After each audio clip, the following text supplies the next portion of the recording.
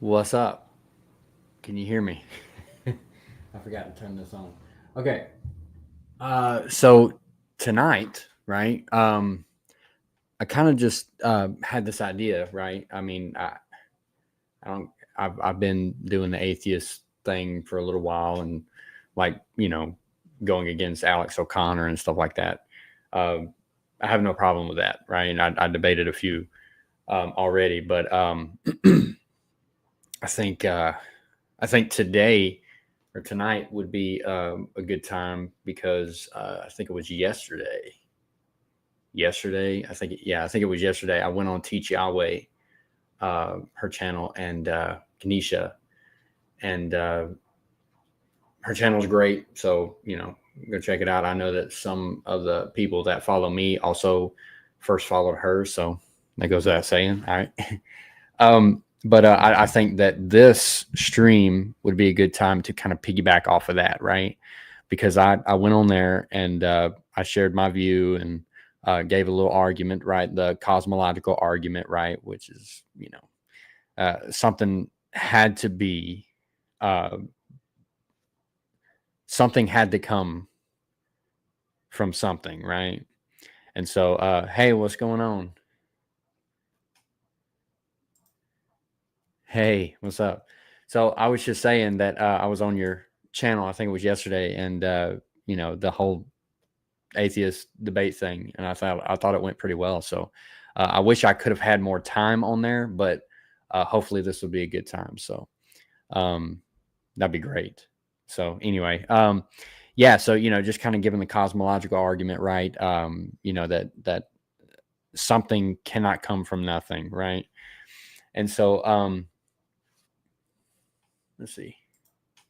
Oh, thanks. That'd be great. um, yeah. So the cosmological argument, right? It's basically framed like this, okay? Just in layman's terms, right? Basically, something had to come from something, okay? An uncaused cause had to be the start of the universe, right? So an uncaused cause had to be the one to cause the very cause that started everything, right? And so, you know, some of them brought up some sort of thing, right? That they, I guess it's some sort of atom or something like that that just comes from nowhere and just kind of forms whatever. Um, that's logically impossible. Okay, anything that just forms out of nothing, right, is just illogical, straight up illogical. Okay, that is impossible. Okay, something cannot come from nothing. That's just what it is, right? And so that's been the that's basically been the flaw that has um kind of, oh, hey, what's going on? Thank you for showing up. Yeah, so anyway, I think that that's been the biggest problem for atheists, right? Is that they have no answer for that, right? They can just come up with some random thing and say, well, yeah, well, that comes from nothing, but actually, no, it doesn't, because that's just straight up nonsense, okay? And so they cannot answer this. They just can't. Okay. And then they'll fall back on, well, science, we cannot test this quite yet, but we're getting close. So as soon as we get the answer, we'll let you know. Um, and then, that's when I would possibly reply, yeah, well, good luck, because we'll be waiting for an eternity. Um, and which the eternity can't explain that either. So, but the thing is I think the last thing that I said, the last argument that I said, and I had to hop off, which was such a bummer to me. It was such a bummer. I hated it. But this other guy that was on there, he was kind of over talking me. So, it's like, okay, it was my argument, right? And I wanted to finish the argument, but it took a little while and we had to go somewhere. So anyway, um, so that was a bummer, right? And so anyway, I think that it takes more faith from the atheist, right?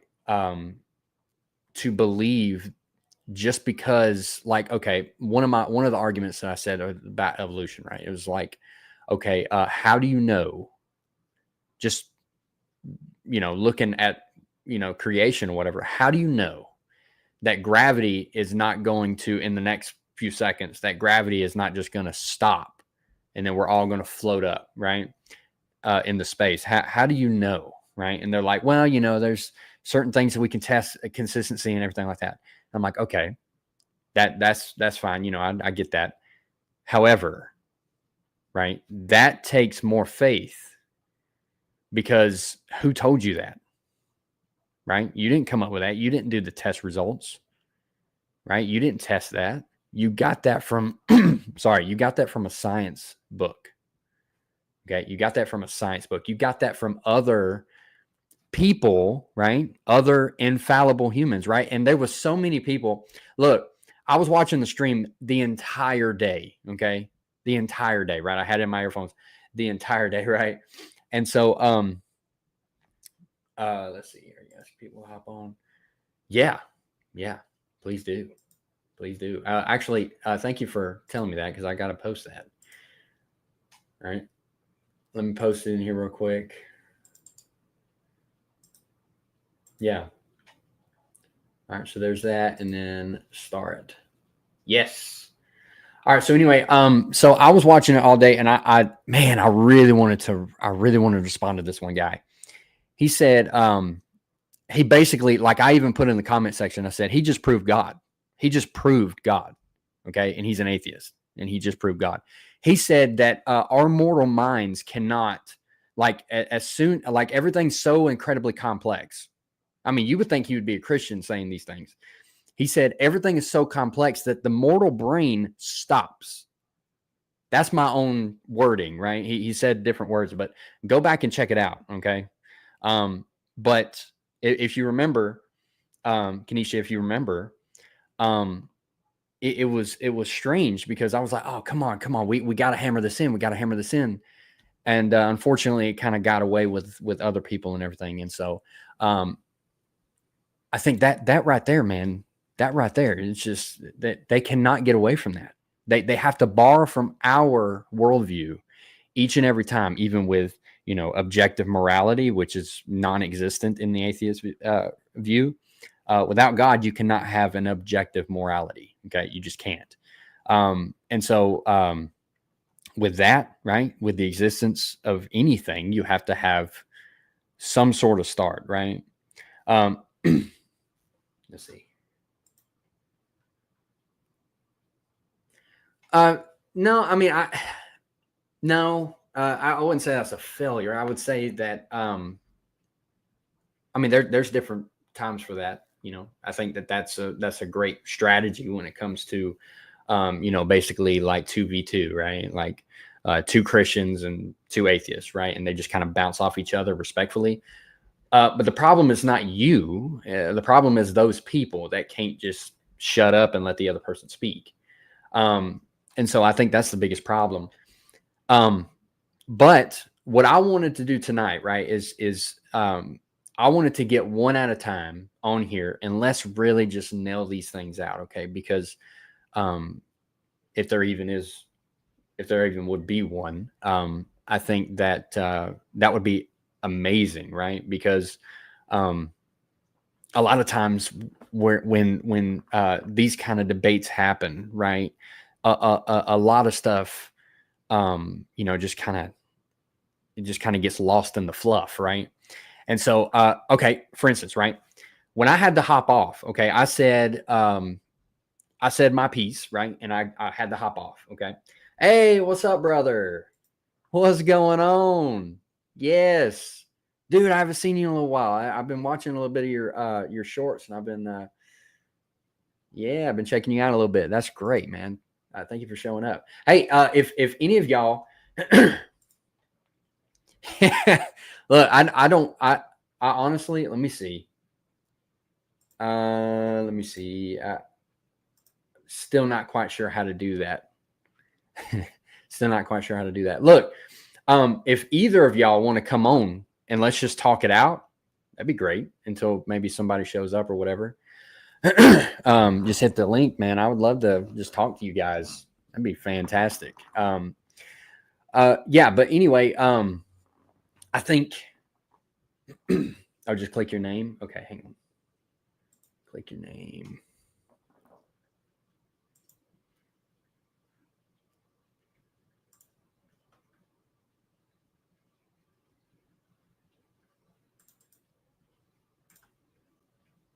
All right, hang on.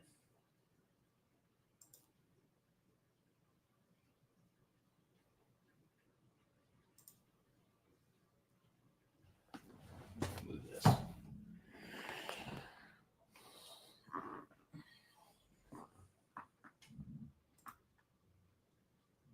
And Kenisha's about to hop on, so I'll get her to help me out with that. Let's see. Yeah. All right. Well, I'll do that in just a minute. Okay. So anyway, what I was saying was, I went into the end, I said my piece and everything. I had to leave. And so after that, I was watching it, and somebody said, and this is the problem with atheists, right? Whenever they get in, they just get so mad and angry, right? They don't want to be wrong, right? They don't want to admit that they're wrong. They don't want to concede to anything, right? And so they just start spouting off about a bunch of junk, right? And so he was like, he just started, going off, right? And he was like, well, if there is a creator God, where is he? Where is he? Okay, that's a different discussion. That's a whole different discussion. That goes into the hedonism, right? That goes into what religion to really believe. And then you go into Christianity and you say, well, God became flesh and dwelt among us, and we can see that in the person of Jesus. And then we can test what Jesus said. And that's just a whole lot of stuff with just that one question. Okay, well, where is the one God? Like you can't do that. You can't do that. Let's see.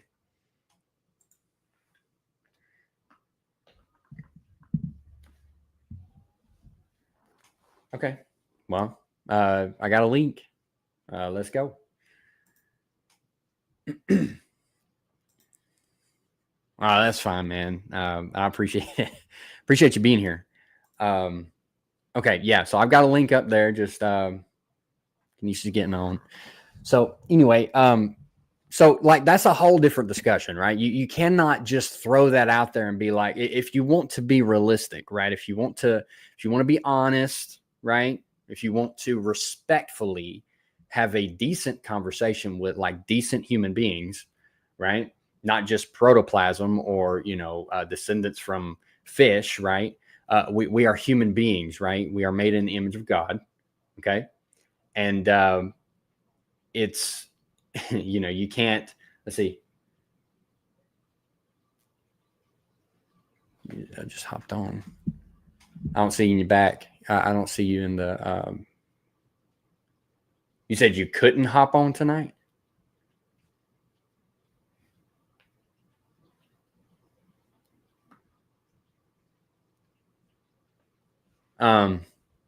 Yeah. So,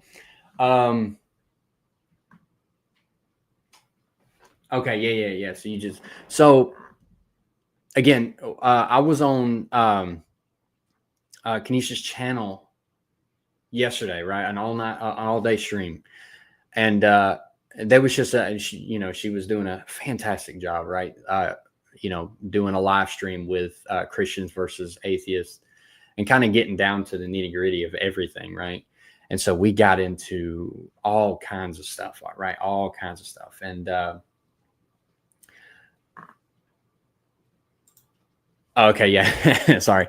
Anyway, yeah, so we were just kind of going on, and as soon as I got off work, I hopped on as soon as I could, right? I told my wife, I said, look, when you're picking me up, I'm going live, so just be ready for that, okay? And so I did, right? And I just, it was so hard to get even a word in, because there were so many people just over talking each other and being disrespectful and everything. And so anyway, so I think that, and that was not just the atheist either. That was the Christian as well. And that was on there at the time. He was an older guy, and he said he'd written like 2 books, but he was making good arguments. He was making great arguments. But hey, what's going on? Hey, sorry. Yeah. Can you okay, there we go. Okay. Sorry. Yeah. At first it wouldn't let me in, but it's all good. Yeah. So So yeah, I mean, I tried to get on as soon as possible, and there was so many things I wanted to say during the entire stream, but unfortunately I couldn't. That's why I tried to get on in my 10-minute break. But you know, I should have known that was unwise.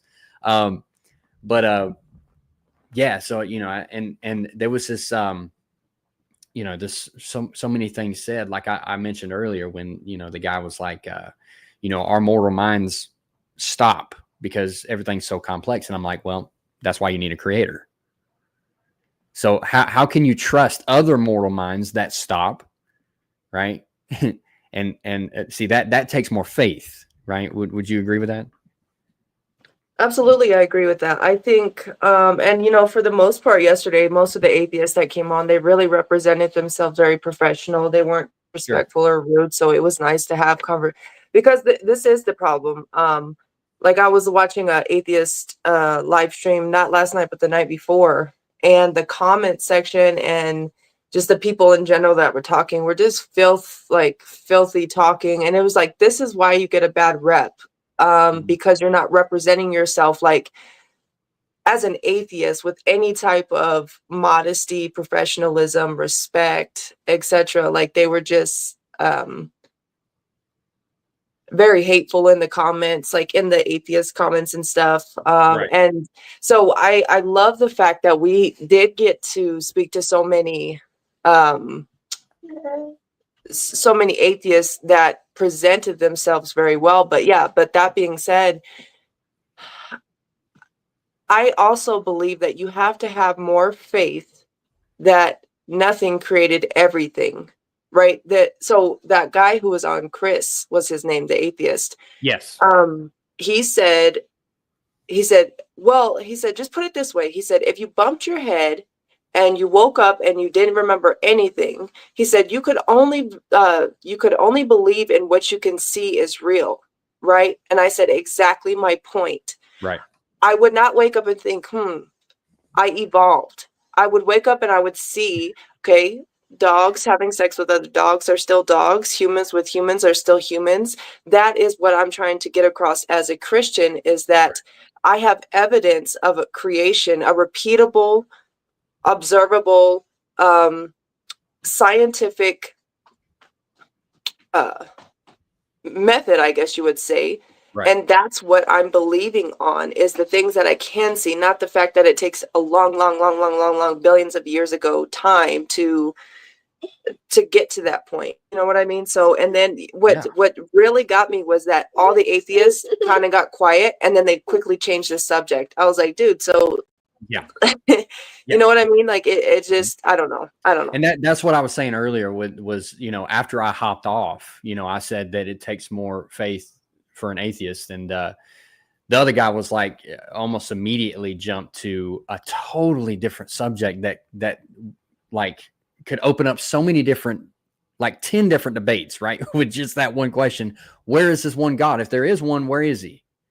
I mean, that goes into the hedonism, right? That goes into Christianity, which one, like which religion's good. That goes into, did Jesus actually claim to be God? Like what?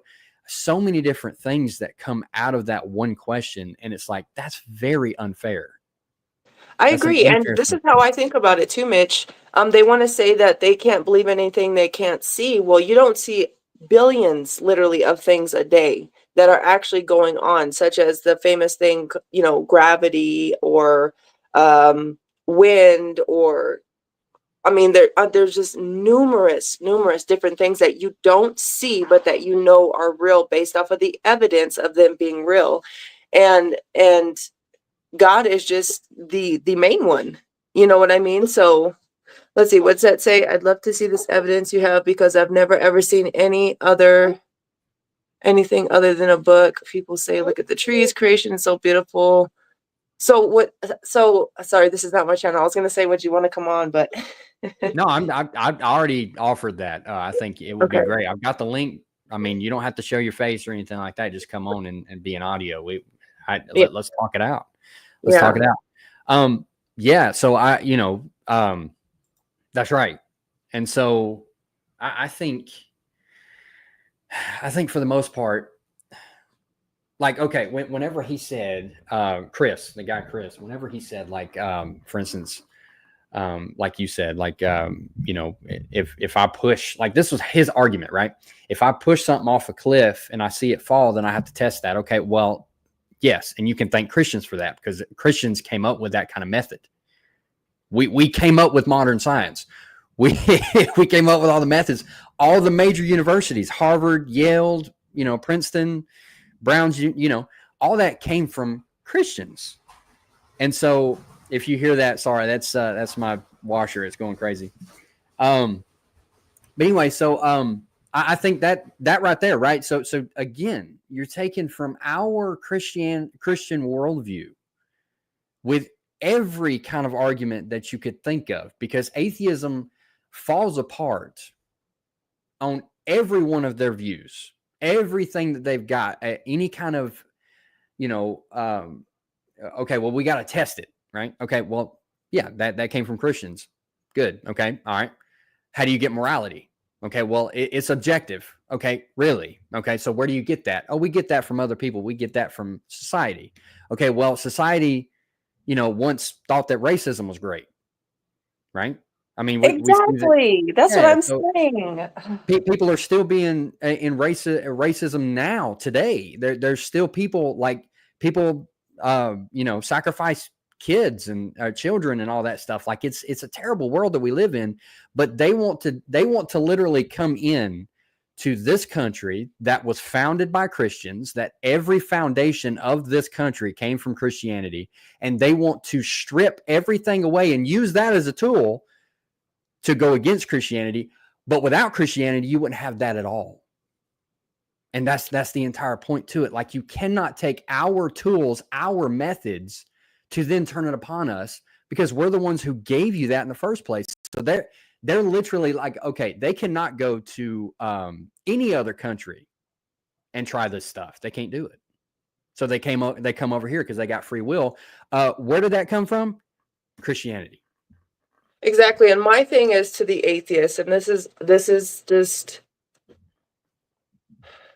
if you want to prove that it's science over God, right? Stop using God's methods. Stop using God's stuff then, and have an explanation outside of using God's stuff, which is literally impossible. You can't do that. What does that say? America wasn't founded by Christians. The founding fathers were theists, but not Christians. But hang on. What's a theist? Right. They believe in God, right? So what kind of theist? Well, they believed in Jesus. That's a Christian. Yeah. So sorry, that kind of goes away. Now hang on. Look, my Calvinist brother here, free will, laughing faces. Look, I didn't mean it like that. Okay, I meant, I knew it. Okay, I did not mean it that way. Okay, I know he's just messing around. That's great. That's a little joke we got. But let's see, maybe some were, but not all. Well, actually, historically, like I said, right? All the hospitals come from us in this country. All of the school systems come from us, right? It was actually y'all that came up in here and started messing with junk. So that's what it come from, right? So, the reason that you can't pray in school anymore, why was that? Because an atheist had a problem with it. And so, because we've fallen away from our original foundations as a Christian nation, there's so many different despicable people in the offices and all that stuff that allowed these things to happen. And us Christians are just sitting back and watching it. And I think that we can be blamed just as much as anybody else, honestly, because we're allowing certain things to happen and they're just marching all over us. And we're like, okay, fine. Well, no, the thing is like, I think it was like an atheist dad who heard his son was praying in school, right? And he had a problem with it. So he was like, he went to the school board or whatever and complained about it for, days and stuff like that. And finally they was like, look, fine. And so they, little by little, they started stripping it away. And I mean, we could see the evidence of that everywhere, Mitch, because God has been starting to be taken out of everything. Look at the chaos that's happening in the world. And even Alex O'Connor, which this is what I respect an atheist like Alex. He's not the only one, but he's the most popular one right now. But what I respect him for is that at least he acknowledges that this is true. Like, this is a real statistic, that people have removed religion, period. I mean, not even just Christianity, but religion, period, out of everything. And there is a result from that. I was listening to him talk to someone the other day. But I love the fact that he's mature enough and respectful enough and honest enough to say this actually is a real true fact, that once we started taking God out of everything, the whole world in record numbers started going in chaos, specifically here in America. Right. Well, and here's the thing right here, right? So, and I agree with you. I like Alex O'Connor. I think he's a stand-up guy. I think he's very smart. I think that he is, I think he lacks in a few things, but of course he does. We all do. But I'll get to this right here real quick. This question, just a second. I'm going to leave it up so all of y'all can look at it and read it and really soak it in. But,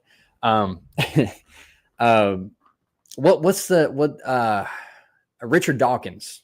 Yes, Richard Dawkins, he's a cultural Christian, right? And so you got many different atheists that is enjoying, if you live in this country, you are enjoying the freedom that you have.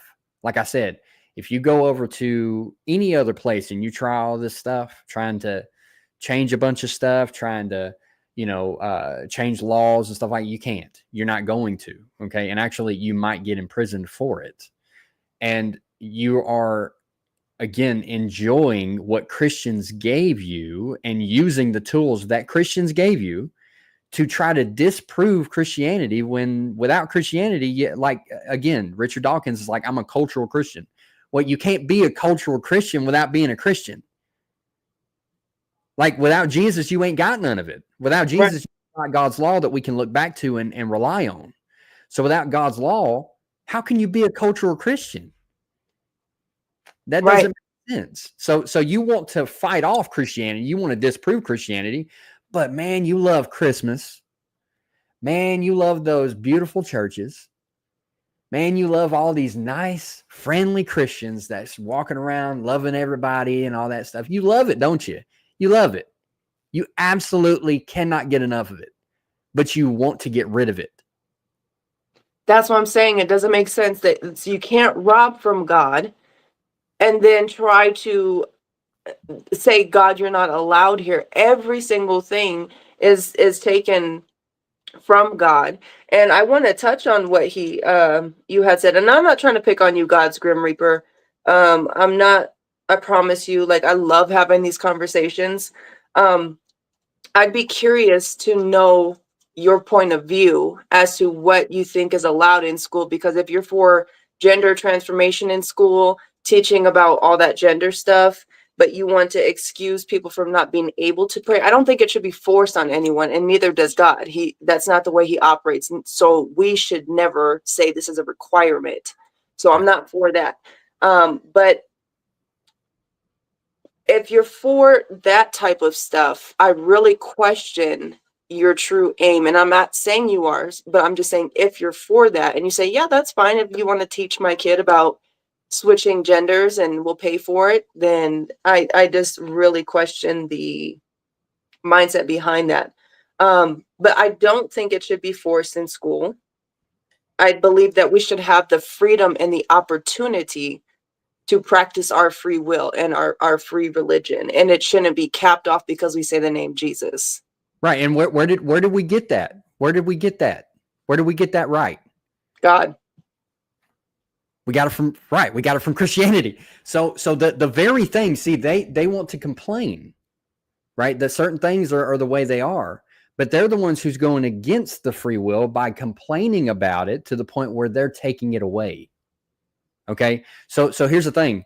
Let's just read this right here. It says, Why do we need prayer in schools? Okay, that's a question within its own self, but let's continue. Students should be there to learn, not pray. Who says? Because for a lot of people, Christians that gave you this country, may I add that, yet again, some of them want to have that freedom to do whatever they want to. They're not forcing you to do anything. When they say, hey, let's have a word of prayer. Okay, you don't have to pray. You don't have to do anything. And if it really hurts you that bad just to hear somebody pray, then you got bigger problems than just atheism. That's a heart problem. And that's something you got to deal with.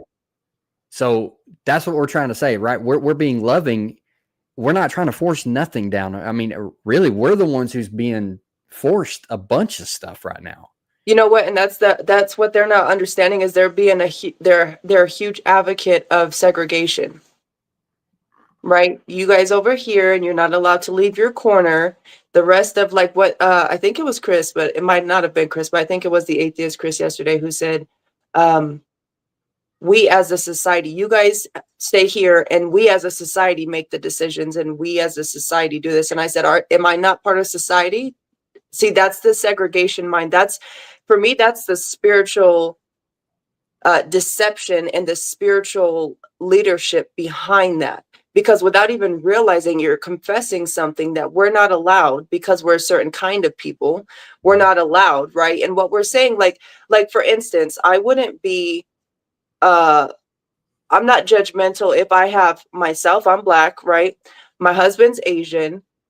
This person may be an old person. This person may be from a Muslim background. This person may be from an LGBTQ background. I believe we can all still work in the same environment. Just because we don't agree doesn't mean I'm not going to say you can't be here because you're a different kind of people, right? But that's exactly what's happening to the Christian. We're being told because we're of a different kind, we're not allowed and we should be silenced. And that's what I'm saying. They are promoting the same things that they did to the slaves. And yet at the same sentence, they say, your God forces slavery. Well, what do you think you're doing with Christianity? You know what I mean? Exactly. See, that's what I'm saying. Nothing to them makes any sense because morality is not there. It's subjective. It's not objective. For us, it is objective. God said, right? So drop the link again, brother. Drop the link again. Oh, okay. Let me see if I got it. You're going to have to do it like a few times. Trust me, it's going to get lost in chat. That's fine. All right, I started again. Oh, very good. Okay, here he is. All right. What's going on, Grim? Can you hear me? Yeah, we can hear you. All right. My camera's off, but that's fine. That's fine. That's okay. Nope. I'm kind of there. I'm in a dark room. That's fine though. It's all good.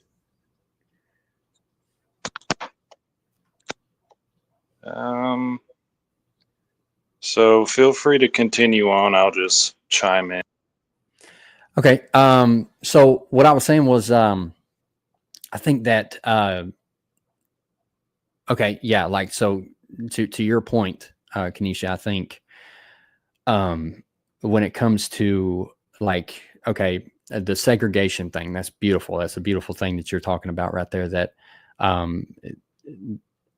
like I said, this subjective rather than objective, because society once said that Black and whites were not able to be in the same area. That was segregation. Okay.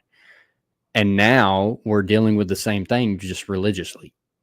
And whatever you believe, right? I'm not calling atheism a belief, so I don't want to mess with anybody right there. But the thing is like, it's the same exact thing. There is no difference there.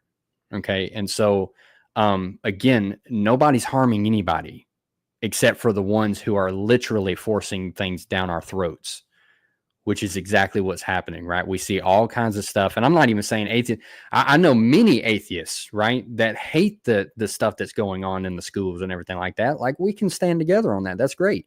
But again, that's objective to us and subjective to atheists. And I think that's where we need to kind of concede something there, because we have to have an answer. If there is no answer, then, then we can just move on. But, a lack of an answer cannot be the answer. That's an argument from silence. That cannot happen. Right. So if you don't have an answer, then we can move to something else. But I think that has to have an answer, or else us as a society cannot move on. I agree. What do you say, Grim? Yeah, I was gonna address that in the chat, but you guys moved on so quick. I think you said earlier that you were talking about objective and subjective morality, and I think it's all subjective, even if your religion is true and your God does exist. And it comes from the fact that people have empathy. Like, it's not rocket science to figure out that it hurts to be hit in the face or stabbed, right? So society comes together and agrees, like, this is a bad thing, we shouldn't do it to each other. Some people are obviously not going to agree on that. Like, if somebody is criminally insane or something, they might think, oh, stabbing people is totally fine. Sure. But I think most people can establish that's a horrible thing. I don't want that done to me. I probably shouldn't do it to anybody else. Yeah, but I mean, if I may, respectfully, I would say that in the atheist worldview, I'll let you speak after this, Kenesha.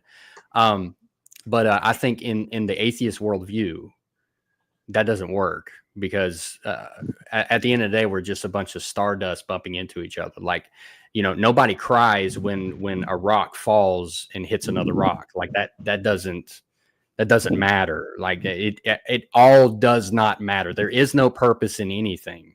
If that is the worldview, then you can't take from the Christian worldview and say, oh yeah, well, that hurts that person. Well, yeah, we can say that because we actually have a purpose and an objective morality. But just like what you said, you even said, y'all have a subjective morality. And that's great that you said that, because argument's over, honestly. And respectfully so, argument is completely over.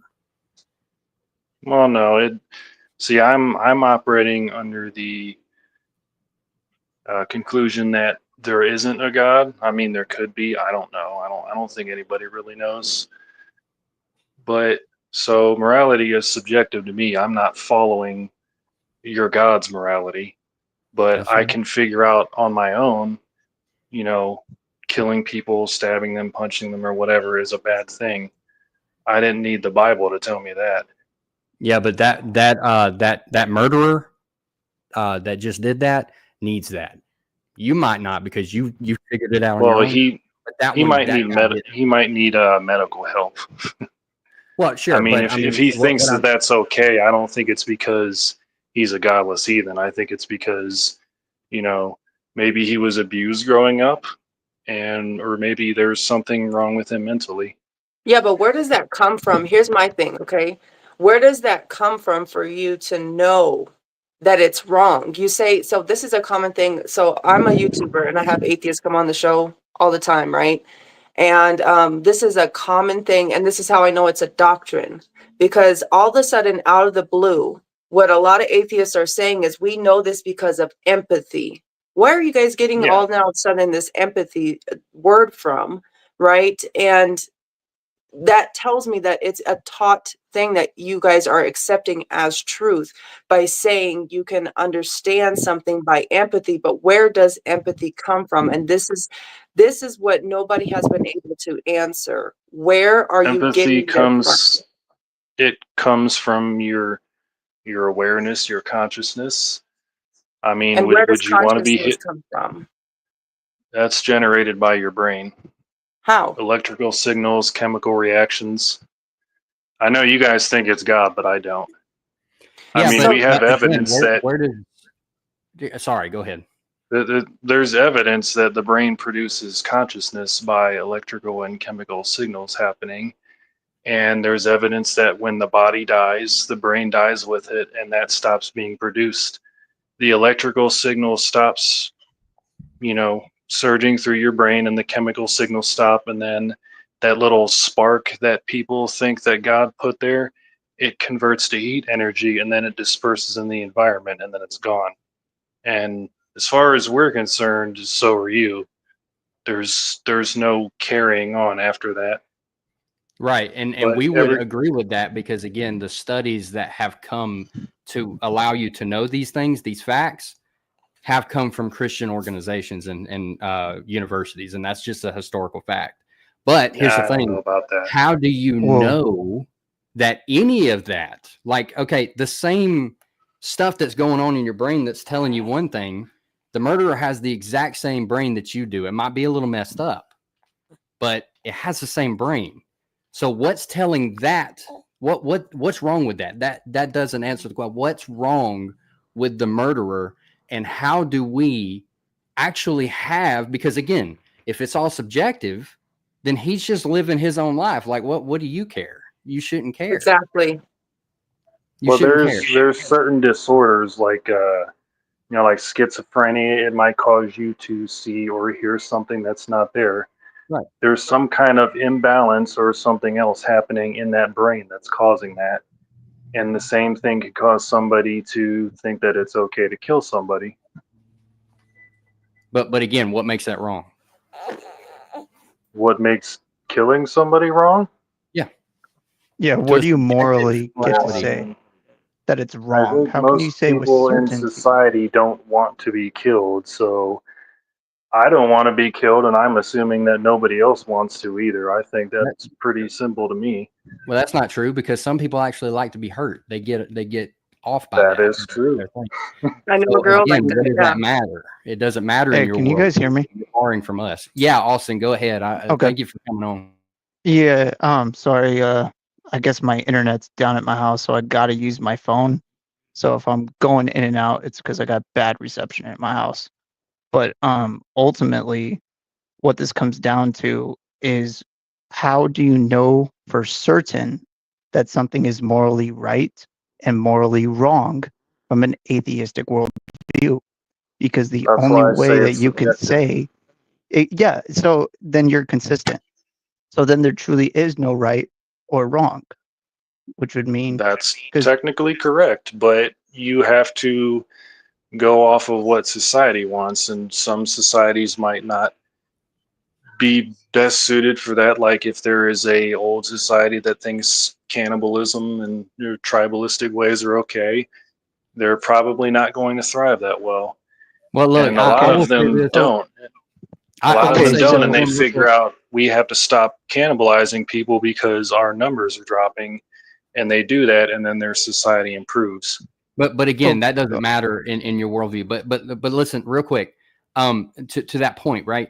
So when it comes to, and I really appreciate, like some atheists don't or agnostic. You would probably be more agnostic than anything, but and I'm not going to put a label on you. So whatever you believe, it sounds like you're. I'm agnostic. Okay, so agnostic, same thing, right? You just don't know, and that's great. But the thing is like, I appreciate you being consistent. At least you're consistent. At least you have that much about you to be consistent. That's fantastic. Started kind of not be, but again, like societies might not be fit for that. Okay, well, they still are fit. That they still are in that position. So if that society says, right. So let's say that my state, Georgia, goes against the state of Alabama or the state of Florida or whatever. And the state of Florida says, okay, well, yeah, murder's okay, which they can do. The murder's okay. Georgia says, no, it's not, right? And so a Florida guy comes up, and I don't want to pick on Florida guys because I love Florida, but Florida comes up, right? And a Florida guy comes up and kills one of my Georgia guys. Okay, well, what do we do? There's no objective morality. How do we punish that person? Is there any punishment for that person? Well, Florida, he's just he's good. If he would have took a life in Florida, it wouldn't have mattered because it's legal. But in Georgia, it's illegal. So how do we reconcile that problem? And in your worldview, the way that you're stating, there is absolutely no justice for that person that just died. Zero justice. If they're in the state where it's legal, then yes, that's true. And unless you're in charge, there's nothing you can really do about it. Well, yeah, but there's something Other that a than God push for says better about it, that politicians. our God says, if you take, now I know you don't believe in that, but that's okay. Our God, Yahweh, right? He says that if you take an innocent life, then you lose your right to live. So that's Under just certain that's circumstances. no, that's Well, justice. okay, he's talking about like murder and like killing of There self-defense. are not definitely accidental. exceptions. Well, Thou because there's shalt not murder. suffer. Thou shalt You're not talking suffer about a murder witch to and killing, live. right? Because I would agree that there is a time and place for everything. If I was to unfortunately take a life when I was defending myself, that's okay. So if that's the circumstance you're talking about, but I don't want to go too far, because what I wanted to ask you, Grim, is if a society agrees as a whole, or not as a whole, but as a majority, that 2 + 2 equals 5. Does 2 + 2 now equal 5? Well, you're talking about morality, and this is talking about proof and Just mathematical it's just a very simple question.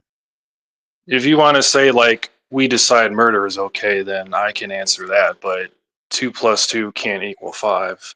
Why You're not? saying Why saying not? if you have two sets of objects and they're both a quantity of 2, you're just saying nope. There's actually 3 in here somewhere with 2, and now there's 5. Well, unfortunately, that's the same thing that's being done with murder and rape. So if a society comes It's together as a majority and says that rape is okay and that it shouldn't be punished, math that's has just a nothing to do normal with thing. morality. But the thing is, what I'm trying to get at is that there is no truth outside of God and His Word. Right, I That's see how what we you're trying know. to say. I'm saying Like, if a society wants to deem murder legal, then it is. I mean, I don't think no, but like, it's does right it make it morally right? from your standpoint and mine. No, maybe from the W- person that decided it Yeah, is. Then but it can't be. yeah, It Well, can't be yeah, from you see, your. that's the It can't issue. be from your that's mindset why because it's your mindset subjective is because subjective. it's up to everybody's interpretation. So Well, then then there everybody can be just no goes. standards in society. Yeah, then society just goes to crap, and that's what we have today. Is that there's so many There people are going around atheist doing countries whatever. that don't have an issue with murder. They Okay, also don't have an issue with guns either. but again, why? Like, where's so some quack could come around at some point, right, and change all those laws, and then you have nothing to say about it. Right, and that's actually happening. You guys are in America, right? Is everybody Yeah. here in America? Yeah. Okay, so you're aware of what's happening with Trump right now? I mean, I kind of try my best to stay out of politics, but it's kind of right in front of you. So God is sovereign. God is He's sovereign. changing certain things to be okay. He's gaslighting people into thinking, oh, it's okay to discriminate against, certain women, the LGBTQ or whatever. He's making that acceptable for like half the country, and they're just like, oh yeah, Also, this is But totally why is that fine to for be wrong? like making a this to statement. people. Why is that wrong? Also, yeah, but Well, that's the thing. Like Trump still has to bow down to Almighty God. It doesn't matter. Like he's not out of this. So if he does something wrong that God says, then we fight against that too. Like we're not just fighting against atheists. We're not just fighting against LGBTQ. If Trump, which is not our savior, but if Trump comes around and does something that's wrong, we are going to go against that as the majority in this country. We will fight all right. against it because we Well, have an I'm glad objective that you're on morality. my side. No. We have an objective morality. So we have the right to stand up and say, yeah, that's wrong. You don't. And that's I mean, problem. I could say that mine is objective in that I don't want people to be harmed. It's Yeah, but that still doesn't matter ultimately because subjective. it's just a bunch of stardust bumping into each other. That doesn't matter. We came from fish. What does it matter? There is no love at all. There's nothing. I think you make Nothing. your own purpose. That's what I do. hey guys, I gotta head out, so I just wanted to Okay. say one quick thing before I head out. Sure. God has indeed spoken. The second person of the Godhead Jesus Christ came down into flesh, took on flesh, humbled himself to the point of a man and to the point of death, even death on a cross. And he was risen on the third day. You are to repent and believe in his perfect work and his perfect righteousness and what he did. So repent and believe the gospel, because the only way to the Father is through him. John 14:6, Jesus said, I am the way and the truth and the life. No one comes to the Father except through me. Repent and believe the gospel. Yes, I sir. think we all know that In here, Jesus' right? name. Amen. Later, guys. Hey, Mitch, thanks for having me on. Yeah, man. Sorry I couldn't show my face. It's just a bummer right now with the internet being down. Hey, look, at man, my we'll house. we'll do this again. We've got our entire lives to do this. We're good. I appreciate you coming on. That's my wife saying, "Shame on you, Austin," but it's okay. There you go. There's phone camera. Hey, there he is. What's up? Peace out, brother. Peace out, guys. Okay, Grim, if you want to respond to that.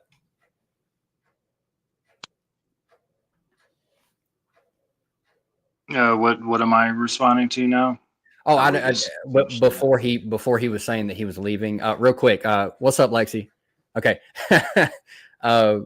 China just told me you were on watching, and that's awesome. So anyway, before he got off, just now he was saying, that God, all the things about God, right? And you were saying something, and then he was like, "Hey, I got to go." So is there I was anything just saying that. I was just saying that we all of us here know about that message. Sure. I think it's been spread sufficiently enough. Sure, and that's that, and I would agree. But See, I did want to I back up agree. a bit on. I did want to back up to the morality thing a bit. Okay. There are circumstances in your Bible which say that you can murder people, like thou shalt not suffer a witch to live. If people were still following the Levitical laws, which I think Trump is actually attempting to bring back because he wants to make this a Christian nation. And I think that Christians are doing it the wrong way by saying all of these 600, is it 13? 613 Yeah. commandments. Yeah. A lot of them seem to think, I've been doing this for like 17 years. I've talked to Christians all over the internet. Nice. But a lot of them seem to think Jesus said you only have to follow, his few commandments and the 10 commandments and not the 613. But yeah, I God would said say that his laws are to be followed forever. And Jesus said these laws are not going away. Like he didn't come to abolish the law, he came to fulfill it. But he said to follow the laws forever. And whoever follows and teaches these laws will be called most in the kingdom of heaven. Yeah, you're talking about Matthew 5 and Matthew 5:17. That's exactly where it said. But here's the thing, right? So to that, all right, that just means have you ever read the Bible completely? I've not actually opened it and read it, but I listen to a lot of people talk about it, a lot of scholars. Okay, so I've that heard could be your I've heard problem most there. of the horrible passages from it actually, but I know most of it. Sure. Okay, so that's great, but that could be your problem, right? Because us as Christians that actually study the Bible, we can run through it, and give you the reason that we don't do like the dietary laws, or we don't do any like we can't eat bacon, or we can't wear we can't mix clothing. All those things were a foreshadow of what Christ was to come and do. And but the morality laws, however, they still stay, because nothing in the Word of God actually, it does say that we are to keep those laws, but the ones that were done away with was actually proven in the New Testament by Jesus himself and by his followers. There was none done away with, though. Yeah, there was. And it's yeah, go ahead. Okay, here's one thing I want to touch on multiple things that you had brought up because I think they're valid points. So one of the things is that some of the laws that you're thinking of, the 613 laws, actually a lot of them were for the Levitical priesthood laws, and it was for a setting them apart law, which when Christ came and he fulfilled that, he has now become our high priest. That's a lot of the law that is done away with, and that's a lot of the law that unfortunately atheists try to use to say that we are to, and the Christians, whoever does it wrong. But see, when it goes wrong, it's man, it's not God. God's perfect. But what you don't understand is there's different laws for ceremonial purposes that were just for the Levitical priesthood. And so when Christ in Hebrews chapter, well, all of Hebrews, but when Christ is being talked about as fulfilling everything and becoming this high priest, this is a lot of the laws were done away with. Now, the moral laws and everything like that, which are actually really good, if you look at them and you think that they're bad laws, they're not. I'm saying if you steal from your neighbor, or if you borrow something from your neighbor and you break it, repay your neighbor. If your animal comes across to somebody else's land and slaughters all their animals, you need to buy back some animals for him. Like, there's a lot of very good laws that I don't see anything wrong with. And then as far as the witchcraft thing, what you don't understand, I come from witchcraft.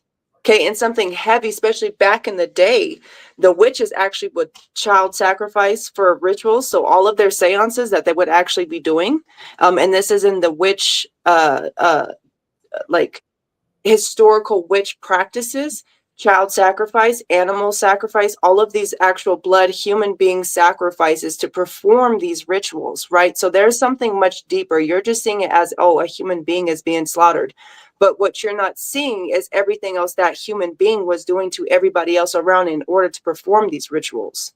So there, I think what you said was very good, and it's a very valid point.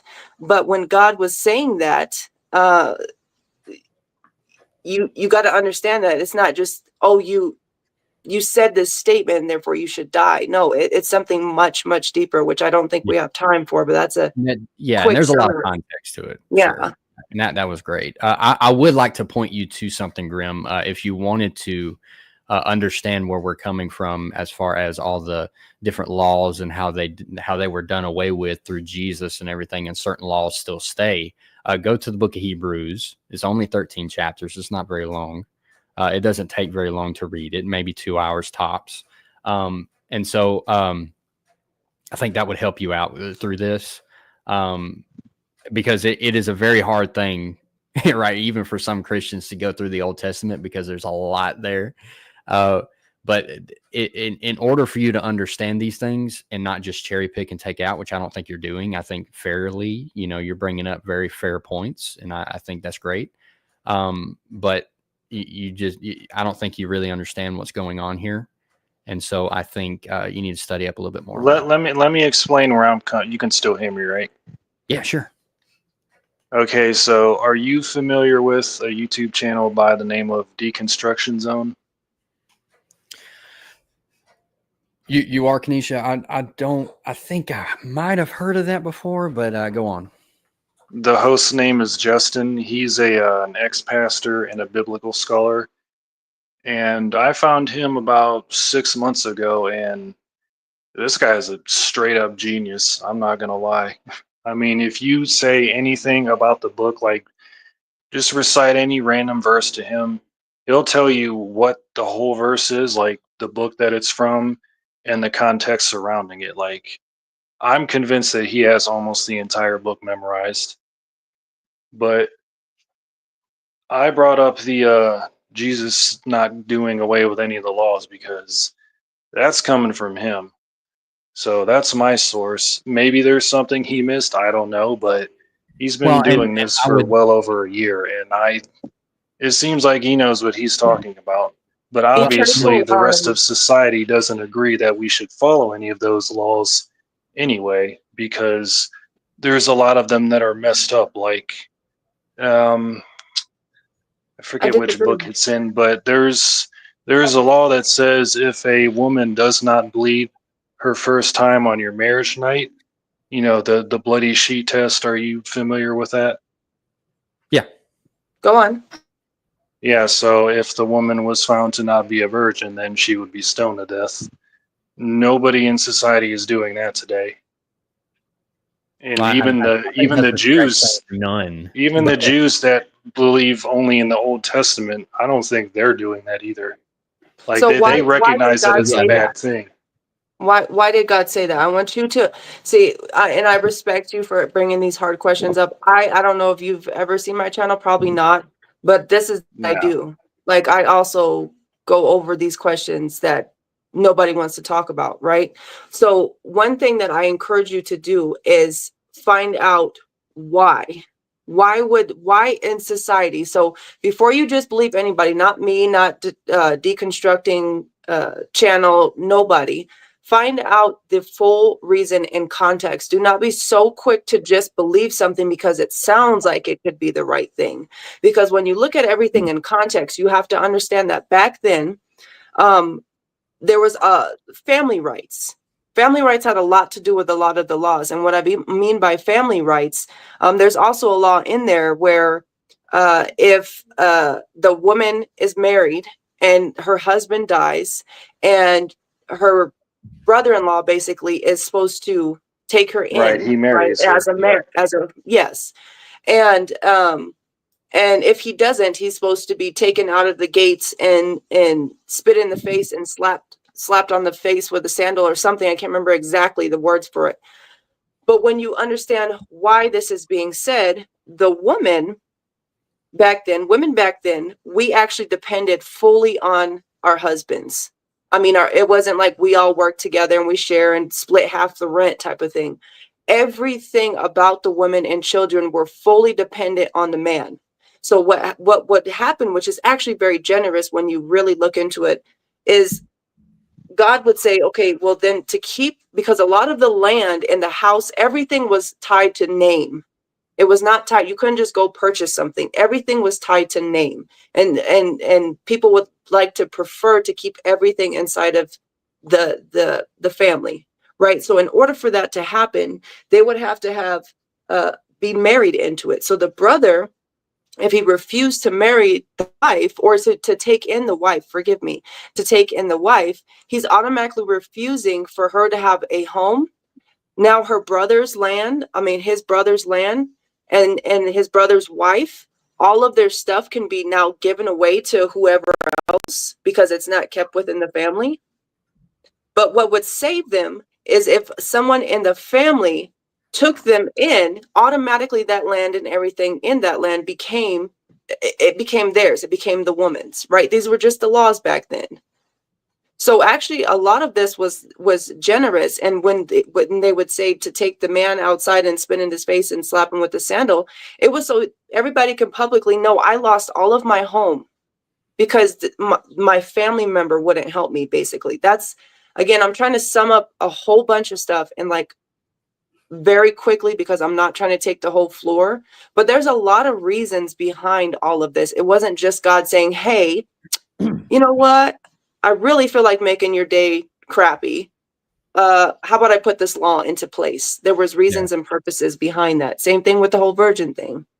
Yeah, context is always key. And that goes for anything. Like I'm not just going to sit here and say, well, Abraham Lincoln was, some criminal murderer guy. Like I can't just outwardly say that because that's just simply not true. And it goes within context.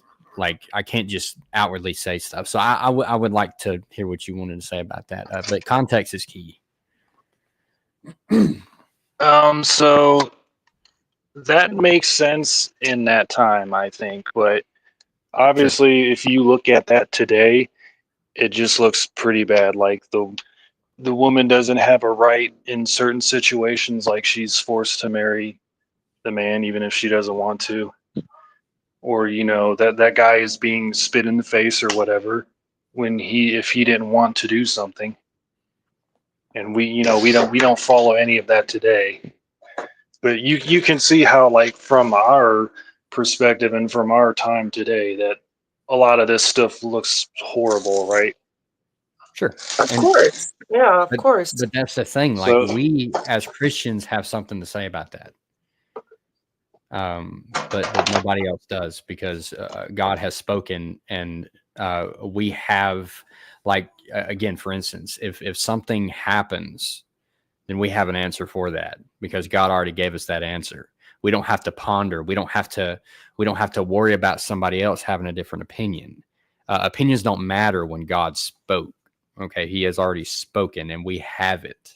Okay, and it has been proven throughout history. Okay, I don't know about this ex-pastor that you were listening to or anything like that. That is teaching you all this stuff, and I would love to talk to him. I would love to, respectfully have a great conversation with him. That'd be fantastic.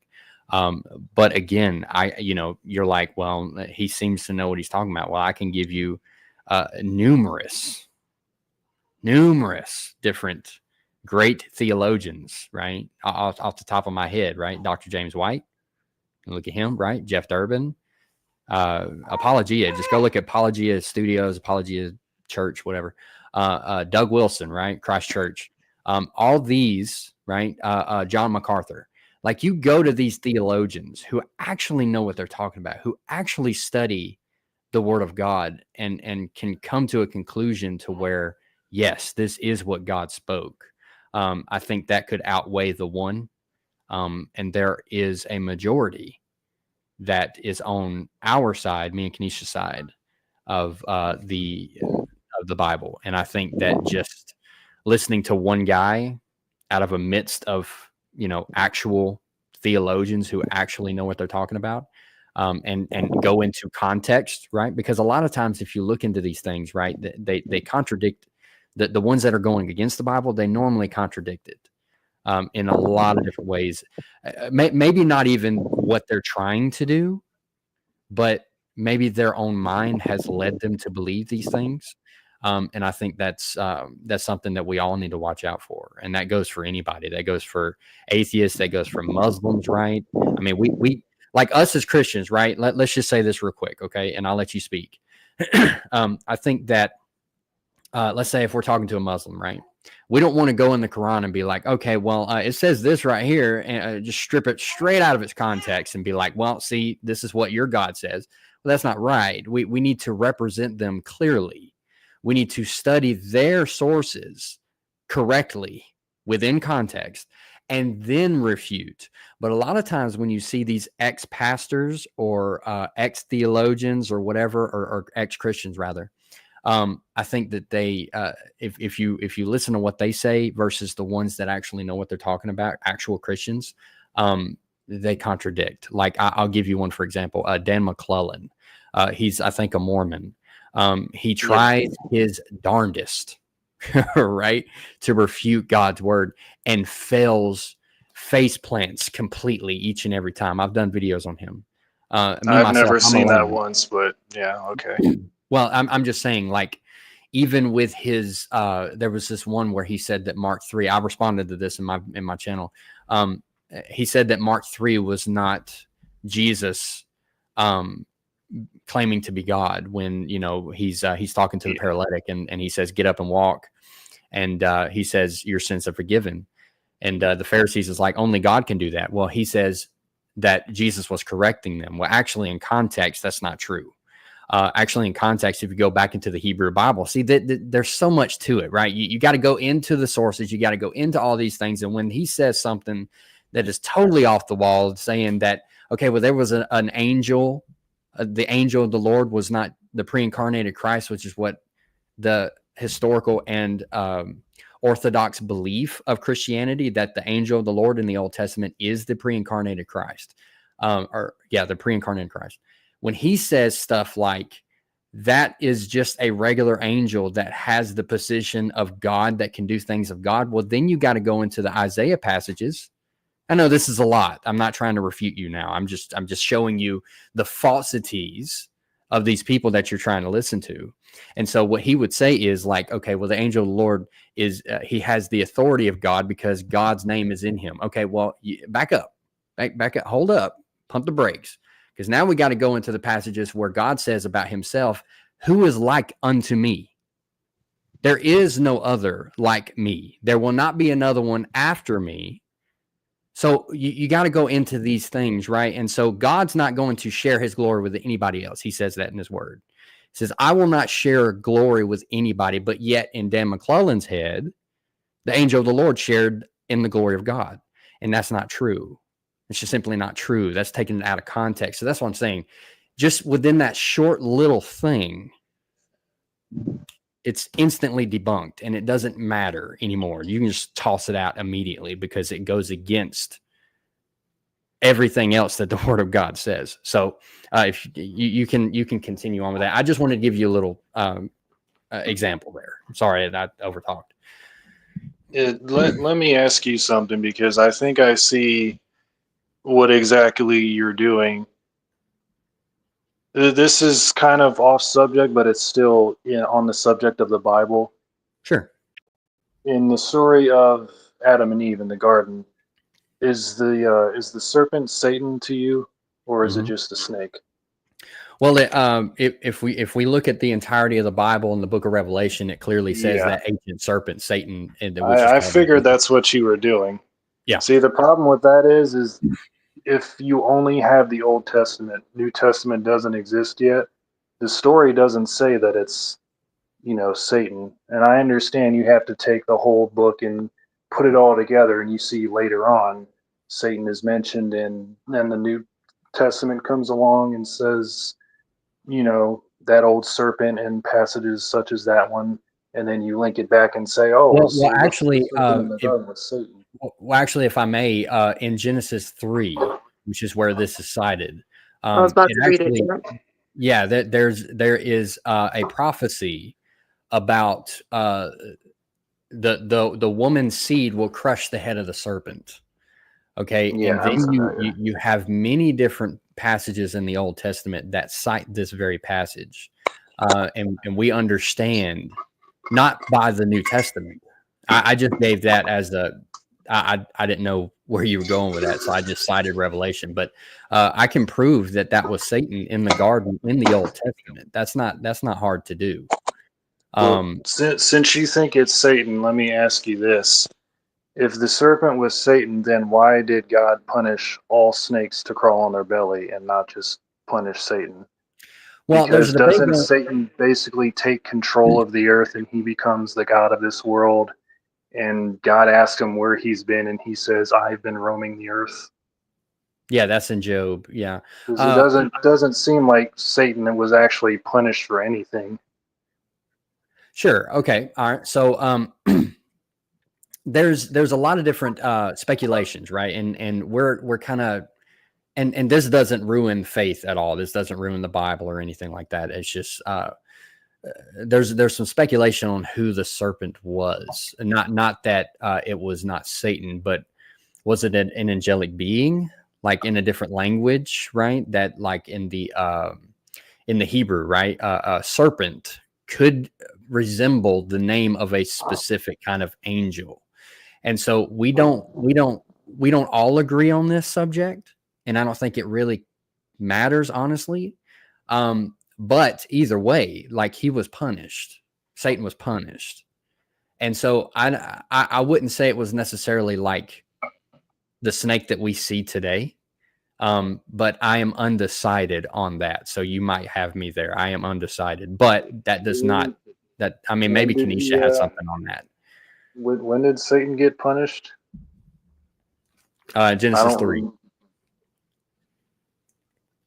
Is there a verse that says that he got punished? Well, I already said where Or you're talking about crushing the serpent's head, or something crushing like the head. The offspring of the woman will bring forth the crushing of the serpent, and the serpent will bruise his heel.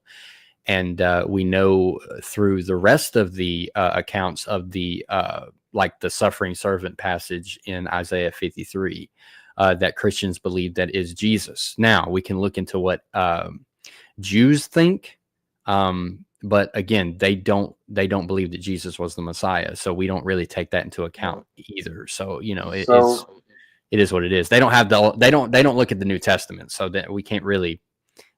we can definitely argue and make the point that is in fact Jesus, but it's up to the hardness of heart and everything else, and that's a spiritual thing. But we'll leave it on this. So what actually happened to Satan then as a result of these verses where you're claiming that he's punished? Because there's later verses that say that he's roaming the lands, he's the God of this world. Sure. Christians seem to think that he controls and runs everything.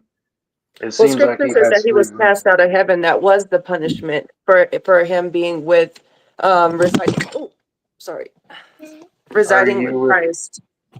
Are you referring to Revelation, or um, is that the passage about Lucifer and the morning star? No, yeah, in Isaiah it talks about how he's fallen from heaven. Which, I mean, Yeah.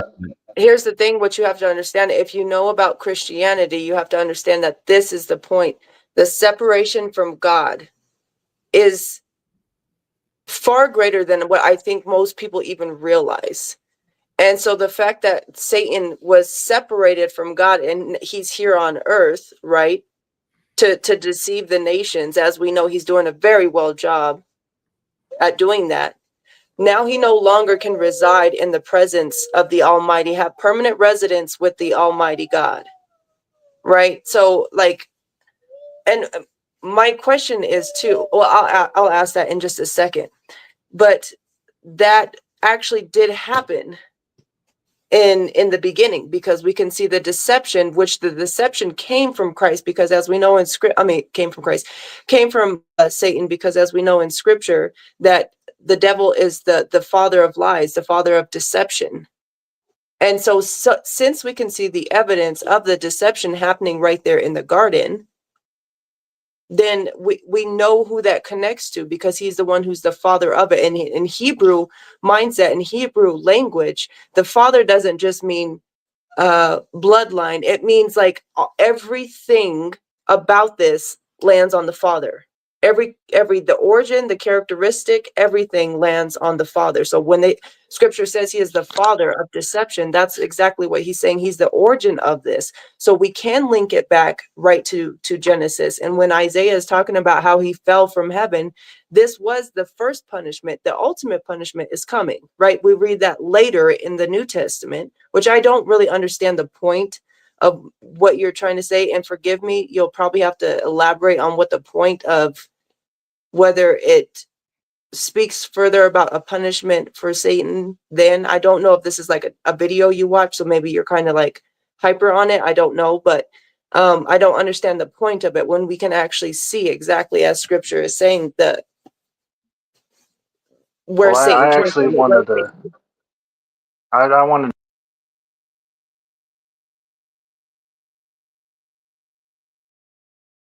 I think we lost you, Grim. Grim? Yeah, I'm not sure. Yeah, so but real quick, while we're waiting, I think like we can toss out the. Oh, okay. Sorry. Go ahead.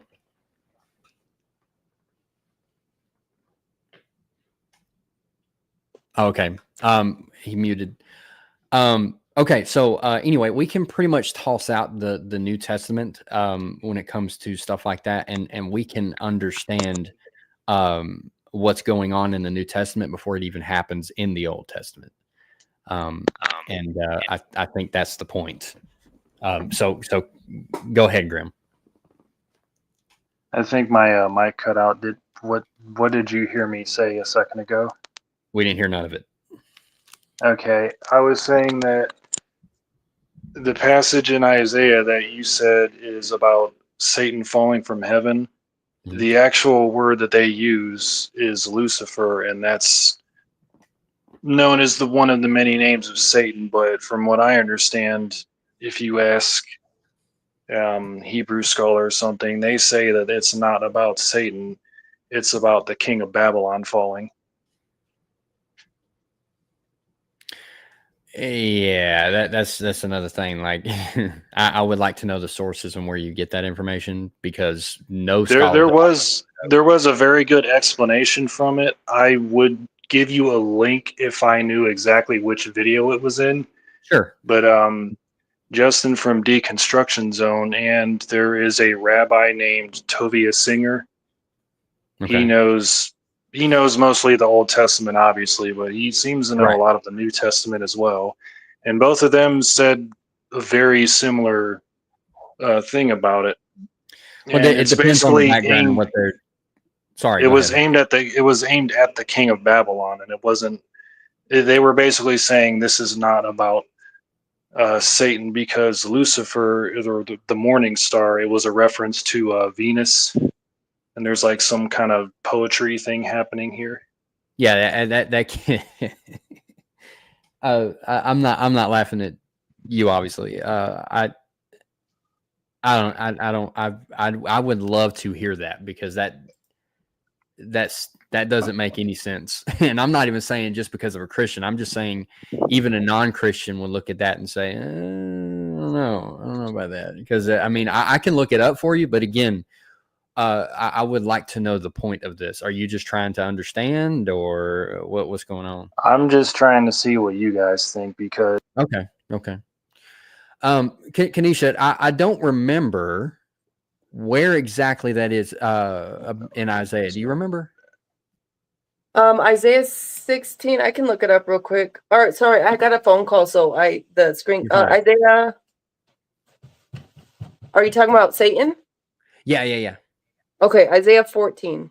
14. Okay, I got it right here. Let's see.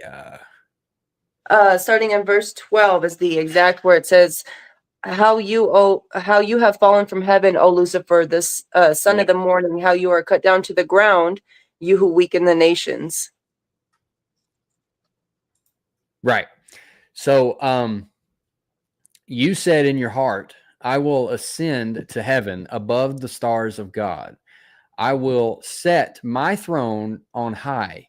I will sit on the mount of assembly in the far reaches of the north. I will ascend above the heights of the clouds. I will make myself like the Most High. Okay. But you are brought down to Sheol. Okay. So again, see the quotation mark right here. So we know that was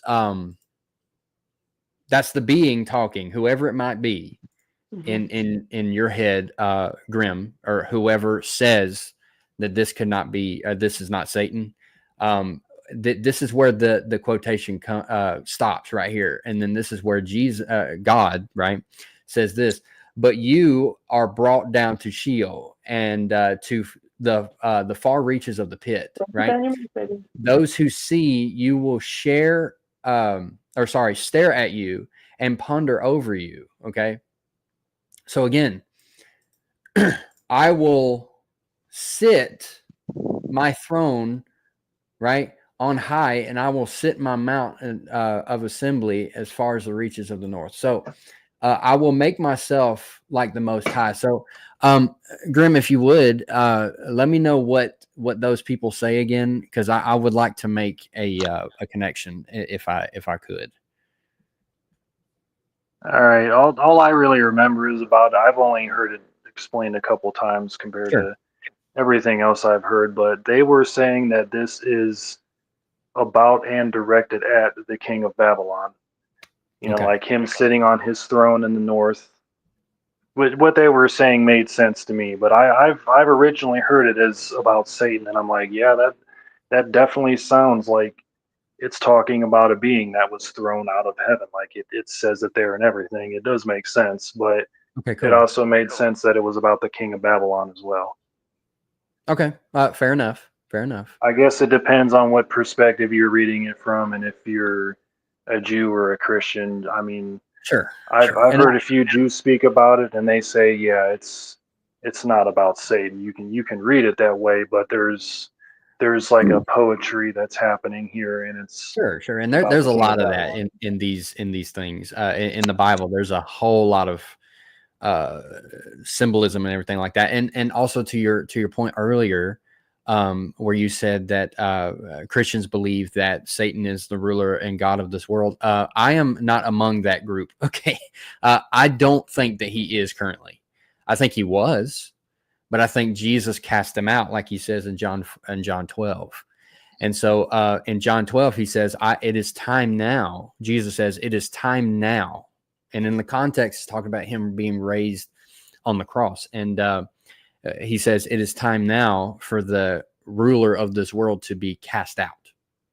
right? And then in Mark 3, he says, he gives the parable of binding the strong man. And he says right before that, he says that Satan's kingdom is coming to an end. And so then he gives the binding of Satan, in my opinion, foreshadowed the binding of Satan, which is in Revelation 20. But that's way off topic. So, okay, cool. So you could see both sides, but do you think that there could be, that there is one way of looking at it ultimately? No, I think there's more ways of looking at it, because the same thing happens with a passage like Isaiah 7:14, I think is the one about the virgin birth, right? That's Well, that's that and 9 as well, chapter 9. But chapter 7 is the Emmanuel passage. So yes, you are right on that account. So the two ways that I know of reading that most Christians that I've encountered seem to think is, it's saying the virgin woman will conceive, or the virgin woman will become pregnant and conceives, something like that. I don't remember the exact wording. Well, hang on. I can bring it up real quick. Because I like to show which so which version of the Bible do you read? I read the ESV. That's my one of choice. Okay. Would you rather a different one? We can start with that one. I know one of the more popular ones is the King James version.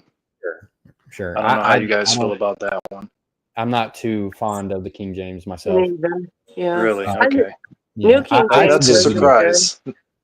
Yeah, I actually do a video on that, and actually, if you look at the majority of Christians, even though that is the one that is being sold the most, that's because you see, if you go into like the nearest Walmart or whatever, or the nearest stores that sell Bibles, you only find the KJV, and I think that's wrong. But that's why it's the most, because everybody wants to get their hands on the Bible so bad that that's the only one that they can have at the moment. And so they pick it off the shelves. And there has been a rise recently in Gen Zs picking up Bibles. Anyway, that's beside the point. All right. Can you see this, Grim, on your screen? Yeah, I read it. It says what I expected it to say. The virgin will conceive and all that. Sure. So I'm guessing that you think that this is a prophecy about Jesus, right? Yes, and I can tell you why. Not just because of the New Testament. Okay. Right. We can get this straight through the book of Isaiah. We don't really even have to look at any other book at this moment. We can just look at the book of Isaiah. In the book of Isaiah, like I mentioned before, about like what Dan McClellan said about, Mark chapter 3, that, Jesus, when he's so-called correcting the Pharisees, that says that, the Son of Man has the ability so that you may know, and that's him saying that Jesus is correcting them, which is false anyway. But whenever he makes that point, he says that he's correcting them and saying, no, the Son of Man has that same ability. But again, then you got to go into the Old Testament and get into, well, God's not going to share his glory with nobody. There is not another God besides him. There will not be another one after him. No God formed before me or after me, whatever. And so, and so on, not whatever, but so on. And so when this right here, Emmanuel, right? That is a term. And of course we can look into Matthew 1 for this, but I'm not going to. It means God with us. Yes, that's exactly what it means. So God with us. So what else could that mean? So I'm not looking at that term. If you open the NRSV version, the entire verse reads completely different. It doesn't say virgin anymore. It says the young woman is with child and will bear a son. So it's not saying that she's a virgin, and it's saying that she's already pregnant. And I've actually looked into this one quite a bit. If you flip to Isaiah 8, it's talking about Emmanuel, and like the whole prophecy is unfolding right there in that chapter. Sure. Yeah. Yeah. And it when you go also through happens Isaiah 9. It also happened 700 years before Jesus came. So, Well, that would be a how? prophecy, which is looking into the future. So that doesn't do anything to this. Now, Well, how would that be about Jesus though? Then, if it already was well, it's fulfilled because 700. God has given us the future. And God has given us something that is to happen later. Okay, He doesn't just do this with Jesus; He does this throughout the Old Testament as well. Like, for instance, when God tells Abraham, "Hey, you're going to bear a son, and his name shall be called Isaac," right? That's a prophecy. That's something to come, and then it did come. So that's a prophecy. So it doesn't matter how long it took. It did happen. But here's the thing. So what I would ask you is, would you now? I'm not, going against your intelligence by asking this. Okay, so don't take it that way, and I don't think you will. But would you concede that the Bible was originally written in a different language, Hebrew and Greek? Yeah, I'm aware of that. Sure. So there is not even the ESV has problems. So what I'm saying here is that we must look at the original language to understand certain passages. And I think in the Greek, or actually, sorry, Hebrew, right, it does say Emmanuel. So whether or not the ASV or whichever one you said, I don't remember which one it was, the RSV or something. NRSV. Yes, the NRSV. Either way, it does say Emmanuel in the original scriptures. So, Kenesha, do you have anything? I do. I have a couple of things because I think where you're trying to go is the fact that it says young woman in the NRSV and not virgin. Is that Yeah. where you're going?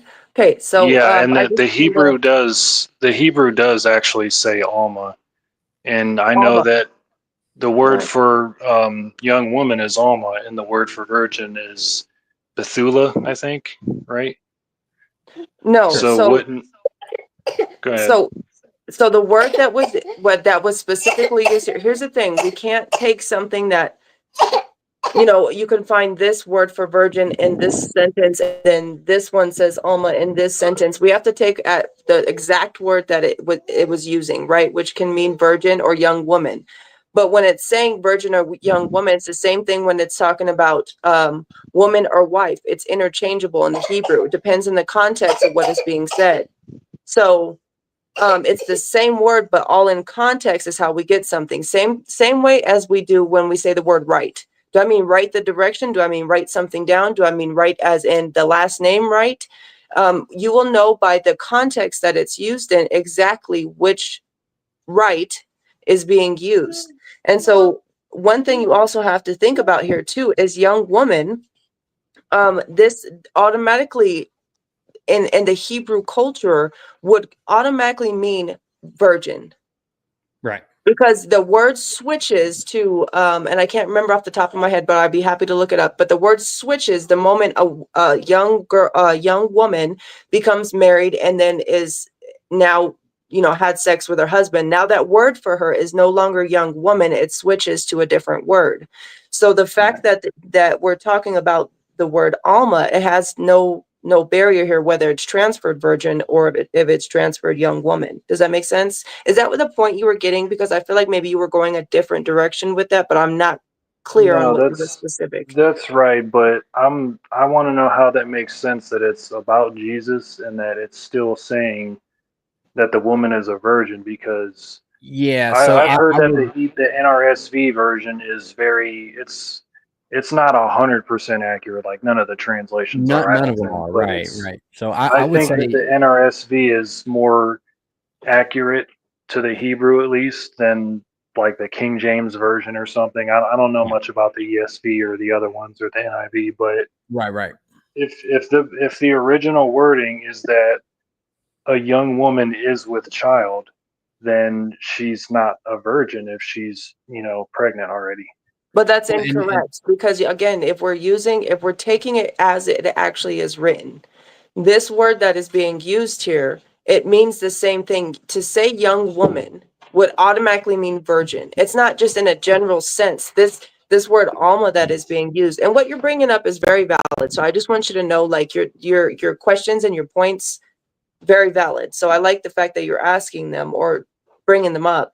But it's the same thing. It's not automatically disqualifying, because in our American mind, we see young women and therefore we think it could just be any young woman. She could have had sex with somebody else previously. That's not what it means in the original. And if we're going to be good stewards, right, good students, and we're going to say we're qualified to talk about this, we need to take the text exactly as it is written. And in the original language, when this was written down, young woman, virgin meant the same thing. It meant someone who has not yet been with a man. So Yeah, I like cultural that you're. context. Yeah. Go ahead. No, I was just saying cultural context. You can continue. I was just saying cultural context is everything. Yeah, no, I'm done. I would like to hear more from Grimm, but I was just trying to make that point that if we're going to say we're qualified to talk about this stuff, let's take the text actually for what it literally means when it was written, which is you can come to either conclusion, and don't come at it with an American reading mindset. Go ahead, Grimm. So I've heard mixed results on whether or not is the word, whether it says young woman or virgin, and it doesn't really matter which one it says, but if the original text reads as is with child, then she's not a virgin unless you're applying this to Jesus. But in the time that this was written, if those people didn't know that, then they're not thinking about Jesus because they don't know about him yet. And they're writing that this young woman was given a sign by God and she's pregnant, and then that will be the fulfillment later. Right. But again, is with child, that's in the present tense in this passage, but that means nothing when it comes to a prophecy. Again, a prophecy is something that happens in the future, and it's something that you are to look forward to. But I think we're getting off track with what's really important in this passage is the word Emmanuel. It's there in the NRSV and in the original language. So what does Emmanuel mean? And you have already stated that it means God with us. So what does that mean? What could that possibly be? Who could that possibly be talking about? It couldn't possibly be talking about anybody else in the Old Testament. That's Isaiah's son, right? No, he cannot. He cannot be called Isaiah. I mean, he cannot. They're mentioned in they're mentioned in chapter 8. I know that. I haven't gotten around to reading it yet, but it was explained to me that this was fulfilled in the next chapter, and they're talking about Emmanuel. I forget the exact story around it, but I mean that's as much as I can say about that. My point is that if the original wording of it is the young woman is with child instead of a young virgin will conceive, I think it makes more sense to say the virgin will conceive to be about Jesus than the other way around. But but again, it doesn't matter when it comes to prophecy, because a prophecy could be in past, present, or future tense. It doesn't matter. What matters to the prophecy is that it will take place either soon or sometime later in the future. So if it's talking in the present tense, that's meaning that in the perspective that is being taken, right? And so again, I'm curious where you're getting that from, because I don't know that it tells you in the Bible that's the correct way to read a prophecy, that it can be in past, present, or future tense. Well, I mean, if you just read all the prophecies in the Bible, especially the ones that was taking place in the Old Testament itself, it could either be past, present, or future tense. So you just take those and you test it by that. You don't have to go into the New Testament for that. I think that there are prophecies that were fulfilled or that were made in the Old Testament and were also fulfilled in the Old Testament. And some of these prophecies, now we would have to read the entirety of the Old Testament to get to that. But again, some of those are already in past tense, meaning that they already happened. So why doesn't that work for this one then? Well, to our eyes, that prophecy about Jesus already happened too. So You know what I mean? But again, but again, the word Emmanuel. Okay, now we can get off this because you already said that in Isaiah 8, right, is talking about you said that somebody explained to you, which I would recommend some Christian theologians and apologists, and I will give you a few. I've already given you, but I will give you a few to look at, and you can compare the two. I think that would be the best thing because there's plenty of them, and I think when it comes to trying to be true to the text, trying to be true to what's going on, and trying to find the absolute meaning of truth, because I actually disagree with what you said earlier, was that there can be different meanings to each thing, and I don't agree with that. I think that there has to be one thing that it's talking about, and that is what a prophecy is. It has to be very specific, and it gives you signs to look forward to. For you to be able to test these things. So in order for a prophecy to be tested and proven is for those signs that were given to be proven. You have to test it. You have to test a prophecy. And that is through the entirety of the Bible in the New Testament, and as well, that you have to test prophecy. Anyway, we can get off the Emmanuel thing. And we can talk about that in another way. And I think that if you wanted me to give you some people to look at, that would be great. And maybe you can compare the two, or if you don't want to, that's also okay. Is there anything else that you would want to bring up? Do me a favor and write out a few of them in the chat. I'll just copy them from there. Okay, cool. Kanisha, do you have any? On what Bible verses are we? Sorry, I'm trying to get the baby fed real quick. That's fine. Just any Christian theologians, good Christian theologians that you can point his way so he can get some good context. Sure. Yeah. You sure. can recommend some for that specific verse, actually. Well, I mean, they probably have something to do with it. You could probably just look them up on YouTube or really on Google. Just look up their name and Isaiah, and they could probably go through the entirety of the book of Isaiah in like 3 minutes. So I would also recommend to you guys to check out Deconstruction Zone. Sure. He goes live 3 times a week. He's got the same format. You just click the link and you can call into him. But and I would be interesting to see how that goes. And I would love nothing more than to get on there and get stumped. I would love it. You'll find that he's very respectful, by the way. Are you familiar with Matt Dillahunty? Oh, dude, yes. I will be quite honest with you right here. I think he is the worst debater ever. Yeah, he was a lot nicer back in the day, but I think that he's just been doing it for so long, and he needs to stop. He's heard every argument, and he thinks that a lot of people are I don't want to say stupid, but well, that's they fail mentally in some areas, and it just kind of agitates him too much, and he just doesn't have the patience for it anymore. But well, and I could say in my own right that I've seen a lot of his debates with different Christians, and I think that his and it's not just his the way that he presents himself, it's just the debating tactics itself. There is absolutely no way to debate a man that refuses to give any leeway or any kind of leverage to anybody that has anything to say against him. I think that is his biggest problem, is that anything that you give him, it doesn't matter what you give him, anything that you give him, and I've seen this, anything that you give Matt Dillahunty, he will immediately say, well, that doesn't matter, or that's not proof.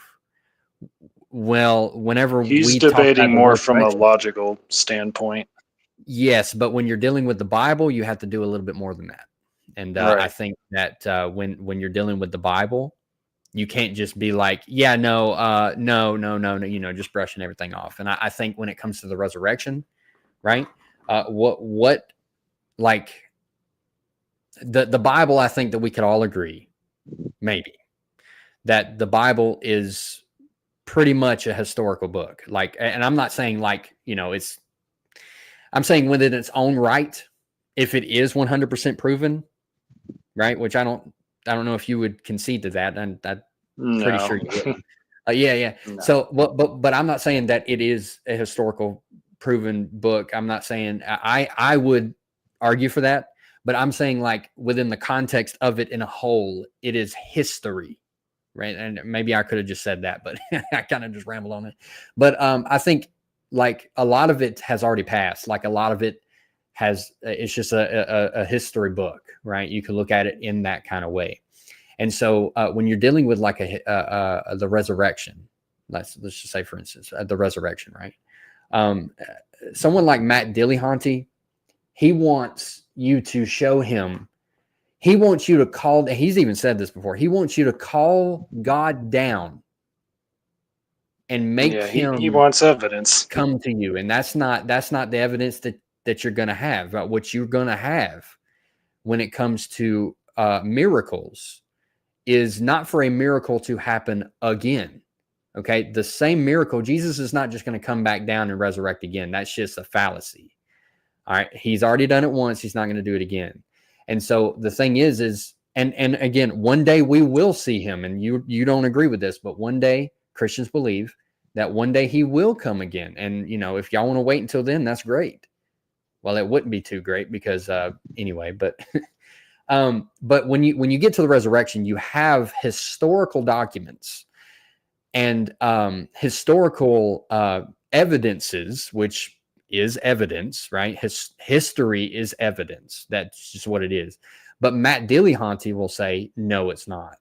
And I think that is ignorance. I think that is maybe not just ignorance. I think that is, and I will say in the biblical word, stupid.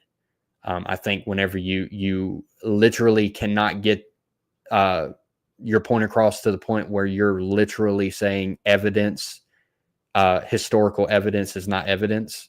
I think that's embarrassing when it comes to debating. On that point, I'm sure I'm probably looking at it the same way as he is. By Right. evidence, do you mean the Bible, or is there something outside of the Bible that says a bunch of people saw this, it happened? Yeah. Well, sure. I mean, even okay, like Jesus' crucifixion, right? Would you say that Jesus would you say that Jesus was historically crucified? Well, I'm kind of sketchy on it. I know that the Talmud says something completely different. Like, I think they said the Jews actually stoned him and then hanged him. I don't know if the crucifixion followed afterwards, but then the writings of Josephus says there was a man named Christ and he was crucified. Right. So I know about that, but yeah, well, there's also and a question as to whether or not it's a forgery. So I honestly don't know. Well, yeah, that's fine. But again, there's Roman documents, historical Roman documents that says that there was a man named Jesus. Now I know that Jesus was a common name back then, but then you go into the deeper things, right? And it says that, and it gives you the details about, what was over his head when he was crucified, which was, what Pontius Pilate put on in the Bible, right? It says that Pontius Pilate wrote upon, yeah. So there are documents that would go for that, and they are secular Roman documents that would suggest that there was a real man named Jesus who was Roman crucified.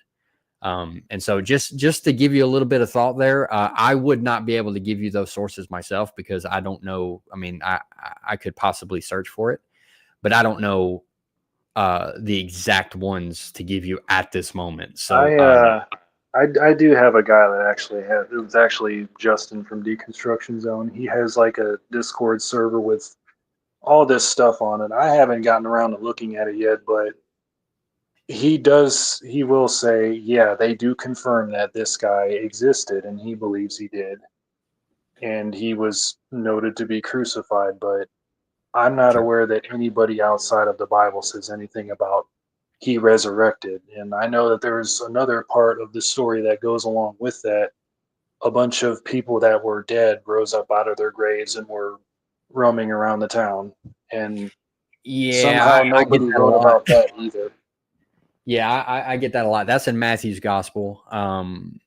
Yeah. And there's a lot of debate on that. I would, and like, okay, and there goes Matt Dillahunty once again. Like, he brought this up, and he's like, well, there's zombies in the Bible. Well, come on, bro. Like, it really, you really got to go that low with it that you're literally scoffing at the Bible. I'm sorry, I don't have any patience for scoffing. I don't. So I mean, I if would like to see somebody outside of the book confirm, like, oh my God, there was a bunch of dead people walking around when this guy came back. Like, well, if that existed, I would actually just straight up believe this if it could be confirmed wait, hold it, as well as I'm any sorry. other history.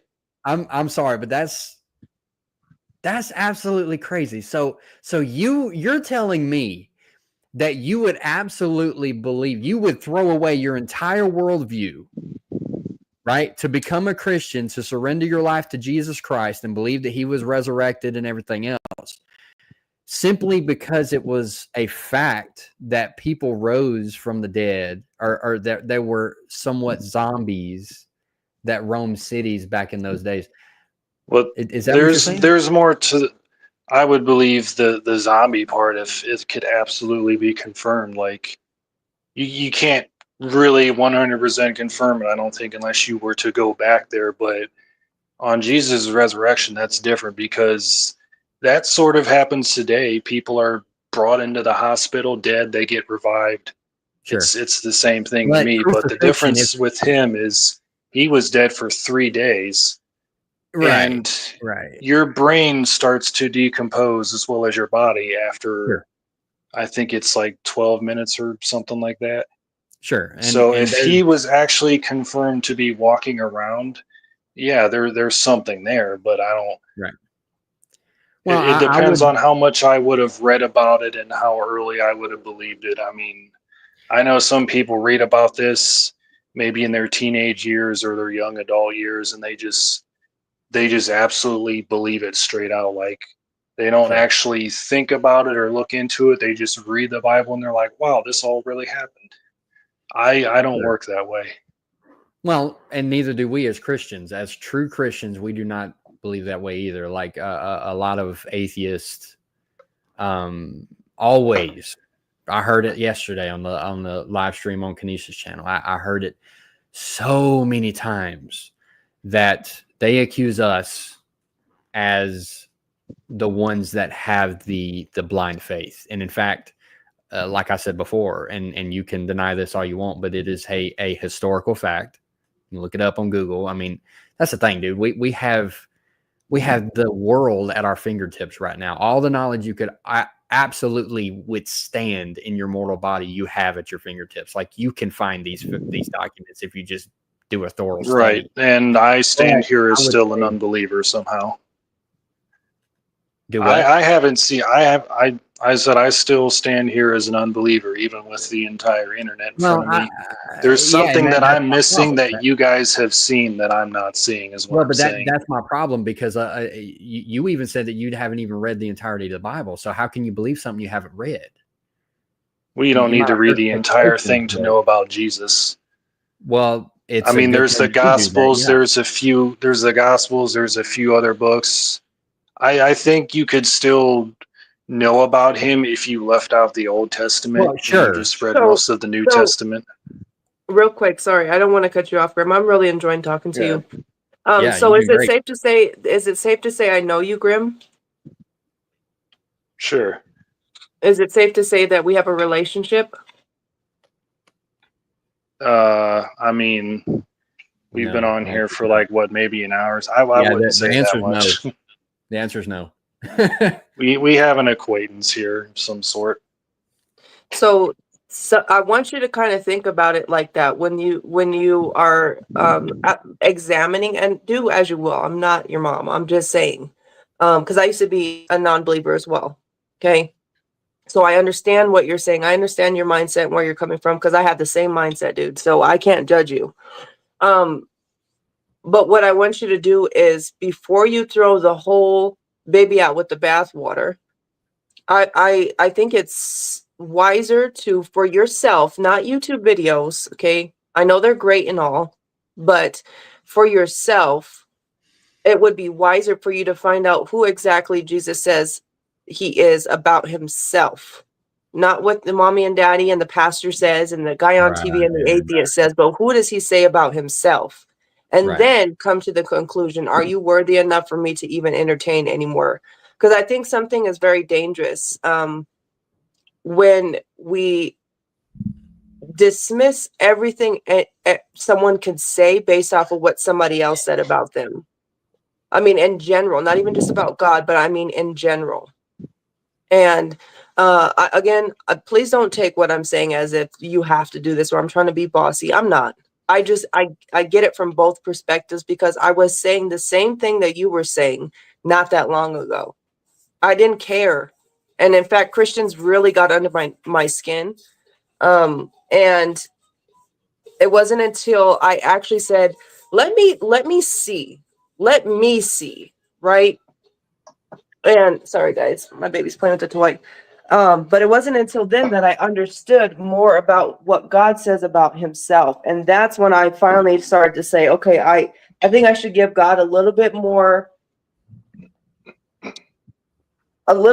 time to explain these things versus just brushing him off, because the perception that everybody taught me and what I already perceived about God was completely different from what it actually said in the Bible. So that's just one tip of advice I give you, because a lot of what you're saying, you're bringing up, and I don't know your life story, Grim, so I'm not going to insinuate that on you, but a lot of what you're saying is so-and-so else said, so-and-so else refuted, so-and-so else, but what do you say? What have you done for yourself that proves you to be a worthy person to trust as far as getting and giving information?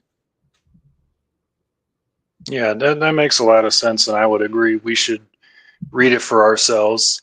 I have read a large portion of it, just not like the entire book from front to back.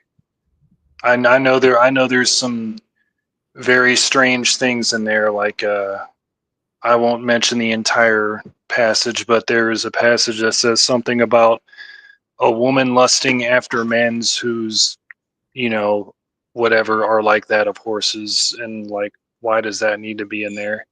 But I've read stuff like that. I've read some of the stuff that nobody remembers, and I think the most I've read is like the Gospels, honestly.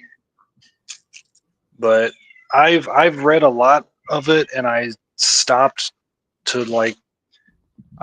reading the whole thing because I'm like, well, I've already heard a lot of this stuff before. This I haven't heard before, but it doesn't change my view of his character already, because I have a few problems with some of the things that Jesus said, and some of the other things is like, yeah, that's fine. That's seems like something that a good person would say.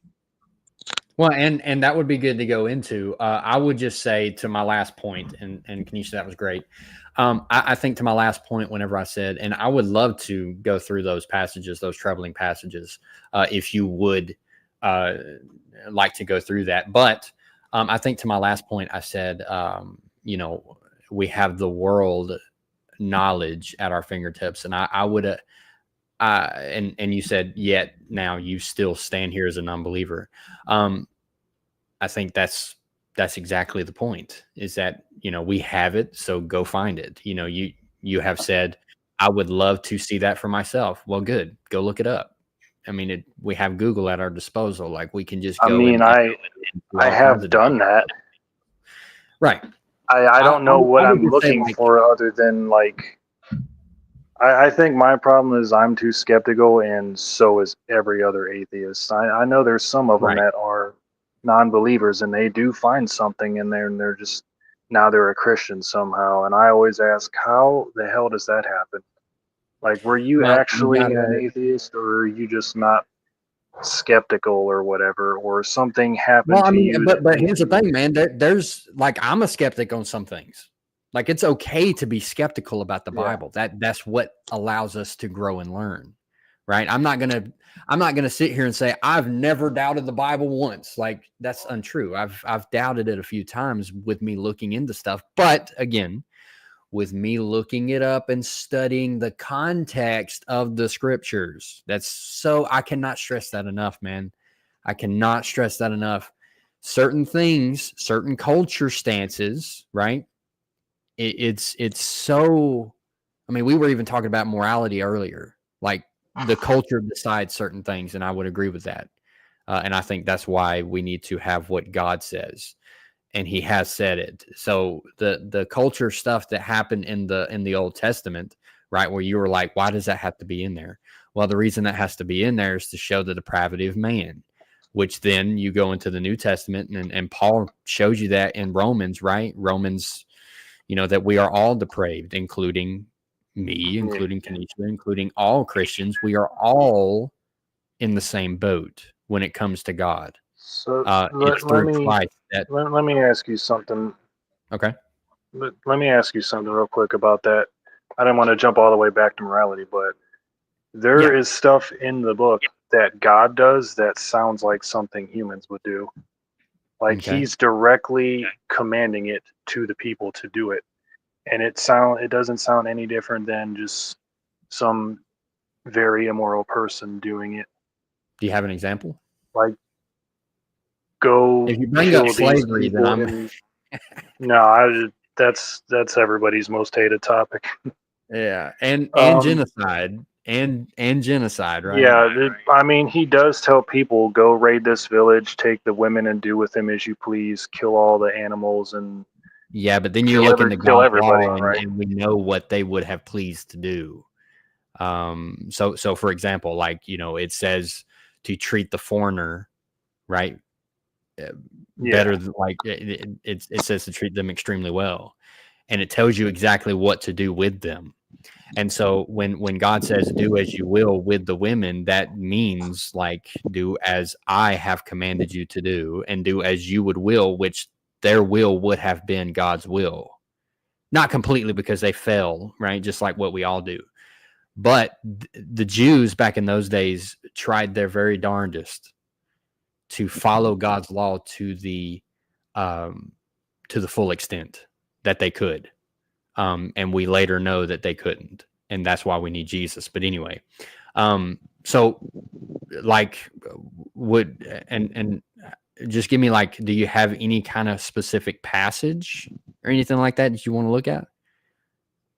Are you talking about on God's morality or Jesus's, like the troubling passages of Jesus? Either one, Old Testament or New, it doesn't matter. What's the most troubling thing in the Bible that stumps you the most? Yeah, that's a good question. As far as convincing me goes, I think it all happened too long ago. I don't think there's nothing that I found or that anybody that I know or watch or listen to has found just going on Google and typing in evidence of Jesus. Now, a bunch of people can say, oh, you can do that and you can find all kinds of stuff, but then how is it that other people aren't coming to that same conclusion?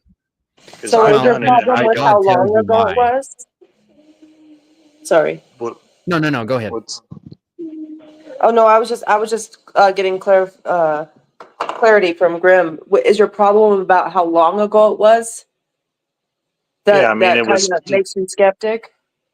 It's 2,000 years ago. We don't have any, like, human evidence, like his remains, or there's supposedly the Shroud of Turin out there, but they dated it and it dates back way farther than Jesus's time, so they kind of dismissed that. But again, that's in a different sect, though. Like, that's somebody else's opinion. Like, there are many other scholars and theologians and historians that would date it back to Jesus' time. But did they actually date it? Yeah, they actually did. On that point, I just want to ask this, and then I'm gonna be quiet. But on that point, are you an evolutionist? I know that evolution is true. I wouldn't say I'm an evolutionist. I don't think that's a real term. Well, okay, so you believe in evolution. You know what I meant. Yeah. So evolution theory says that the process of us changing from this to that happened over millions and millions of years ago. That's a lot Yep. further than 2,000 years. But you say Right. that you trust that, right? And correct me if I'm wrong, but you trust that even though you have no actual evidence. And when I specifically am saying evidence, I mean you can go and see and verify it. You can test it. You I don't have think that evidence. I think testing it is out of our way because I don't know how to use the lab equipment that they use to But you actually could like learn. date the fossils. Well, sure, I probably have to go to school. I don't think Right, somebody could but that walk would you into be a room and say, do this and that. Yeah. a way that you could, if you actually wanted to test it, you could walk into a lab and test something right now. Yeah. Yeah. So There's fossils from different times. We've found fossils of different evolutionary lines of, certain animals or whatever, and they kind of link it all together and they say, you can see how this animal changed over millions of years and it right, evolved in these different ways. and listen, you just said it. They say. Who? So who's the they? Because we also have theys that have tested, or that have dug up ancient manuscripts, ancient artifacts, different rings from different kings of that period. They can, in Egypt, they actually have verified the story of Joseph and the barrels, the in-ground depth, where they stored all this corn and where there was writing and inscriptions Yeah. on the wall. There's so much stuff that they have tested, they have sought to show evidence that this story actually happened. So this is why I was asking you, when you say that, because this was 2,000 years ago, that's one of the problems that you have. That's a poor problem to have when evolution says you have to trust us that it happened millions of years ago and you can never see it because it takes a Well, no, long, long, nobody's long, long saying that time. trust them. They can go and see them and see, like, this is the fossil from whatever time, and you can get information about it. And the they that I'm referring to that are telling people this, they went to school, they learned how to date the fossils, how to find them and dig them up, and they've done all of the work for us. But when you look at the Bible, you have a book and you have some historical records. Some of them say things happened in the Bible, like Jesus' crucifixion. No, So, not some. We have the most documented records out of anything ever found in anything else in all of history. And that one subject is right there on the Bible. We have the most artifacts and the most scriptures, like manuscripts, found more than anything else in history. Nothing else even comes close to it. Yeah, yeah, and I would even add to that. I would say that just within the New Testament alone, we have over 1,500 different copies from all the way dating back to earliest 2nd century now. And we are continuously finding new findings today that could date it all the way back to the latest 1st century. And again, all this is on Google. So, you can have different people like, the skeptic theologians that would disagree with that. And that's their job, is to be skeptical of it. So I would just, when it really comes down to, is like, we're not looking at what man says. Okay. Because, I'm infallible. You're infallible. Nobody is, sorry. We are fallible. Right. And everybody, I don't care if you went to school or not, you're still fallible. And I think you would agree with that to an extent. sure. When it comes to the infallible, however, I think that's where we have to be like, okay, well, instead of saying there is zero evidence for something or not as much, I think that's just a fallacy, and I think that's unfair. The Bible is, like Kenesha said, the Bible is the most verified documentation in history. There is not another one. The Quran cannot date to it. All right. Nothing can date to it. Okay. So the point here, right, is to say that in order to find these things out for yourself, again, if you want to listen to other people, I would listen to both sides of the story and try to make sense of it on your own. Okay. And here's the thing. You can do that. You don't have to go to school. You don't have to do any of these things to understand what God says in his word and to understand with your own mortal mind, right? Like, okay, the dating of fossils, right? You can't date the fossils. You don't know how. I don't know how. We have to trust other people and other sources to do so. So we do the same thing with the Bible.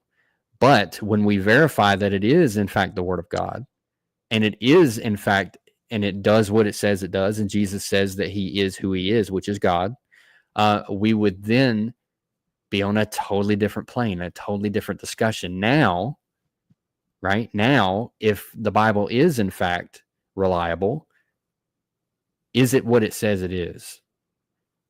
And I would just, encourage you, right, to just do a lot more studying, man. Just do a lot more studying. And I will look up the other guy's channel, and I would try to call in, because that would be a lot of fun. That would be a lot of fun. But if you want to add something else, that'd be great. Yeah, I was gonna say, you said that you would be that me listening to, people that say evolution is true or whatever, that would be listening to the word of man. But that's what the Bible is. A bunch of people that claim to heard from God himself wrote it down, and then other people are coming along and they read this and they're reading the word of man, right? Well, no, because so if you look at what the Bible is, okay, let's just say that it is, in fact, history, right? Let's just say, for the sake of argument, okay, we know, right? Because, again, documented, that the Bible, Old and New, right, has been written by over 40 different authors, right? And through, I don't know, I think it's dated around 6,000 years within its own timeline, not including ours. I think whenever it comes from Adam to the end of the Bible, right? The end of, Paul or whatever. I think that wherever the Bible stops in the story, it's dated around 6,000, 7,000 years, something like that. Maybe even shorter, maybe 5,000. But either way, let's just think about this logically, okay? Let's test this out, okay? Let's just test it. Let's say that you, me, and Kenesha was in separate rooms, okay? And we were told to write down about a certain story, okay? Let's say that, and we can do this in school, right? We were given book reports in high school, right? And so if me, you, and Kenesha were given the ability to, or given the assignment to go check out George Washington, okay, and write about him, and if we were to do that, our different sources would not be at all the same thing. And in order to look at what the Bible in fact is that, again, it is within 6,000 years, okay, within that span of time, over 40 different authors, okay, and for it to have the consistency that we can talk about, because I know you don't think it is consistent. I think you would argue that it is non-consistent and it actually has fallacies in it. But we can talk about that. But that's where you need to land on. Okay, let's look at what the Bible says. And yes, you have to study it, right? Even the Bible says, study yourself to show yourself approved. Study to show yourself approved. That's in 2 Timothy 4. And so if you wanted to look that up, that's great. 2 Timothy chapter 4. Okay, Paul tells Timothy to study to show yourself approved. So again, and it also says to test yourself, and it also says to test prophecy and stuff like that. So the whole fallacy that, right, Christians just believe in blind faith, that is absolutely false. And it is a huge fallacy and has never been believed throughout history. So what I would say, what I would encourage you to do is to even look at old church history, right? Yeah, church history. The church is a messy place. I'm just going to say it's a messy place. It is not It is for not sure. infallible by no means. It is not infallible. Okay, but we follow we follow a infallible word that we believe is. And even though that we disagree on certain things, like whenever I talked about me being a postmillennial, and I don't know if you know what that is, but a postmillennial, eschatology, end time, stuff like that.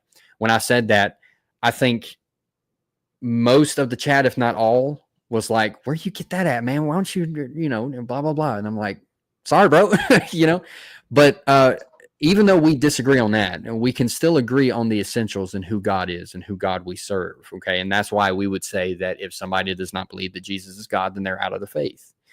I think if you don't believe in the Trinity, then you're outside of the faith. And so there are different things that we say, confessional stuff like that. And there are Christians that are outside of the faith that says that they are Christians. So I think that there's so much here and the reason I went through all that, I'm sorry I did, but maybe not, I'm not sorry. But the reason I went through all that is to show you the complexity of Christianity and that it's just not something that you can just look at for a second and just brush aside like, that can't be true. I think an argument, like I said before, an argument from silence is not the way to go. So if there's something that you're not sure of, look into it, man. And I'm sure you have. But there's so much more to say than just one guy's opinion over here. What Dan McClellan has to say. I know you probably haven't even seen any of his videos, but I'm just saying. No, I'm actually a pretty big fan of his. Okay, cool. So I didn't look deeply into anything he said, but there's some stuff that it makes more logical sense than it would actually knowing the Bible and the context or whatever he's saying. But I'm not saying the part where he says, go ahead. No, I'm sorry. I was just elaborating on that. I was just saying that that's the problem. It's without context, but go ahead. Well, I some of his stuff, it doesn't require context. He's just clarifying this is what they meant here in this passage, where people think that that there's some kind of mistake here. Yeah, but you not can't with do that Jesus saying that he's God or whatever. You can't do that without context. You cannot read the Bible without context in any place. I think there's certain. Well, you said earlier, I forget which passage it was, the one about Isaiah. You don't need the context of any other book other than Isaiah, right? No, I didn't say that. I said that we don't have to look at any other book. We can just look within the book of Isaiah. I was not saying we didn't need the context of any other book. But I was just saying that because, you haven't read the entirety of the Bible. So I was just making it a little bit easier, not to dumb anything down. I was just making it a little bit easier. Hey, we can prove what we're saying here just within the book of Isaiah. So no, I was not saying that there is no other context but Isaiah. That is not what I said. All right. But well, I've watched some of his videos and they make sense to me. I mean, whether or not he's right or wrong, he's definitely helping a lot of people in the comments. But as far as somebody like Deconstruction Zone goes, he'll actually take the Bible out and read it with you and explain the context. So I think you'll have a lot of fun debating him if you decide to give him a call. That would be great. And I will say, would you say that it is very important to gain truth? Oh yeah, of course. I don't think truth is an actual thing, like an essence, though. Like you can look at something and say, this is shining out in the world as the truth. Right. But if I hold up this bottle and I say that this bottle is empty, there cannot be any other way of looking at that. This is empty. You cannot argue your way out of that. So I probably could. Well, you would fail. If you really want me to, I could. This right here, the bottle is made out of something. There is oxygen in it or air, right? Yeah, it's empty of liquid. Water. I'm saying it's empty of water. Right, it'd be semantical. It's empty of water. Yeah. Yeah, it's empty of water. That is true. But there are some people that are so skeptical, they will look at the bottle and say, well, is it really empty, or is the bottle Yeah, even well, there at all? that's How do we know we're holding a bottle just here? like you said, semantics. Like that's not even an argument that we could even have. That don't even make sense. Like, yeah, okay, fine. It has air in it, whatever. But what I'm trying to say is that there is absolute truth to some things. I believe there's absolute truth for everything. But in order for us to gain truth, you said you want to gain truth. What truth is this is absolutely true. Okay. And we must know what is absolutely true in order to gain wisdom and knowledge for anything. For anything. And so you said before that, it's our job, and I would disagree with this, but you said, right, that we make our own purpose, right? Well, how do we do that? Well, we have to know what's true. And if we don't know what's true, then we cannot create a purpose for our own self. So then we would just be batting off and just wandering off into chaos and all that stuff. So what I'm saying here is that you must have absolute truth for anything to happen. And that's what science is. You go off of the evidence that you find to calculate certain things to find truth. That is what science is. So if you advocate for science, then you have to advocate for absolute truth, or at least to find it in some way, shape, or form. I wouldn't say science is about finding the truth. I think it's more about figuring out how things work, and you have to have evidence that is testable and repeatable. And even then, scientists won't say this is 100% truth. They stop at like 99%. Right, but does gravity hold us down? Does it? Maybe we just haven't figured out what's actually holding us down yet. Okay. All right. Maybe we're just thinking it's gravity. No, I would say that it does. Right, so that's true. But I'm saying there's a chance that maybe there's something else that's holding us down, and some Christians think it's God doing it. Well, no, actually, that's not true. We would say that he created gravity, which then gravity is the one that's holding us down. Well, and he's holding I've heard together. some Christians say that God is holding us down. And again, that's there's some ridiculous people like that. And I would agree with that. That is pretty ridiculous, right? Because God is logical, right? And so in order for us to believe in a logical mind, in a created mind, which we believe, and we can go into evolution or whatever, and we can go into the cosmological argument, whatever, that there has to be a start to everything, right? And so there has to be a created mind. In my worldview, right, there has to be a created mind. Yeah. There has to be an uncaused cause to create a cause, right? That's logical. So what I would say is, the uncaused cause is God, right? And so he caused, right? He created certain things to work in a way that it should. And then our science helps us look into those things and to prove it to be true. And I believe that, if you can say that, there is, what if we just haven't found it yet?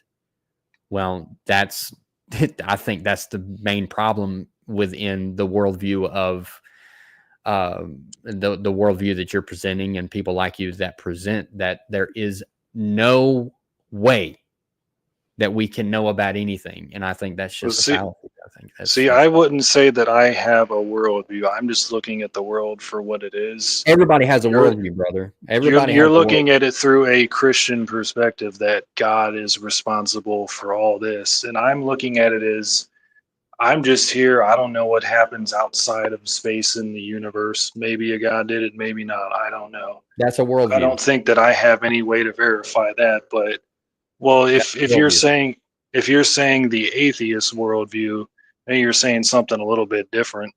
Atheist the only thing that is attached to that word is not believing in a God. That's it. There's tons of atheists. That's a worldview, because there's baggage that comes along with that.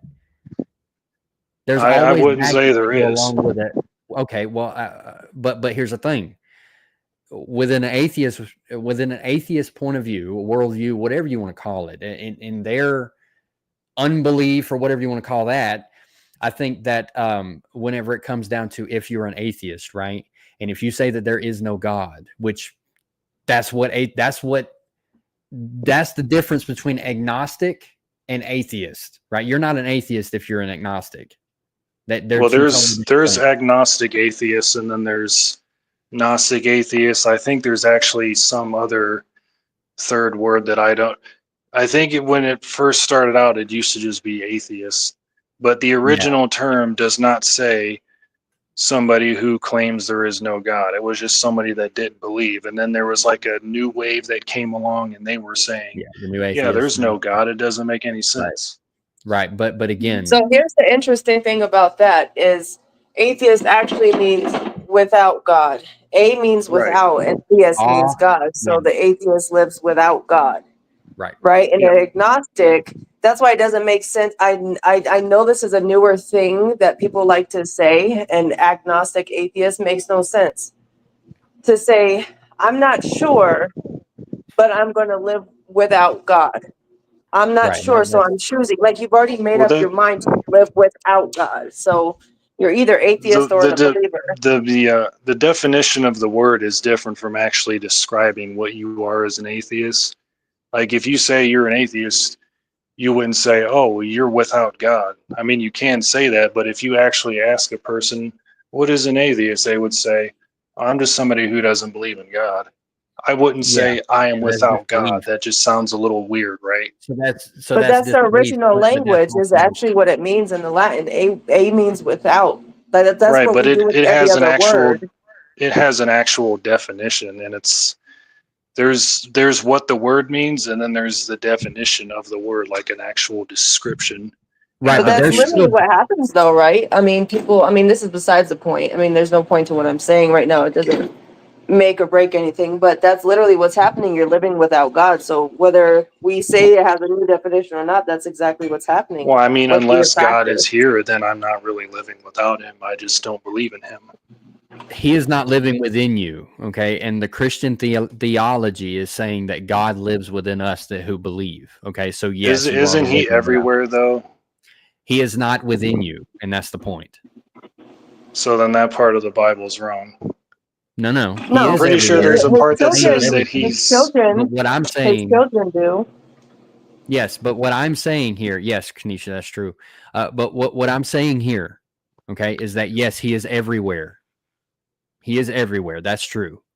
However, he is omniscient, omnipresent. He is everything, but he still does not live within you. So that's the point, right? Is that us as Christians, in our belief, right? But either way, right? Either way, atheism or agnostic or any of those has baggage to go along with it, okay? And the baggage follows, okay? If you're an atheist, you have subjective morality. If you're an atheist, and I know that, there's certain atheists that thinks that they can prove that to be contrary, but that's just not true because the evidence follows, right? If you're an atheist, then you come from bacteria, or you're literally nothing, right? There is no purpose to anything. Nothing matters. That's what I'm talking about. So that then becomes a belief system, and then that then becomes a worldview. So atheist is just without anything. No, that's just not true. That's a fallacy. There's baggage that comes along with any kind of title that you would like to put on yourself. So anything that would follow atheists has baggage to go along with that, and that becomes a belief system. So then that becomes, okay, well, I don't believe that God created all things. Okay, well, that's a belief. That's baggage. So for you to say that there is no baggage, that's just a lack of a belief. But that's still baggage, though. That's still something that you have to deal with. There's a difference between saying. There's a difference between saying, let me see how to word this.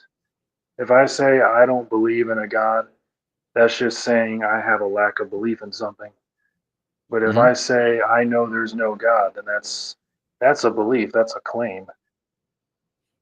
Right. That's what I'm saying. That's not what all of us are saying. But I right. want to But know. the same thing follows, because what we were talking about before was morality, right? So the baggage that follows your unbelief, right, I guess, would be that there is no subjective morality. There is no purpose. That's a belief system. Whether you want to believe it or not, that is a belief system. That is a worldview. And the whole point of having a worldview is you look at a world in a specific way. That's what worldview means. So whenever you look at a world like, okay, it has no purpose, there is no created God, there is no anything else, that's what that is. It's baggage. That's something that you have to carry around with you. Whether you want to or not, you have to carry that baggage around. So real quick, there has been somebody that's been trying to come on. So I apologize for that, but I'm putting the link back in. Whoever wants to come on, you can do so. There it is. I started. So sorry about that. Anybody else that wants to come on, that's great. Sorry guys, I'm trying to clean, so I apologize, Mitch, for being all over the place. You're great. You're great. I appreciate you being here. Now, I don't want it to be too crowded, okay? I don't want everybody just shouting and all that stuff. I don't want that. I think that me, Grim, and Kenesha has been having a very respectful conversation. None of us have gotten too crazy, right? And so I do respect, Grim, I do respect you for how you have carried yourself. And that is brilliant. That is awesome. And I really do appreciate that. I try to set myself apart from the ones that you guys talk about in your comments being rude or whatever. Sure. I mean, like, I have no reason to do that. I'm just here to, talk and all that.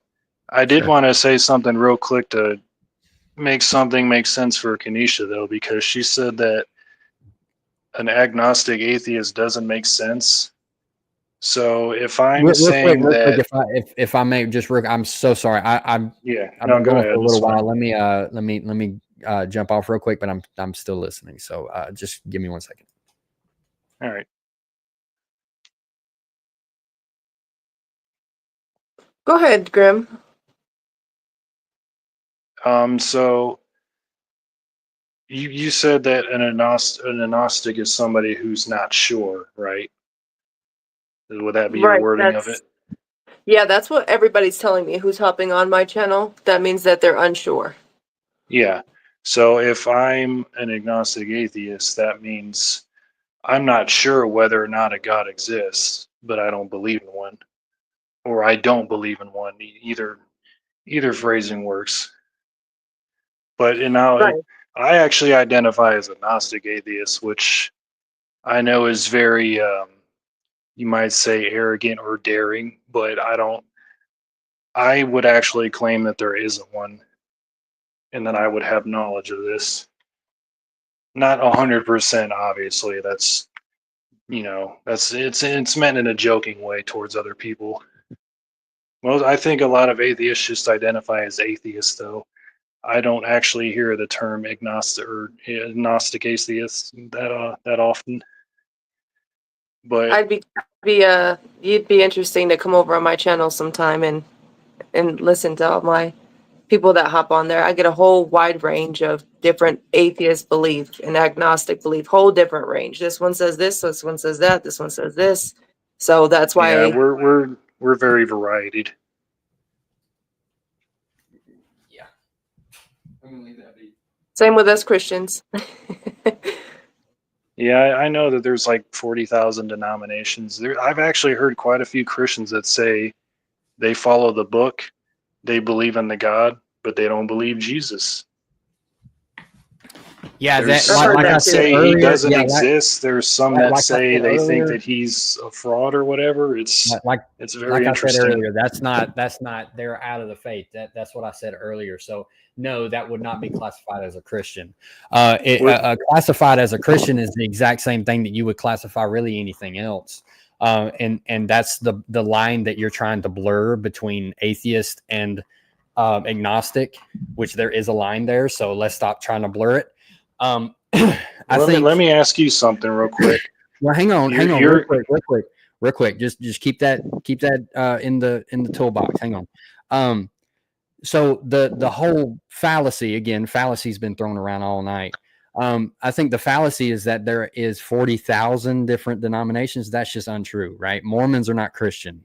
They can tell you all day that they're Christian, but they're not. JWs are not Christian. Universalists are not Christian, right? Sorry, Unitarians are not Christian. So in order to say that there are 40,000 different denominations, that's just untrue. It's just not true. Simply not true. So that's the same thing as like me telling y'all defending y'all's atheism, saying that there's no worldview or no baggage to it. That's the exact same thing that I'm saying that y'all are trying to push on Christianity, and that's just not true. So let's try to be fair to each other. I would say that's your opinion, but I won't argue with that about it. There's not really any point of it. Yeah, that's true. That's true. But yeah, go ahead, because to me, that's just saying, I'm the one true Christian that's doing it the right way, and none of the other Christians. Well, actually, that is what Christians have done since the beginning, right? Jesus said, "Follow what I have told you," right? Not what. Right. And even Paul says, and I know you don't care, but Paul says in the New Testament, right? He says there are factions growing among you, and this is not good, right? He says that some follow me, Paul, some follow Christ, some follow Apollos. He says, have I, Paul, or have Apollos died for you and rose from the dead for you? Like, have we baptized you with the Holy Spirit? Like, no, we have not. So Christ is the one that you should follow. And so all these people are saying that God is not, or Jesus is not God. That's not Christian. So in order, you like that's the same thing as like you saying that that's not atheism. That's the exact same thing. So again, if you have somebody that is literally going against what Jesus says in the scriptures, and I know that some people would like to argue different, but it's just plain, right? It's just plainly what it says. Like that some things are just like, okay, well, you were proven wrong, so let's move on, right? And so I think when it comes to like Mormons or JWs or anybody else that you would want to name, there are different, like, okay, I would say that there are Baptist, Methodist, right? There are Presbyterian, Pentecostals, not oneness Pentecostals. They're different because they deny the Trinity, which is a core doctrine of Christianity. And so anyway, if you have all those things, right, like Dan McClellan is not a Christian because he denies the deity of Christ. And so this is found in our creeds, right? This is found in our confessions. All these things are found in the history of the church. Okay. And anybody that knows anything about the church and the history of the church would know in their early church fathers, they would literally throw you out of the church and the membership of being a Christian if you denied the deity of Christ. And even though there are different denominations, like, again, Methodist, Presbyterian, Baptist, whatever you want to do, we all, I consider myself Baptist, we all would agree on the essentials. And if you do, then you are a Christian. So yes, there is only one type of Christian when it comes to the essentials. Yes, there is. And so to say that there isn't, that's another fallacy. It's just what it is. Well, let me ask you something then. Okay. What separates you as a Christian and me as an atheist? God. It's that, right. So if I started to believe in God, wouldn't I then be a Christian? No, you'd be a theist, which is what that means. But I believe in a Christian God, not just some right. random. So if you believe in Jesus, who died for your sins and resurrected on the third day, you believe that he is the second person of the Trinity. You believe that we are saved by grace through faith alone, not of works, lest any man should boast. That's in Ephesians 2:8-9. If we have all of these essential doctrines, and that the Bible is the inerrant Word of God, unchanging, it has no fallacies in it, then you would be considered Christian. Anything less than that, you would not be Christian. And so that's just what it is. So if you do believe in those things, then I would consider you a Christian. But if you don't, then I would not consider you a Christian. And I'm pretty sure that Kenesha would agree with that. Yeah, definitely. It's transferring all your trust onto Christ and what Christ did for you and believing God is who he says he is. What's up, Richter? Hey, okay, so okay, all right. So I remember you from the live stream yesterday. Okay. Well, Cool. I was just hanging around in YouTube, and you know how YouTube works. Good afternoon, everyone, at first place. Right. And when you look at the content, that means that this kind of content will always appear to you. YouTube works this way, so that's why I'm here. I was hanging around on YouTube, and I just saw your live streaming, and I just decided to come here and talk with you guys. Well, and I know Kenesha. Yes, I was on Kenesha's. Yeah. I remember. I was watching. Yeah. Unfortunately, I was at work, so I couldn't watch, but or I couldn't get on. But I eventually did, but you wasn't on. So, yeah. So, what you got? So, I found it interesting, this kind of subject, right? I like to debate or have a conversation about this kind of things, if God exists or not. Sure. So, does God exist? I will question which God. Well, and I was just about to say, right now, just like I said in the beginning of the stream, somebody said once I got off the live stream yesterday, I was going through the cosmological argument and everything else. And I said that there had to be a beginning to everything. And somebody said after I done left, well, if there is a God, then who is he and where is he? And I'm like, that's a totally different discussion. So right now, if you would like, there are two different kinds of discussions, very distinct, who God is and if there is a God. So it doesn't really matter what God we're talking about. We're just talking about God in general. So we're trying to, in order for us to get to the Christian God, you have to get to theism first. And if you're an atheist, that means you don't believe in theism. So if we can just get to the theist part, then I think then we can get to the other stuff. Okay, I got it. So about God, I don't believe in God. I don't believe God exists because when people are defining in theism what's God, they say that it's the highest supreme being in this entire universe. Mm-hmm. So what most intrigues me is that how can the most supreme and important being in the entire universe not be so clear for all of us in Earth? Because we have people that believe, people that don't believe, people that believe in different things, people that believe but they don't believe exactly in an idea of a God, but spirits, souls, a rock that has a soul, for example, and things like that.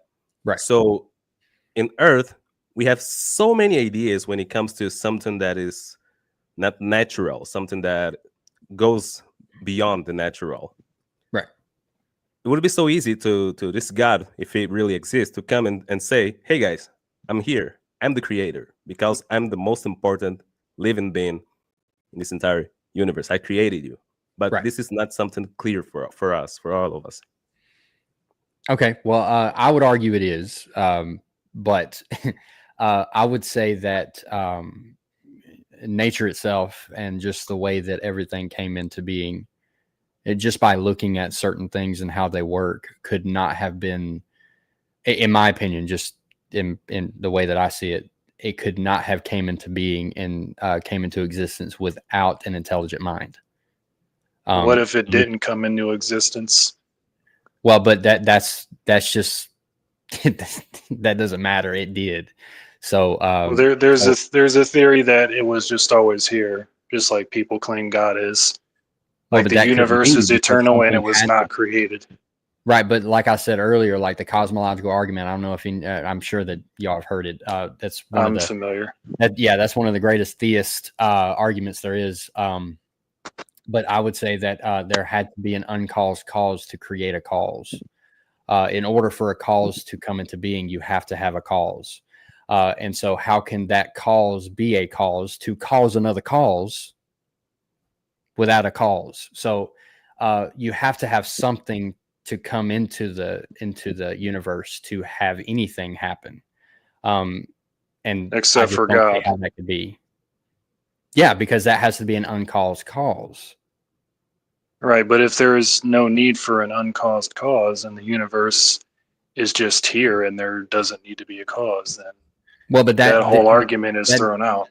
Well, no, because it like what you just said, that right there, that's the problem. It's that there had to be something. Okay, nothing can come from or something cannot come from nothing. That's just, I mean, even if you believe in evolution, you know, something had to come from that fish, right? And that fish had to come from somewhere, and then that thing had to come from that, and then that thing had to, you know, and so on. And so Right, well, how far the can universe would be evolution the take us? Well, it can't take us that far because it cannot take us into eternity. And eternity has to universe be would in be the the question. uncaused cause. Well, but that's the thing. Like, there had to be an uncaused cause to create a cause. You cannot have a cause without a cause. But then you're going back to your God and saying he's uncaused. No. Why can't the universe be eternal too? I'm not using the Bible. I'm not using God or Yahweh or Jesus or anything. I'm not using any of that. So it might I'm be saying something go ahead. else. Well, no, I'm saying it had to be a intelligent mind. Okay, So then then it's once we not can God. get past But that it doesn't. barrier, then we can the- talk about who that created mind is. You say We have to get intelligent to that barrier. mind, but this doesn't mean that is exactly a God as we imagine what a God is. You know, Yeah, I mean, sure. if there is something, okay, there must be something, but not exactly Yeah. what you expect it to be. Okay, but again, what would that be? There had to be something. No, I'm going by your reasoning. So Sure. there might be something. Yeah, we don't know. What Okay, could it be? so yeah, so I claim that I do know, and that would have to be. Now, just hear me out, right? With everything that lines up with the universe itself, right? And we know this by science, right? We know, and I know a lot of atheists and whoever non-believers that go against Christians, right, like to say that we go in blind faith. Well, that's not true. It's simply not true, and it's a historical fact. And I know that Grimm does not agree with this because I've said it twice, and he says no, that's not true. But I would say that modern science was given to us in the U.S. by Christians. It's just a historical fact. Yale, right? Duke University, Brown University, right? Harvard, all of them were founded by Christians, right? And so what I would say here is that everything that we try to look for, okay, we can look up into the sky and say, okay, well, there had to be a cause for that, right? But So, for example, Mitch, there are okay. a lot of university in different countries that they have different belief from US, for example, and they have Hinduism, Shintoism, I think in Japan, something like that, different religions. So if Sure. they build universities there that where they teach science, it doesn't mean that something is related with their religion. They just build it. They just build something. Yeah, Doesn't- but what I'm not getting at any kind of religion or saying that mine is superior to anybody else's. I'm just stating a fact, okay, that Christians are not here to just be like, yeah, God did it and that's it. Like that's not the conversation, right? So we can have an engaging conversation without even the mention of the Christian God. But then once we get past that barrier into theism, then we can identify who we think that deity is. But what I'm saying, But how do you know it's a deity? It might be something else. Again, that's what we're trying to figure out. So here's what I'm given. Okay, I'm giving the argument here that okay, for instance, right? If and we know this by science and speculation and, you know, certain methods to figure stuff out. We know that if the Earth was any closer, like just the hairest closer, if that even is a correct term to even say that, but if it's the closest, if it's any closer to the sun than we are now, then we would all burn. and then vice versa, we would all be cold. So I think within the DNA of humans itself, like humans cannot create humans within like the aspect of like we cannot build it in a science lab, right? We can't. And so the human body, right? The human DNA is, if you can take like one little speck of the human DNA, you would know that there are millions of different codes and numbers and everything else that tell you about that one speck of this one human. And so what I'm trying to say is that the complexity, and I know y'all have probably heard about this, the complexity of the universe within itself, all right, could not have been, in my opinion, could not have been anything other than a created mind or a intelligent mind to create such a thing. And so that would be the uncaused cause, right? It had to be something that is uncaused to create a cause, because in atheism or anything else, you have to answer the question, what came before that? And I think when it comes to evolution or anything else that atheists believe, I don't think it follows. Well, my answer is nothing came before that. Everything was already just here, all the materials, and they're able to sustain their own. And this isn't exactly how it works, but let me set this up for you. If you have the universe and the only thing that exists is this one atom or something, and it already has the ability to split and form all these different things, and it leads all the way up to where we are now, like it made us at some point, then you don't need a creator for that. Everything was already here. Yeah, so everything had the ability to become something else. So let's dig that out. You said it made us. What's that it? And where did it come from? It was already here. No. But see that's what I'm trying to say. That's my argument. So thank you. There had to be something already. Well, you're saying something created the thing that created us and everything else. I'm saying it was already here. Not your creator thing.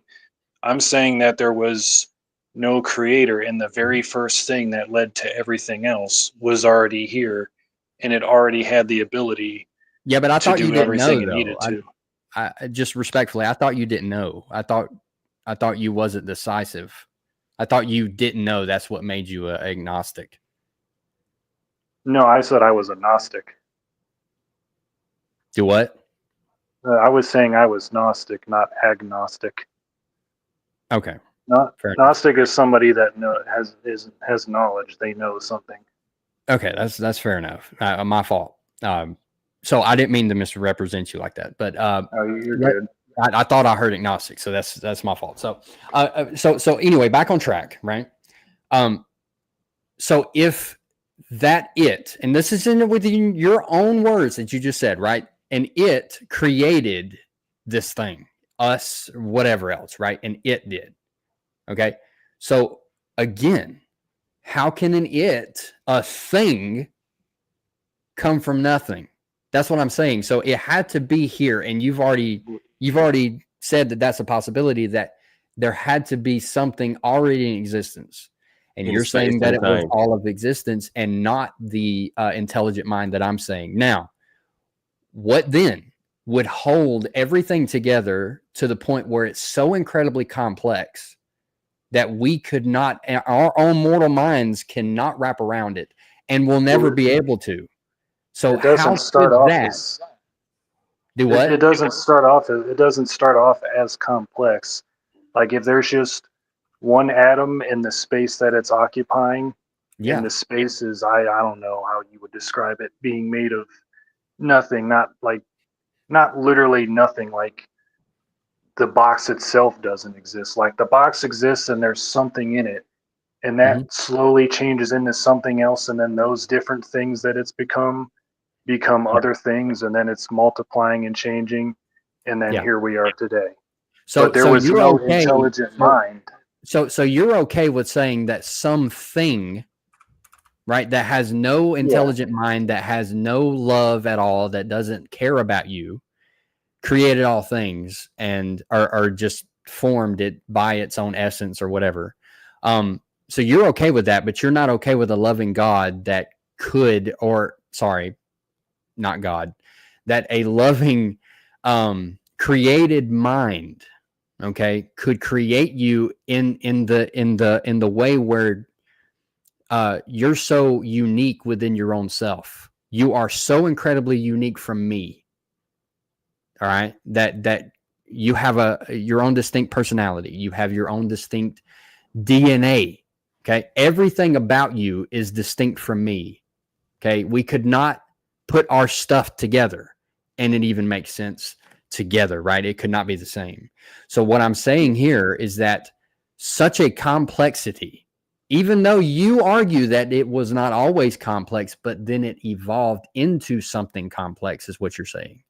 So if it started off not complex and then it continued on to be complex, what made it get so incredibly complex and then not fall apart immediately without a guided mind to guide it into the way it is now? I think that's just the way it works. Well, that's not an argument, so let's move on. Do you have anything? I mean, I have no evidence that a mind can exist outside of a brain and body. Well, you have no evidence that some atom was here from existence. So let's think logically here, and I'm not trying to bash anybody. Well, there is a law. There is a law that says matter and energy cannot be created or destroyed, which is why I don't think a God created. I don't think a God created the universe. Right, but where do you get that law from? That's just something we figured out. If you take a piece of paper and you burn it, to your naked eye, it looks like that paper is gone, right? As long as you can't see the ashes or anything, but it's converting into something else. Right. If you break down all of the particles to their smallest size or the rudimentary particles, it changes into something else eventually. It doesn't just. So does the body when we die. So does the body when we die. So that's what the argument a lot of times for what we're trying to say, when we're not just merely large slabs of meat walking around that happen by chance. Science can show that energy, just because you can't see it on a whole different level, whole different scale, there's something else that is continuously going on. You brought up a really good point. That's exactly what's happening with the conscious brain as well. Why would all of a sudden everything else in the entire universe have this continuing energy, as we're saying here, except for the human being? Well, see, your guys' position. Your guys' position as Christians is you believe in an afterlife, right? I'm guessing you do. Yeah. You think we continue on after this and our consciousness goes somewhere else? Yeah. Well, that's what I think too. I just don't think we leave our body and we go to a different dimension and live out an entire another life. The thing that's happening inside of our brains that allows us to see into this world stops happening, and those functions turn into something else, like the little spark in your brain that converts into heat energy and does something with the atmosphere and nature. But you're not you anymore. You're something else, and you don't know it because you're not conscious anymore. Yeah, but that soul that is living within you has that same memory and everything else, and it could, but none of this even matters. This is off subject anyway. So what I'm saying here is that there had to be, like, we can get back to the proving theism or atheist type thing. Like we're trying to not blur the line, but we're trying to make the line even bigger between atheist and theist. Okay. And we're trying to connect the unbelief of atheism to then bring them over to the belief of theism. Okay. And the last thing that was said by Grimm in this aspect was that, that's just how it is. Well, no atheist would ever well, actually, I'm not even going to say that. No scientist in their right mind would ever say something like that. So do you have anything, Richter, is it? Yes, Richter or Richter. Richter. Okay, I'll get with it. I might lose that in the next 3 seconds. I'm sorry, I'm bad with names. Okay. But do you have anything to add? That's okay. Well, I have a point. So Grim, you are Gnostic, right? Gnostic. Yes. Okay. I was kind of confused and asked for help in the chat, and they answered anyways. But I wanted to hear it from you. Mm-hmm. So about this, what you were saying, Mitch, I think that when it comes to think that there must be something that wasn't caused by another thing, and you go to the conclusion that is one thing that caused everything, isn't that bias? For example, why don't you think that it might be multiple things instead of one? Well, and that's again, like theism is not just a monotheism. Like monotheism is separate from theism. So what I'm trying to understand, and again, that's identifying the deity or anything else that you want to call it. That's a separate discussion. So what we're trying to say was, is there something that could have come from nothing that we can prove as humans, right?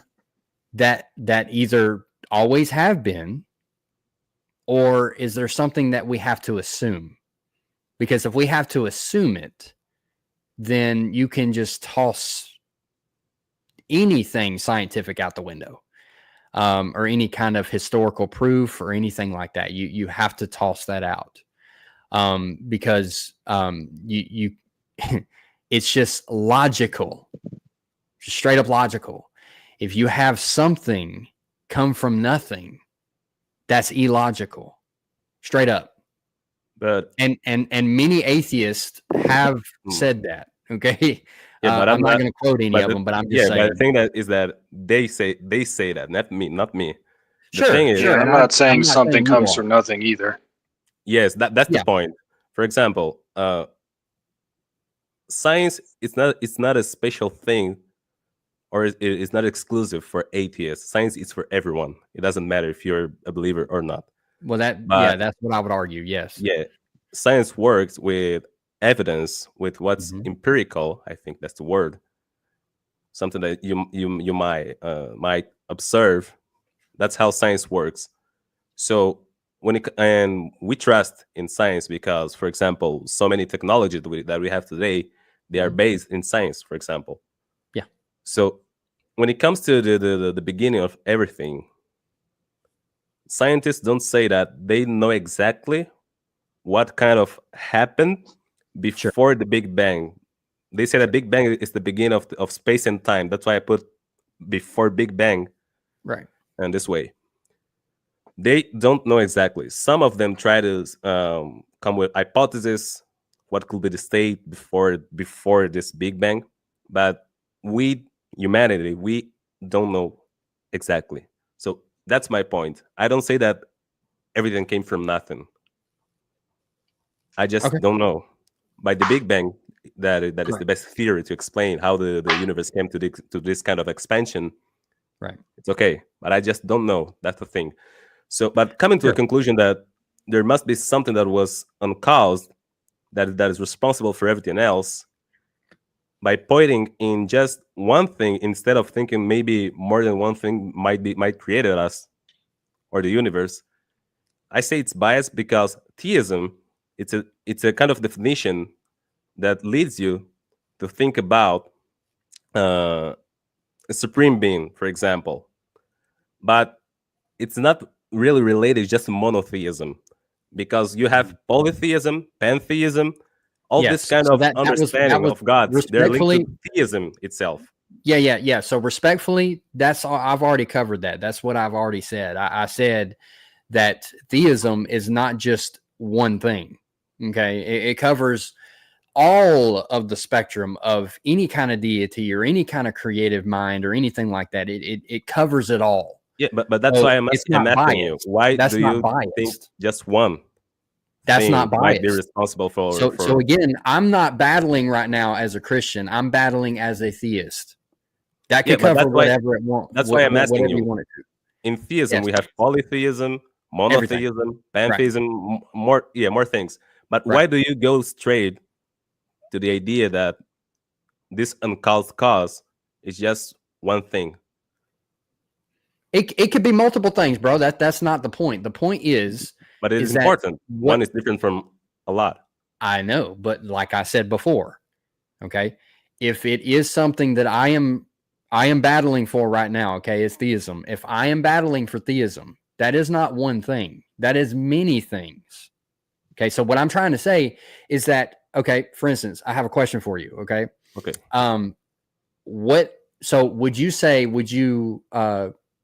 Would you confirm that science is something for us to be able to test the material things, the material world, study the material world? Yes, the material world. That's how science works. Okay. Right. So I would agree with that. Okay. So in order for us to test something that could have been outside of the material world, which would be an uncaused cause, whether it be the Big Bang or whether it be a molecule or whether it be God or many gods, right? But how could science possibly prove or even begin to look into something that could have had a cause or that could have had a non-cause to create everything and for everything to come into existence, if that has to have the limitations within the material world? So what I'm saying is that in order to get outside of the realm of material, okay, you have to get beyond that, which is your own words. We have to go into the beyond the material world, which science cannot touch. So that's what I'm saying. So science cannot see. Y'all are waiting on something that we cannot prove. We cannot even look into. This uncaused cause, is it in space-time or out of the space-time? It would have to be out of time to create time. Yes. And space? Because space and time are the same thing. Time is in itself by itself. Time, right, is what is the beginning of everything, right? Everything that we know of today. Okay. And so time has to be within itself, separate from space, because space, right, is what time comes into. Okay. So time has to be cannot be within the same thing as space. So space time, right? Space, time, and matter. Those are three different things. Okay. Space is beyond the matter, but time is what connects everything together. Okay, so it's what holds everything together, which is time, and that's how we can test where everything comes from. Let me ask you something about that real quick. Does your book say that in it? We're not getting into the Bible today. We're not getting into the Bible right now. I'm asking you where you got that time and space are separate, because science says that they're interwoven. Exactly. So time, space, and matter they have to come into, they have to be at the same time for it to be. It's a continuum. So you can't have space without time. You can't have matter without space. You can't have any of these things. It's a continuum. So we're agreeing that they're existing. We're agreeing that time and space are existing together, but how does time come before? No.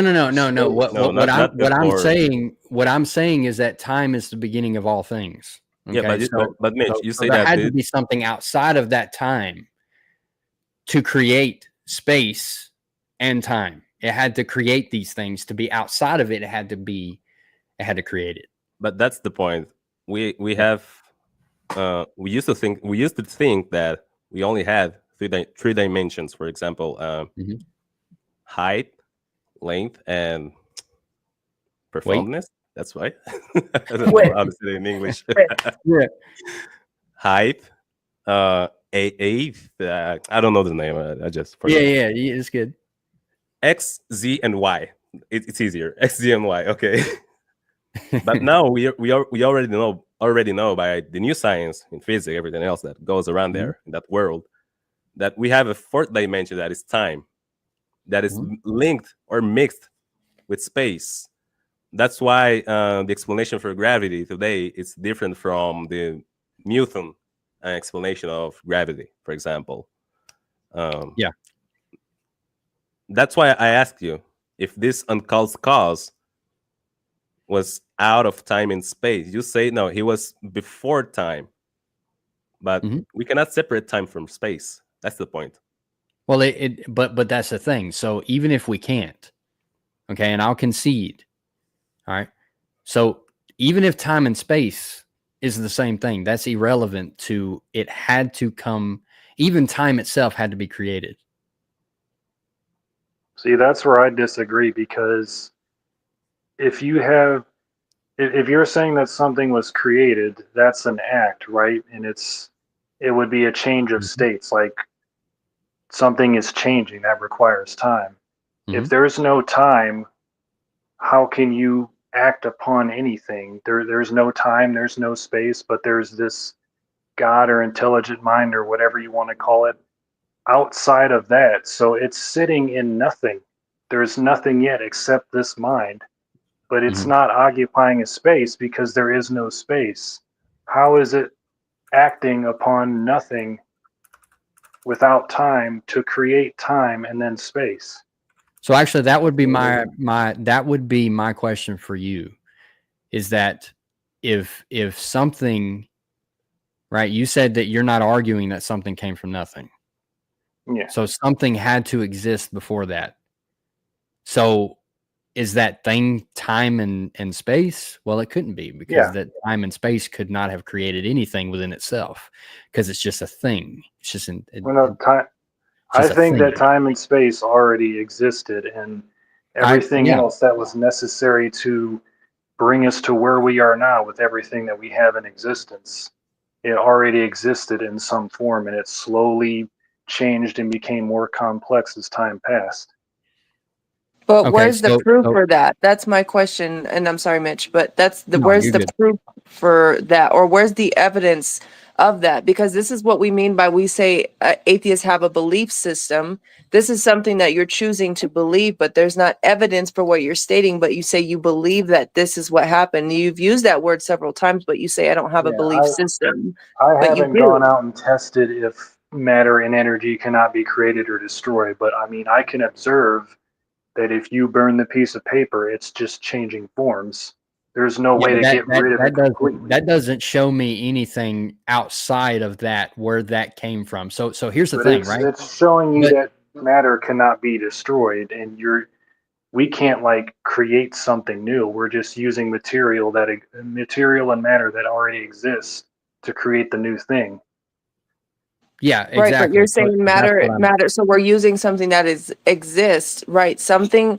So I've been doing a study recently on matter and antimatter, right? You guys are probably familiar with CERN, which is what they're trying to do with the whole antimatter.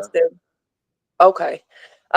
So what I'm saying is, what science is doing is using the materials that we have, right? That we can test to come up with the best possible reasoning behind where these things are come from and what causes these reactions when 1, 2, 3, 10, a million things are combined, right? That's what science does, and they do a brilliant job at doing that.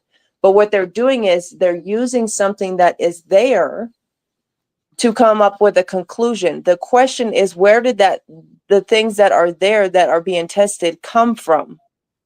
Right? They had to have come. Nothing that we can okay, for example, let me just sum this up very quickly.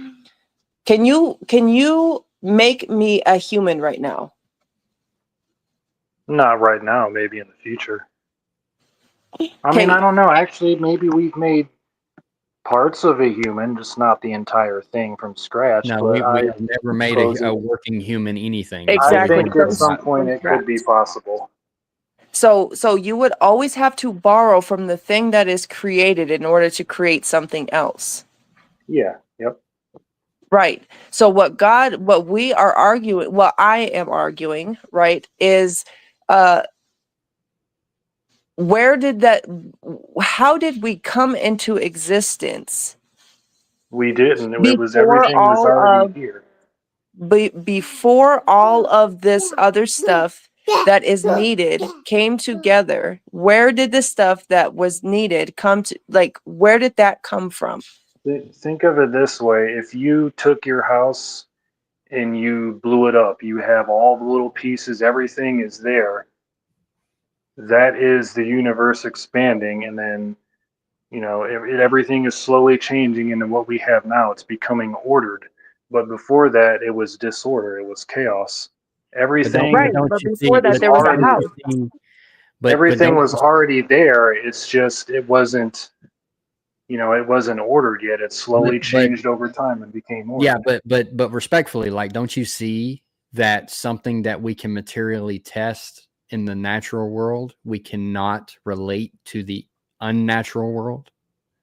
Don't you see that? Like, we have to get beyond the natural, which is where science is limited. Science is limited within that. And trust me, I love science. Science is great, right? But the point here is that science cannot go beyond the material world. And that's where I don't think you need a different world for this, though. If there's just time and space, everything that we have here, and it was already here, there's no need for this outside of the material universe or any of that. yeah. So I'm saying again, that everything was already here. the same argument that you have against God or against a theist or against anything, polytheism, it doesn't matter. Okay. In this one, a theism, okay, it could be multiple different things. We've already covered that. So in order for something to be an intelligent mind, right? So let's say this, okay. I just lost my train of thought. Sorry. I'll get it back. Y'all just keep going. So about what Kenisha was talking about, how this all matter came to be, these particles that make matter, atoms, protons, neutrons, these kind of things. So that's what I said. When it comes to acknowledge that goes beyond our understanding, because we are not omniscient. We are simply humans. We have limits. That's what I said. There are things that we simply don't know. But assuming that is something that it might be what I think it is without any evidence, that's just belief. So that's exactly what, respectfully, and thank you for saying that, because that actually brought it back to my remembrance what I was going to say, and that's exactly that, right? The same thing that y'all are doing to us right now is saying that we don't know. We don't know, and there's no way of knowing is y'all's position. Okay, so that is the same amount of faith that y'all are claiming that we have. And actually, I would argue that it's more faith than we have, because at least we have some sort of answer that we can go to. Y'all have zero evidence to present the claim. No, we do have evidence that matter and energy cannot be created or destroyed. So it would logically follow that. Go ahead. So religions bring a lot of answers, but giving an answer doesn't prove that you're right. Because you may ask me, for example, hey, Richter, what's a unicorn? I will give an example. Unicorn, it's a horse that has a single horn in the middle of his head. I gave you a definition, an answer, but it doesn't mean that I proved that a unicorn exists. So when you say that, oh, I have the answer. I'm not saying that that's absolutely true. I'm not saying that that's the absolute proof. I'm just saying, I'm just stating something here. I'm just saying that the atheist or the agnostic or whoever, right, that does not believe in a created being, okay, or created mind or created mind. There's no evidence. That's the point. The point is that y'all have no evidence as well. Yeah, but that doesn't mean that you can put anything that you want to put it when so y'all no one are knows arguing something. y'all are arguing from silence. Y'all have nothing. Well, let me ask you something. Have you? Yes, all you want, but that doesn't mean anything. That's the point. Me and you, we came to a line that we don't know what's beyond. You know. Sure. I'm saying, hey, I don't know what's beyond, but you're saying I have the answer. So okay, Mitch, what's that? No. But no, but again, that's the point, right? What are we trying to understand? Okay, we're trying to understand how could this incredibly complex universe come into being in the exact way that it had to, or else it doesn't exist at all. We are not here if that one thing did not happen. How can that be a non? How can that not be a guided being or beings? So how could that not be an intelligent mind to guide these things through the way it needed to? So this intelligent mind, it's perfectly intelligent. It doesn't make any mistake. For example, yes, did he calculate exactly? I'll put Earth right in this spot, Sun right in this spot. But that's a problem because we have a lot of problems in this universe. Okay. When for example, James Webb took a picture of the profound universe. I think that's the expression in English, but I just know it in Portuguese. There's a very famous picture that James Webb took of many galaxies. I believe that you guys know what I'm talking about. When you look at that picture, it feels like everything it's on the spot. Every galaxy, it's very beautiful. Like someone put it there that way. But you may see galaxies that are crashing to each other. Scientists all say that Andromeda, the other galaxy that is the closest to us, is coming here to crash with our galaxy. The sun is expanding. So they say in the millions, I don't know, billions, maybe billions, I don't remember, of years in the future, Earth will be swallowed by the sun. If you don't use skin protection for sunburn, you might have, you might get cancer. What else? We have a magnetic field that, okay, it protects us. You might say maybe that, oh, God put this magnetic field in our Earth to protect us from the sun, but that means that the sun wants to destroy us. That's the point. How this intelligent mind, if there is an intelligent mind, made it this way? You know? Yeah. So again, right.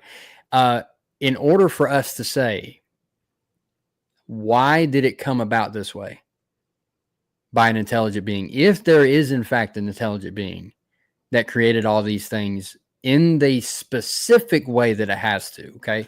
Like all that stuff is speculation that, you know, this other galaxy is going to come into us and that the sun wants to swallow us whole and everything like that. All that's just speculation. Like none of that is evidence or proof or anything else.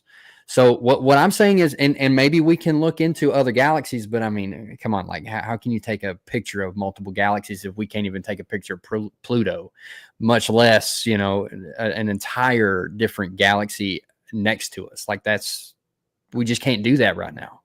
So in order for us to say, how can something be created in this way? Okay, then we have to then say, well, yeah, something created it this way. So why did it have to do this way? So what I'm saying is that maybe I'm not being clear, but what I'm trying to say is, in order for us to get to that conclusion, to even answer that very specific question, is to then assume that there is something intelligent outside of here. So again, speculation shows that the Earth will clash into the sun or whatever else, that the sun wants to destroy us. Okay. Actually, I would disagree that the sun gives us life. The sun gives us life. The sun gives us the plants that we have, the food that we grow. We live off of the sun. Okay. The sun is not here to destroy us. It's here to help us. You can get skin cancer because of the sun. We have a magnetic field that we have a magnetic field in Earth. But without this magnetic field, we die. So why an intelligent being would place a sun that wants to destroy us, and then I'll just put a magnetic field? Wouldn't it be easier if it was perfect? If it was perfectly intelligent, just put it in a sun that doesn't want to destroy us. You know? Yeah, but again, I disagree that it wants to destroy us. Okay, that's just, again, that's speculation, and also there's different ways that we look at things. And I know I don't agree with the flat earthers, obviously, and I'm sure that neither of you do. Do y'all believe in that? Just this very short answer. Yes, No. y'all flat Earth. Okay, so I'm not either, right? But there are people that claim, right, that Earth and the sun and the moon is all there is, and there's a flat Earth, right? And so what I'm saying here is that, again, there's speculation to everything. So in order to say, hey, why did this intelligent being place a sun that wants to destroy us? That's speculation. That's not fact. The It's Earth, fact, because this way you're denying that Earth has a magnetic field. no, I'm not denying that at all. Actually, and that the sun that has would be this a purpose to that, in order to help us and in order to shield us from that very sun. And that would be a created being or a created mind, or minds in plural, right? That would have put that there for a purpose. Have you seen those sun explosions? Are they real for you, for example? Well, I don't know. I haven't seen them for myself. Yeah, but they're sun Oh, explosions. Sure. Not the sun exploding, but but again, like, little where explosions. This kind of our sun explosions exploded? expel a lot of radiation. Our sun exploded? No, I am not saying that our sun explode. Little explosions in the sun. Oh, in the sun itself. Solar wind. I think the name is solar wind, something like that. Solar So wind. so in the sun itself, in our sun itself, exploded, sometimes a little explosion. you might see there, little right? explosions on there. Yes. Okay. This kind of explosions expel a lot of radiation. Mhm. So what's the point of putting something that is radioactive and placing a planet? And to protect this planet, you put magnetic field, for example. It's easier to place something like the sun that doesn't.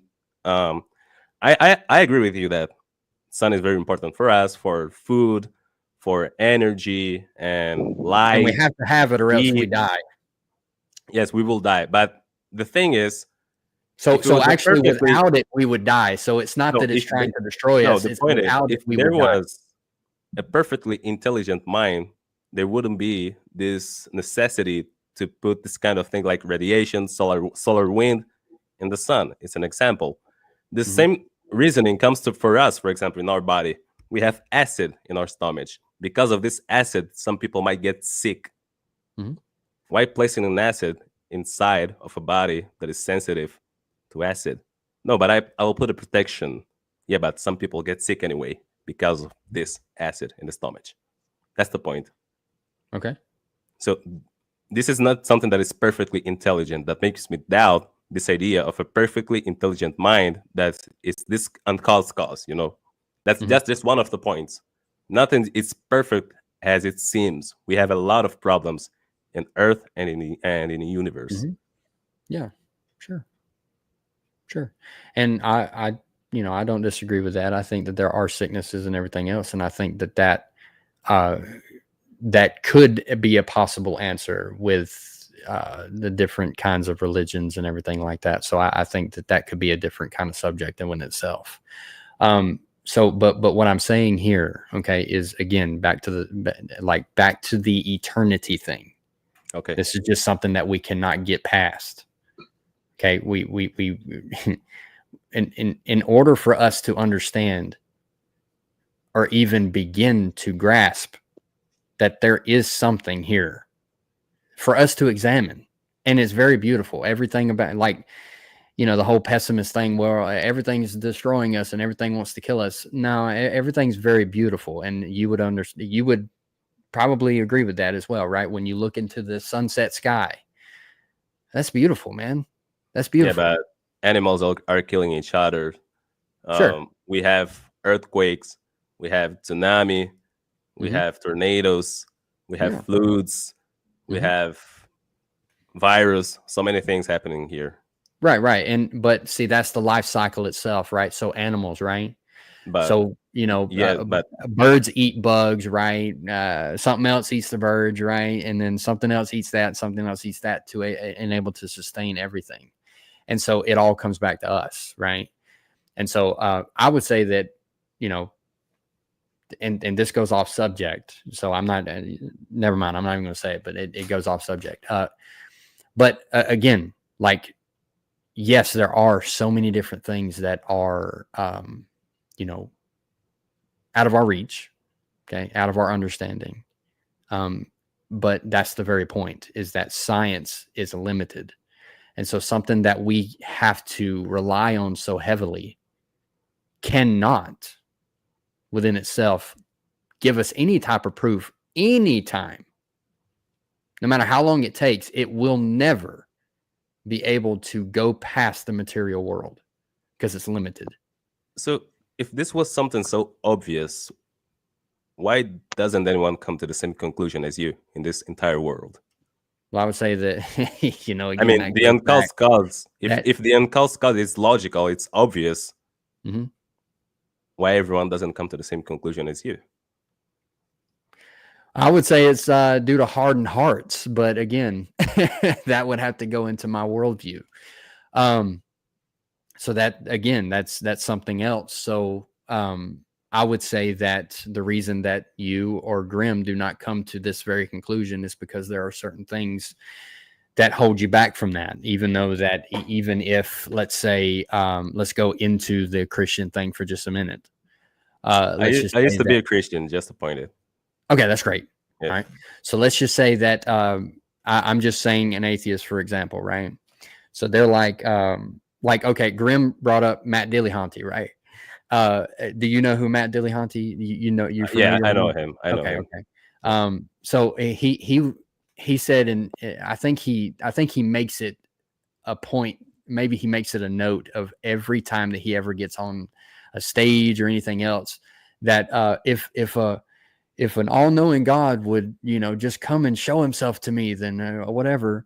But almost every atheist would say that. But here's the thing. He has shown himself. And that's where we have the material things that we can prove. That's why God became. He has shown himself. And went He's not showing himself. That's different. Listen. He became flesh. He claimed to be God, Jesus, right? He claimed to be God. He became the material. He came into the material world so that way we can test the things that he did, test the claims that he made, test the Bible and see if it's inerrant or not, and test to see if it actually is what it claims to be. And so again, so many different aspects to this conversation that we can leak into. But what I'm saying is that the claim that God, it being so clear that why didn't God show himself? He did. But again, hardened hearts, in my worldview, hardened hearts refuse to see the truth. And that's just what it is. I think Islamics think the same way, for example. Who's not Islamic have hardened heart, for example. They don't believe in Allah.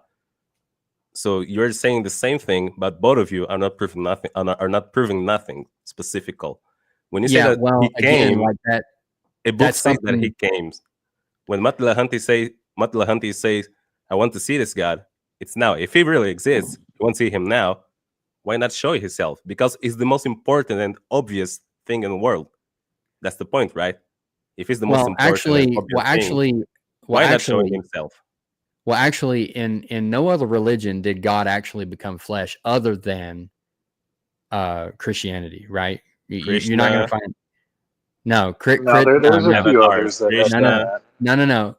Krishna, right? In the Hinduism, right, is within creation itself, right? They are corrupted by their own sin. They're corrupted by all kinds of. But there's this avatar thing that they're not omnipresent. Flesh, they're not all powerful. They're nothing like that. And actually, Hindus will agree with that. And Mitch, your point was there's no other God that came to Earth in flesh. That was your point. It wasn't if he was omniscient or omnipresent or something like that.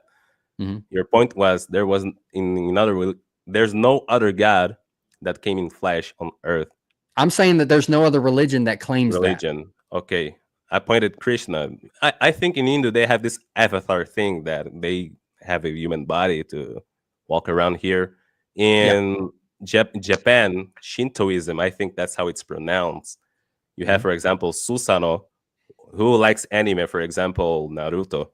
You might see Susanoo, that is a special power from a character there. It's a name of an entity in the Japan religion, in Japanese religion, sorry. So Susanoo came to Earth and he had a wife, a human wife. So to get a relation with someone that's human, you must be in flesh, you know.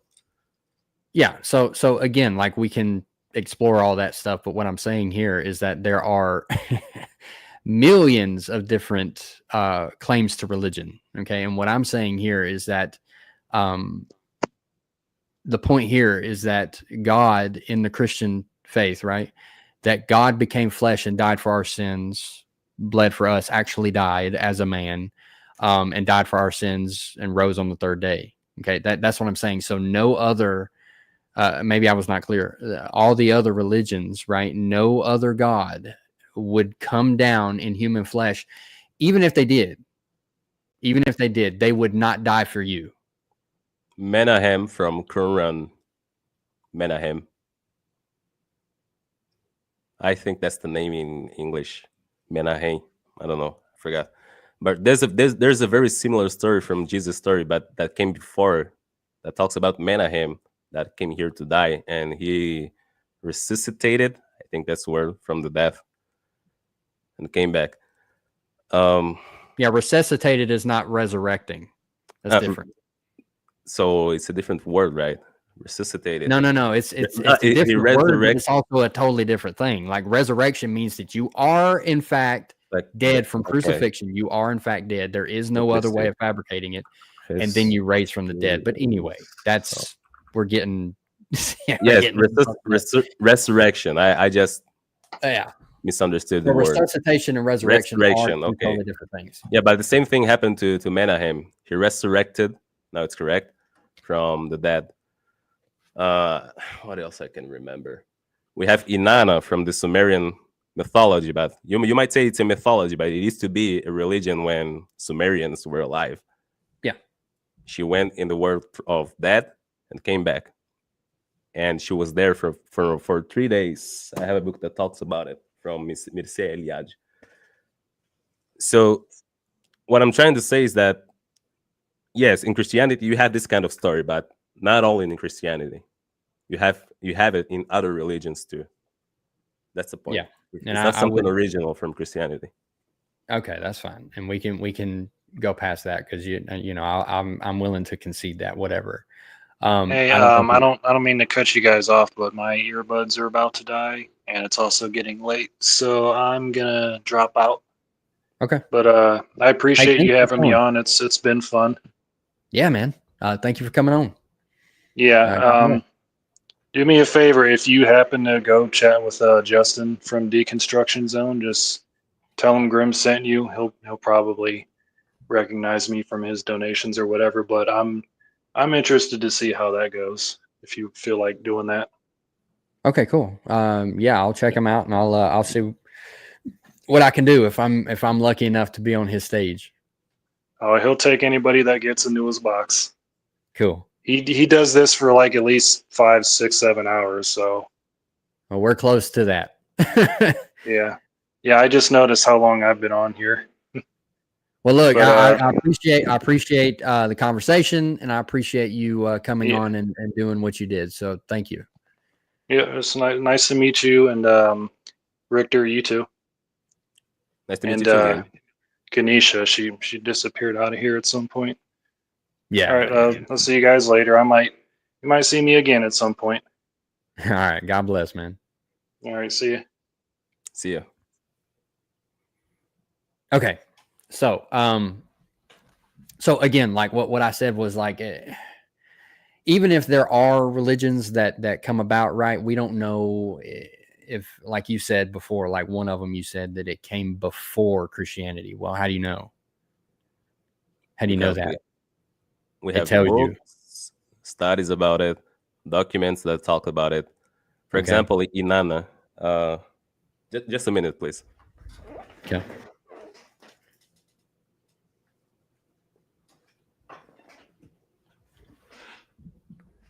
So I have these two books here. They're in Portuguese. That's my native language, but I will try to translate it here for you guys. Tu Cornugo in the land without return. This book here. It's in Portuguese, but I try to translate it. Nice. Ishtar going down to the world of dead. So Ishtar is the same as Inanna. Ishtar is from the Akkadians. Inanna is from the Sumerians. It's the same god, but the Akkadians that came before, they talk about the same god, but they just changed a little bit the name. But Inanna and Ishtar are just the same goddess. Sorry, the same goddess, not goddess. It's a female. And this book of Mircea Eliade is a very known scholar that talks about religion, spirituality, mythology, this kind of subjects. And he has this book that talks about the history of beliefs and religious ideas. And it also has this story of Inanna. When I first read about it, I was surprised because I never heard about this kind of thing. But yeah, it exists there are materials, academic materials that talk about this kind of thing. And they didn't invent it from nothing. Some archaeologists, they study this kind of subjects that are from the ancient Middle East. They found a lot of materials like clays with cuneiform writing on it. So that's why they know this kind of stories. And by dating, they realize that they are older than the Bible, for example. But the point is, Jesus resurrected from the dead. But we have this kind of stories from the Sumerians that wrote about this a longer time before the Christian history in the Bible. That's the point. They're not the same thing. I'm not saying that they're the same thing, but right. I'm not saying. I don't think you are. So, but here's the thing, though. I said, how do you know that it dates back? And you said, because they tell me. Well, isn't that the same thing that we try to say? No, for example, completely. It's not that Mircea Eliade is telling me that it's true that I must believe. We have references here. Yeah, we do too. We do have references. That's the point. We do too. A lot of people were involved in this kind of study. That's why I trust that they went there, they excavated, they found this kind of material, and they just came in the public and say, "Hey guys, we found this kind of stories from the Sumerians. We dated when we made a dating, and it's older." Comparing to the Bible, for example. Yeah, so we do the same thing. We have documents, and actually, we can say throughout history, right, that the Bible is the most documented and verified document in all of history. Okay, and so what I'm saying here is that we have so much proof that is baffling. Okay, so much incredible proof that we have found. Archaeologists, right, have found the Dead Sea Scrolls, I believe in the 40s. Mitch, just a minute, please. I'll have a glass of water because my throat is very dry now. So just a minute, sorry. Sure. No, you good.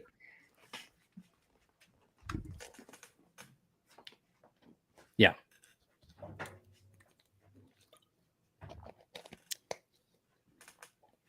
I had to go to the restroom again. It's a great conversation. I was hoping it'd be like this, and this is cool that he was on Kenisha's channel when I was listening to it, so it's good to talk to him.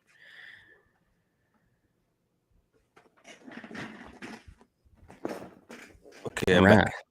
Cool. Okay, so anyway, so we have documents, and we don't have to go in, but all I'm saying is, like, the Christians have just as much, if not more, proven documentation that even they do, and that's the point. So what I'm saying here is that Christianity is not just something that was like, okay, well, this Bible says it, so I believe it to be so. We have documentations to prove this fact, and so much so that, I mean, it's literally everywhere. Just like I was telling Grim earlier, like We have all of like everything right here. We have everything right here. All you gotta do is just do a study on it, whatever, and it's right there. But then, you know, you got different skeptics and everything like that that try to claim to be Christian, but are literally not, because they don't come into the belief system. So let's say that that I don't believe in Krishna. Well, I'm not a Hindu. You know what I mean? So if you don't believe in Jesus, then you're not a Christian, right? And so that's just what it is. So there are people that don't believe that Jesus is God, and they claim to be Christian. And so they lead people like Grimm astray and say that, well, the Bible says this, the Bible says that, take it straight out of context and do all this other stuff. And so what I'm saying here is that just the same as that religion there is the exact same thing that Christianity has. And so what I'm saying is that the next step after we get to the theism part, this is where we can get into the, okay, well, what is this deity? And so what I would argue is that, again, the Bible is the most well-documented source that we have ever seen on this planet since the beginning. And and we keep finding things continuously. But Mitch, there's a point there. Mm-hmm. Being a book that it's well documented. I'm sorry, my English sometimes. You good, man. No problem. Okay, we have a lot of documents that give base to the Bible. I don't know if that's correct, but it's well documented. I'm missing this word. You good? The same thing for Egyptians, for example. They have a lot of documents, but sure. Does it prove something? Does it prove that, for example, Egyptian gods exist? Document is document, okay, but do they prove something, even if there's a lot? Well, I think that's part of the scientific and or history that we can prove with the natural world, and so that's why we need religion. Is that for us theists? That's why we need religion, because in order to explain the unnatural, right? We have something that atheists don't have, and that's the material evidence that we have for something outside of the material realm. And so again, that was the whole point to the whole atheism versus theism conversation, which is how can we look past the material realm, and we can't use science. So what else do we use? And so so we use our environment, we use what we can see, and we come to the conclusions. We should anyway, but we come to some sort of conclusion that there had to be something that created all these things. And so that's the point. Exactly. That is. I understand you. I agree with you that science doesn't go farther than religion, for example. But the point is, yes, religion come with an answer, but it doesn't mean that this answer is true. You have to prove it. That's why we test it. That's how it works. We have a lot of religions in this world. They all have answers how this world came to be, where we came from, what are we doing here, where are we going when we best way. They're given answers, but just giving answer doesn't mean a lot, because you have to give proofs. You have to make me how can I say, believe you that you're right in what you're saying. If I say there's a soda can in here, I'm just saying something, but I need to prove it. There's a soda can here. Right. So if you say there's a living being that's beyond what science can reach, so you're just saying, you're just giving an answer. Religions do this a lot of time. But So you're arguing my argument. You're saying exactly what I'm thinking as well. Like that you're not saying anything that I'm not thinking as well. Like that's the whole point, right? Me as a theist, I'm not saying, well, there is no proof. So the proof here that I am trying to show and present, not proof, but evidence or something to look to, okay, is that an incredibly, I don't think we understand how designed this universe is. I don't think we can completely wrap our head around how incredibly designed this universe is. It's so incredibly designed that it could not have just come from some sort of random stuff that was just floating around and came together somehow in a specific way, so precise that without it being so incredibly precise that none of us would be here right now. And I think that alone has to point to something that's intelligent, or some council of things that are intelligent. It doesn't matter. What matters is that there is something intelligent outside of this universe. And I think that is the greatest kind of argument that you can bring forth, because randomness, if you put anything within a random that we can preserve now, that we can look into in the natural, okay, and we can test these things. We can say, okay, well, let's put some random stuff in here. Well, what are you going to have? You're not going to have anything designed. You can have a bunch of random chaos and it all burns to the ground. So that's what I'm saying. So everything that has to be precise. Yeah. So we can argue that, billions of years later from now, that the whole, that this universe is going to collide with this universe and everything else. That's just a speculation. That there is no evidence or anything to prove that, because that's exactly what I'm trying to say, is that science cannot prove that. And it cannot even try to, because it's outside of the natural world. So that's my argument. And somehow science is not interested in this kind of things. But the point is, everything else, you may answer with everything else you want to in something that you don't need to prove. I might say that, the uncouth cause are human from the future. But how, Richter? No, it's just my answer. Yeah. I have to prove it.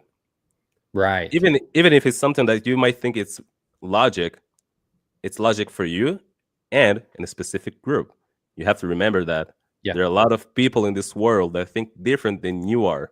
What make you think that you're right and they're all you keep going wrong? back to that, but see, you keep going back to that, but but you keep going back to that, but again, that does not go away from the fact that we have. I don't care who believes it or not. That's beside the point. That's why we're having this conversation.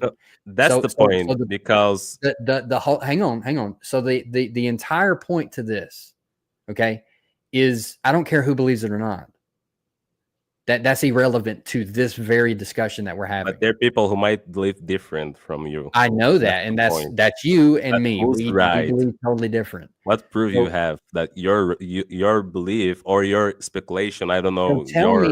Tell me how could this? It's right. So tell me, how could this incredibly designed universe happen in the precise way that it had to, or else we could not be here today? But that's the point. You're putting special pleading, this incredible design, this incredible universe. Yes, I know the universe is incredible, but at the same time, it's something horrible. You don't think that the universe is incredible? I said right now that it's incredible. Or amazing, rather. It's horrible.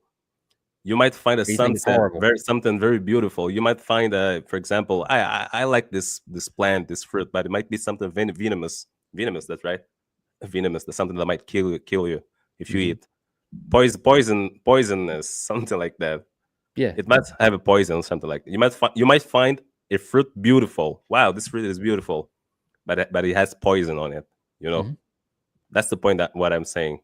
Yeah, so we have science that can prove and that can test these things, that can show that is venomous and stay away. Right? Yeah, but you may find it beautiful by looking. Yeah, sure, it's beautiful, but that doesn't mean that it can't harm you. But it's something that might harm you. That's the point. If you look at the universe, it's beautiful, okay, but it harms us. We have radiation. Take the word beautiful out. Take the word beautiful out, okay? When I say amazing or incredible, what I mean is it's not necessarily to beauty. All right. What I'm saying is that let me just stop using those words, I guess. Geez. What I'm saying here is that everything is so precise.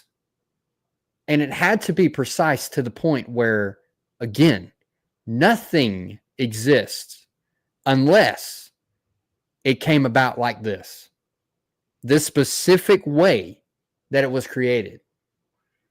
How did that come about? How could random bring forth something like math or something that is immaterial, right? Because again, math is immaterial. It's outside of the realm of physical and anything like that, right? And so what I'm saying here, like you can't touch math, right? You can't touch math. Math is math. So again, like what I'm saying here is like, and that's where we get math, right? We say, okay, well, if it was this much closer, then that would be it. That would be the end of us all. And so what I'm saying here is like, how do we get to that point from eternity to that point? It don't matter if it's beautiful. It don't matter if it's completely ugly. What matters is that it's here. How did it get here? And how is it so precise? The point is, it's not something that is exactly precise. That's the point. Because when I say to you that sun it's expanding, you say that's speculation. It's speculation. Well, it is, because it can't be proven. You have to discuss with. No, the point is, scientists say that the sun it's expanding. Oh, cool, it's expanding. That's a huge problem from the future humans in this world if we still exist in the future. Okay, humankind. But if you're saying that that this is just speculation, try to talk. For example, a good thing to do is to talk with this scientist to understand why did you came to this conclusion that the sun it's expanding. Yeah. Did you calculate anything? How did you came to the conclusion that suns might expand? That's the point. Not just say that, oh, this is merely this is just a speculation, for example, because it feels like when I say that, yes, it looks like this universe is designed that everything is perfectly placed, but we have a lot of problems happening too. It feels like you're just you are ignoring the part of the problems and just pointing out that there's something that is very precise. Mm-hmm. Earth passed through many states. We had an ice age. We had a time when man, I forgot the stage, man. Pangea, for example, it was a stage that geologists talk about. What else? I remember. I forgot. I just remember the ice age and Pangea. We have tectonic plates moving around. This kind of movement cause earthquake, distraction, it kills. Volcanoes, for example, that make this kind of activity to happen here on Earth. So we have a lot of problems happening here right now in this world and in this universe. So if you say it's just speculation, no, you have to prove that it's speculation by talking to this scientist that came to this conclusion to prove them they're wrong. It's just a speculation. Yeah. Right. So again, like it has to be something that we can test. And even though that scientists could say, and yes, you're right, I need to talk to a few scientists, I guess. But what I'm saying here is like, even if I do, I still have to put faith in that scientist or in those scientists, those mortal men and women. I have to put my faith in them. And I think it takes more faith to say that, hey, we're not about to float in the next 3 seconds. We're not about to float out of I'm not about to float out of this chair right now. That gravity is not going to hold me down. I think that takes more faith without a created mind or minds. I think that takes more faith to not believe that than what you're presenting. I think it takes faith more because I already say that I don't know. That's the point. When it comes to going beyond Big Bang, for example, yeah, I don't know. That's the point. So you don't know. I don't know. It's not faith. So you don't know that. So okay. So do you trust that the science that has been proven that gravity is what is holding you down? Do you trust that that's a fact? Before science, people already knew that they were Okay. Do you trust that gravity holds you down? Yes. Okay. Why? Because I can test it so many times. How? I can jump, and I'm sitting right now. I'm not floating. I can jump and go back down. Yeah, but how do you know that in the next 3 seconds it's not going to turn around on you? It's not going to. Because it's a justified. Justified, that's the word. Let me just search here quickly. Justified, justificado. Yeah, it's a justified trust or justified belief. There's no problem in calling it justified belief. That's a faith. That's just faith. Just a faith. Thank you. Just a faith belief, because it's something that is repeated, and I just know it will happen. Different from faith. That's blind faith. That is saying that, hey, again, this thing, right, that's holding me down is not going to, because it hasn't before. It's never let me down before. So it will never let me down again, even though that you think that the universe is out to get you and out to get all of us. And I can prove you, for example. Sorry, go ahead. So in the next 3 seconds, I will still sitting down, not floating.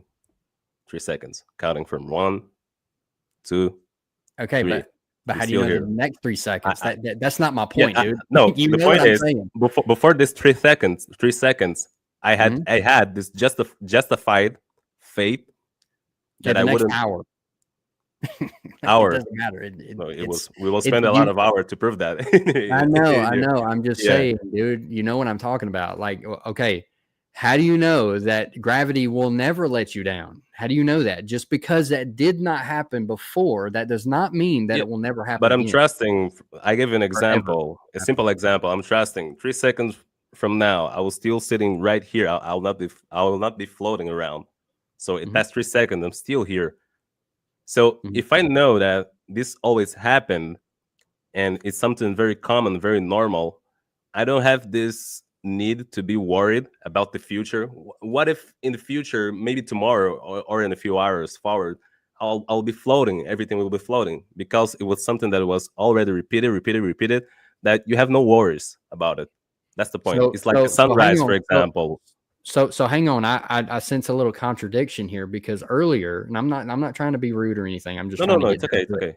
I heard you say before that the universe is trying to kill us. Okay. Yes. Now let me finish. The universe is completely like terrible, right? It's horrific, right? Those were your words, right?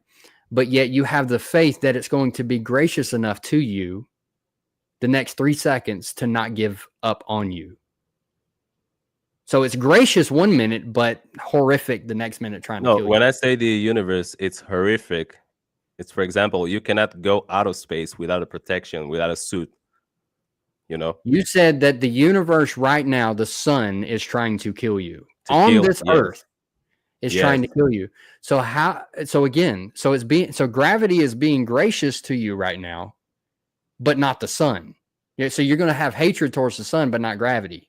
So what I'm saying here is that you have trust and faith that something is going to happen the same way it has been. And that is more blind faith. But we're talking about gravity. Gravity doesn't want to kill me. That's the point. What? How do you know that? Does it have a mind? Because does it have a thing like that? Does it? I'm still sitting here. Different from the sun. But how do you know that tomorrow that gravity's just going to give up on you? You know what I'm talking about here. The point is it's a justified belief. It's something that already happened. Not with me, not with our generation, but with past generations, something that already happened, something very normal. So it's a justified belief because it's something repeated. That's why I gave you the example of 3 seconds, for example, just for you to understand that, yes, I don't have to worry that maybe in 3 hours, 3 days, gravity will just turn off and we are going to all float around. It's something that is justified. That's why I don't worry at all. That's the point. Yes, you can do the same thing. You can do the same thing with the sun and the moon. For example, the sun, the justified belief in the sun. When it comes to, I know that, for example, in the next day, it's night right now. It's morning. 1 in It's the not for morning. me. Yeah, for you it's well, different. technically it's morning. It's 12. It's past 12. Yeah. Yeah, So I believe that sun will rise for me here in Brazil. sure. The sun will rise. That's a justified belief because this kind of event already happened, you know. Right. That's why it's But a again, justified belief. I don't have no words that sun will not rise again. But it's again, different from that saying the sun certainty, wants to that kill me, you know? that certainty is not based or is based on a certain type of faith that you have Yeah, in the that's why I'm universe to saying hold you down and to take no, care of no. you. Gravity, we know that gravity works. And I know that gravity will work in the next 3 hours, 3 days, maybe 3 years. I don't know. Right. Well, 3 decades. hang on. Well, hang on. You just said you don't know. No, it's an expression. 3 hours, 3 seconds, 3 days. I don't know. However 3 long, right? decades. I got you. Yeah. Yeah. Okay, we're good. Okay. I have this kind of trust because it's a justified trust. That's the word. Just justified, not trust, faith. It's a justified faith. I'm not denying that it's a kind of faith, but it's a justified faith, different from the unjustified. Unjustified faith. It's like saying, "Oh, there's an invisible gun pointing right now." Oh, my camera just died. Bad, my battery. Sorry. There's an invisible gun pointing right now in my head. Yeah. That's an unjustified belief. How the But hell there's that right there an could not invisible be. gun in my head that might shoot Yeah. You anytime, for cannot example? prove that. Yes, that's the point. Yeah, you cannot have evidence for that. However, we do have evidence for God. And like I said before, like again, everything like okay, but you're arguing for my point is that gravity has always happened, so it's very precise. So the universe that's holding you together and taking care of you, that is precise. That's the precision that I'm talking about. Not That the could universe, only gravity. come Because from if that I could was out only of come space, from an intelligent mind. That's my point. That's my argument. so the thing is, there's no evidence for an intelligent mind. When you go straight to the idea No. that gravity is holding me here, We're not doing that because again, like you can't. You're not going to be able to prove via science, right? That this mind, this intelligent mind, is even in existence. You can't do that. However, but I'm you not can using test. science. That's the You point. can test and test everything around, right, to make sense of it logically, okay, and to not just look at it and be like, yeah, I trust it just because it didn't let me down yesterday, that it's not going to let me down tomorrow. That's faith. That's way more blind faith than what I have, and here's why. Because I believe that there is something outside of time and space and matter and all the rest that created all of these things and that hold it together through the intelligence of that mind, or I believe it is one mind. Okay. You believe But you because know that I'm monotheist, right? yes, And so but but again, I think that it takes more faith for you to say that, yeah, just because gravity, like the whole universe is out to get us, it's going to destroy us in a million years, however long it will be. It's going to destroy us one day, but it won't tomorrow. So I'm okay with that just because it didn't yesterday. See what I'm saying? So it's no, so 1 minute it's not consistent because the earth, the sun is expanding, right? The sun is expanding. It's out to get us. It's going to destroy us one day. And so again, that's what I mean by speculation, because there is no way for us to say that the sun will then destroy us one day. And so it takes more faith for you to say that just because it didn't happen yesterday, that it won't happen tomorrow, even though out of the same side of your mouth, you're saying that the whole earth is out to get you or the whole sun is out to get you. My belief supports the consistency, right, that it would take to believe in such a universe. So that's what I'm saying. So gravity, I believe that gravity and that the sun will not destroy us and will not let us down, because there is something outside of time and space and matter that is looking over us and holding everything together. Mitch, I think that you didn't get the point. gravity Yeah, will not obviously I did. destroy us because we have a justified belief that it will hold us here, different from the sun that has, for example, those little solar explosions. I think because the right expression is solar wind, Okay. that are very dangerous. Sun expels radiation too. It's dangerous for us, radiation. That's the point. That's why I was saying that it doesn't make any sense perfectly. That's why I asked before if this intelligent mind was perfectly intelligent.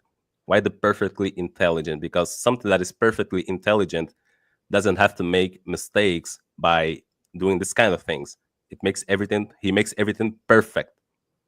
So it doesn't make any sense a perfect mind that makes a sun that expels radiation, that have this kind of little explosions. And to solve that, he makes an Earth with magnetic field to protect us from that, instead of making a sun that is not bad in the way I say it for us. I know the sun is good for energy, plants. We can eat some kind of vegetables because of the sun, photosynthesis, these kind of things. What else? For eat and other things. The sun is important. Sure. I agree with you. Sure. But at the same time that it's important, it wants to kill us. That's the point. So it's not something perfectly designed because of this kind of problem. Yeah. So here's the thing, right? So this is what I would say, and this could be the last thing. This is what I would say to answer that. I think that if an intelligent mind was to create such a world and such a universe that it's supposedly coming to get us and destroy us, I think that even if that were the case, which I don't believe it is, but let's just, for the sake of argument, that is the case. I would think that this intelligent mind would make such a world in a universe to have us to look towards this intelligent mind and to trust and have faith in this intelligent mind, and to trust that these things would not fail us and would not try to destroy us one day, and that we don't have to go off wondering if it would ever do it one day. So again, like I was saying before, in your argument, there is a justifiable.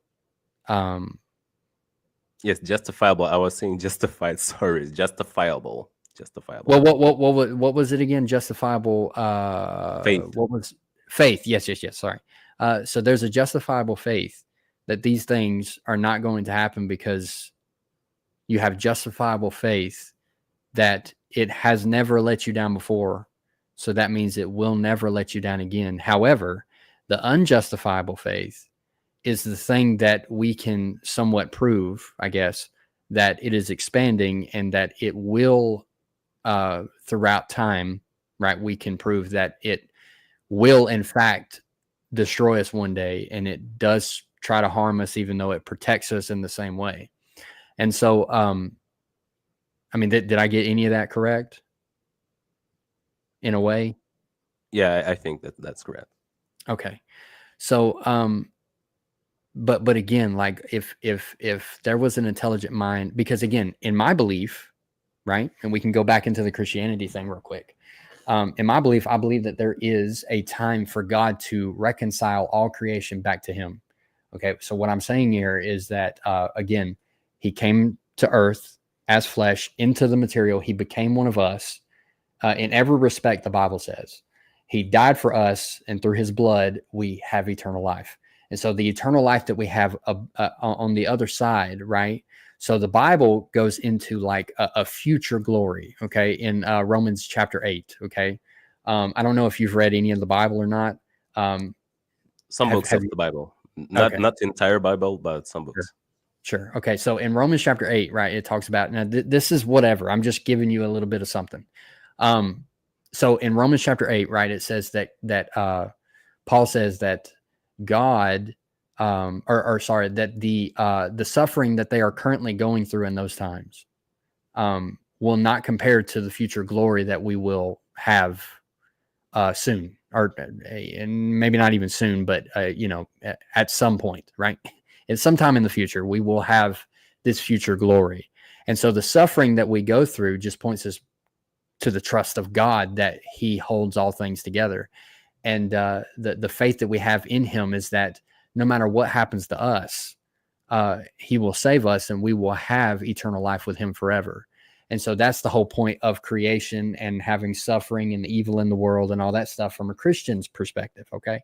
And so if we take that all the way back to the theist, to prove the theist, or to at least give some sort of answer, right, to the theist position, right? So if there was an intelligent mind, or intelligent minds, the plural, right, to create such a world and such a universe, for that universe to not necessarily be, or maybe this universe is, again, let's just, for the sake of argument, say that this world or this universe is out to get us, that would point us to the created mind to,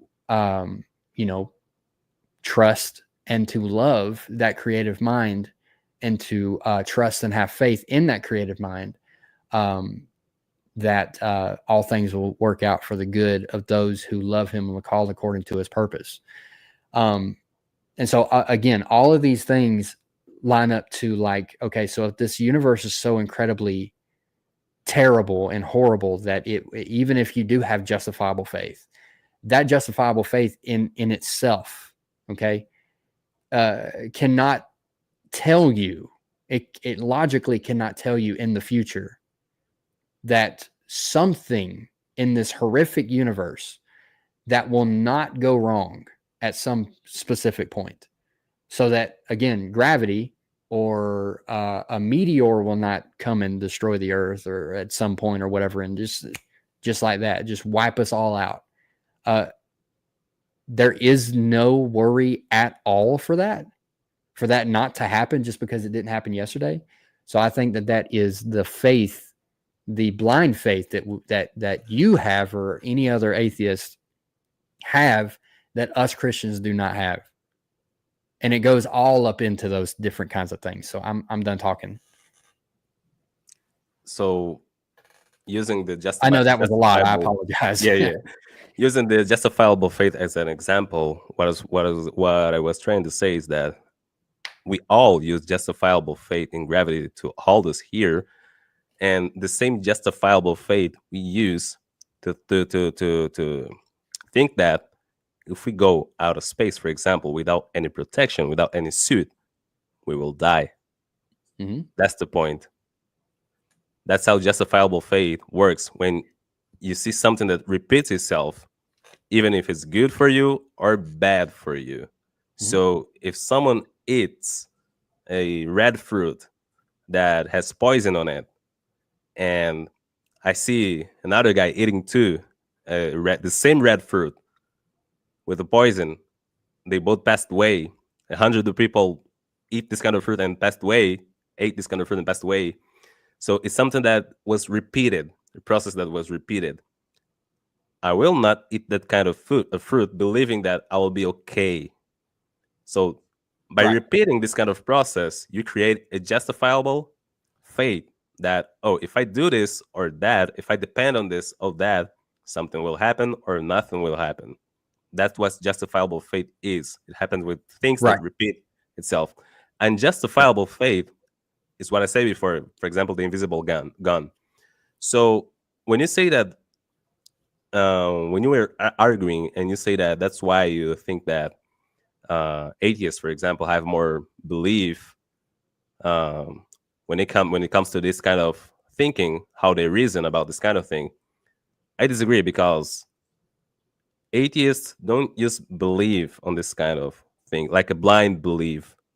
If they believe in something, usually, I don't say for all atheists, but usually it's a justifiable faith, like you have, like anyone else in this planet has.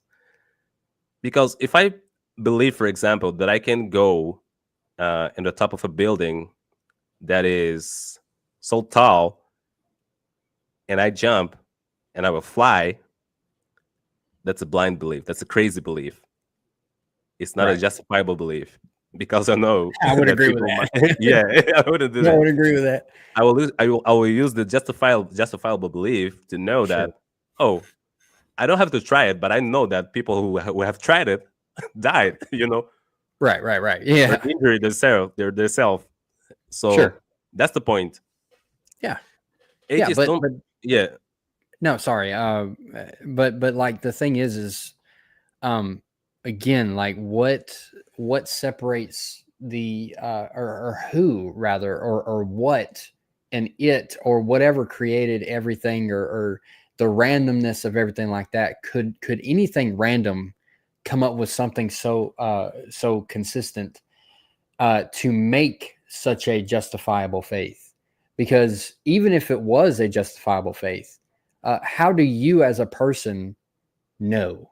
Because again, you can test it, but do you even know how? Like, do you have to go be taught by other humans in order to understand this process, in order to understand this very But Mitch, that's this how things process? work. That's how things work. I know, but what I'm saying here, okay, is that we are infallible beings, correct? Like I don't know if it was you, but when you was on Teach Yahweh's channel, Kenesha's channel, I don't know if it was you, so just let me know if it was. Okay. But you said something to do with along the lines of even the people that are doing the studies of science or whatever like that, the human mind stops at a certain point because everything is so complex, or something along those lines. Was that you that said it that? wasn't me. I don't remember of Okay. arguing something like that. Okay. So okay, so let anyway, but either way, that's true. Like, would you say that that it is okay? Do you think that it is impossible for us to know everything because of our finite minds? Like, we can't process everything all at once. That we have a limitation to our minds, correct? There's a point there. I don't think it's impossible. I believe it's a belief I have, a blind belief, a blind belief that it's impossible that we might know everything because I don't know the future. I'm saying that I believe because there are many things that in the past were impossible for us to know that we just discovered now. So, well, I mean, you do know some aspects of the future, though. Some aspect, but that's why I answer that I believe that it's impossible that humankind may be capable to know everything. Sure. Everything. So the point with that, so the point with that is that same mind that you have is the same mind that's telling you how to do these certain processes to even prove anything at all. And to have the same faith, like, okay, let's say that somebody, okay, let's use the poisonous thing for a second, right? Okay. So let's say that you, within your finite ability to even know if that is if that fruit or whatever is venomous, without doing anything, without doing any kind of testing or anything like that, right? Like if you just take of it and you eat it, right? Obviously you'll know after that because you'll die, right? But yes. But like no part of you is going to look at that. I will not know because I'll be dead. So that's like that, right. But you know what I mean, yeah. Yeah, I know. I was just kidding. Yeah. Right. But okay, so let's say that before you take of it, right, you cannot possibly know without anything to test it or anything like that, like any kind of method or anything like that to test it, or even to observe somebody else taking of it and even being able to process that within itself, right? Because we're so finite and we cannot, like, we can understand certain things, but we can't predict anything. We can't, I mean, we can get lucky with some sort of predictions, but I think like us as infallible beings as we are, in order for us to put faith in other finite beings that have the same mind as we do, that can process the exact same that we can. But there's a slight difference. If they study something that I didn't study, yeah, they will know something that I don't know. That's the point. That's why, for example, I cannot fix a car, for example. because Sure. I didn't study for that. But there's someone that can fix a car because he studied for that. Sure. That's why Okay. I would So, trust a mechanic, someone who works with car fixing. How right. what's the name? Mechanic. Yeah. Yeah, Yeah. yeah. I'll trust a mechanic, for example, that Well, I would call them here crooks. Okay. crooks. Yeah. Yeah. I'm kidding. Okay. So let's just take that, right? So again, we're winding down right now. I'm about to have to jump off anyway, but I just wanted to get to this real quick and just get your thoughts on it. Yeah, I mean, the point is, comparing me, for example, with a scientist, both of us, we don't know everything. That's the thing we have in common, for example. The same with Right. you. We don't know everything that's possible. But I trust people who study about something that was being developed by other peoples for centuries. So if someone is a doctor, for example, he studied for that. Mhm. He has acknowledged that I don't have in a specific Right. So area. this is right. So this is Yeah. getting to the point, right? And so, real quick, I just wanted to say, yes, and this comment right here is exactly why we're doing this. Just to give everybody some sort of perspective that they can have their own mindset and their own decision, right? Because we all got free will. But anyway, so let's just say that you said, and thank you, because that was where I was going. You said that so that person, right, that didn't know anything had to learn it from another person, and then another person, and then another one, right? And so in order for experience and everything like that, like some people have to experience certain things for them to be able to know something, right? Like for existence, the fruit, the poison fruit, and then there's certain things that we can test, but we also, through experience, like gravity, we know that is a justifiable act because we know that, or a faith that that thing will not let us down or treat us in some sort of harmful way or let us go.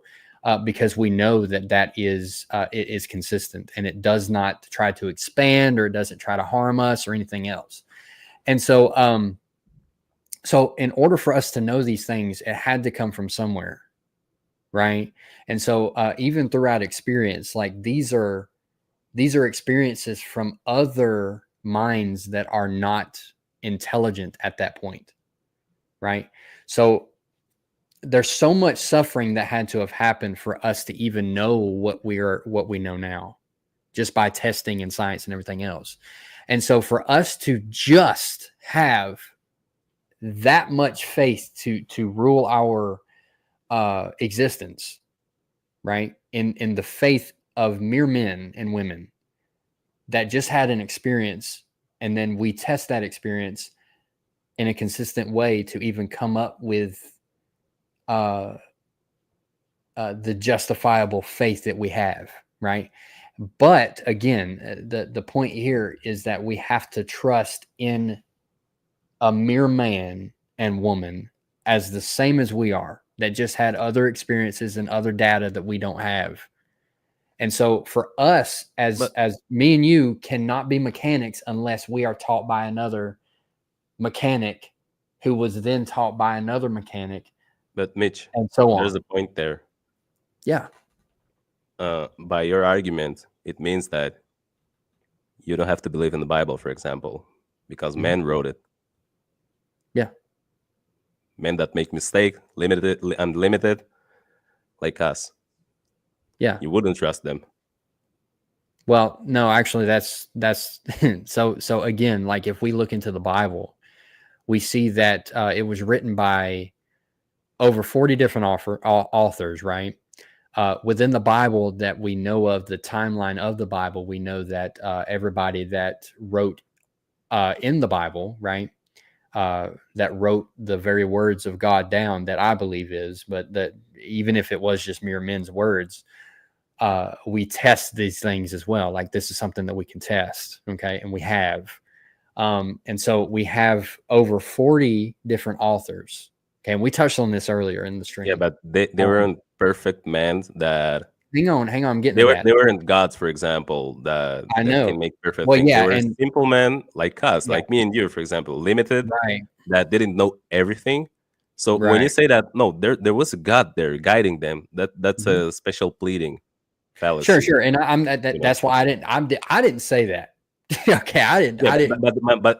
my point is, if you go to the argument that people, I was saying people learn from people, they were Mhm. developing their knowledge. That's why today we have all of this technology. But I believe you were saying that, yeah, but we're limited. They learned from people that didn't know everything else. Well. Just let me finish the thought though, because Okay. it goes a lot deeper than that, right? So it's over 40 different authors, right? And within the timeline of the Bible, we know that it's like around 6,000 to 5,000 years, possibly 7,000. I don't know off the top of my head, but there is a number.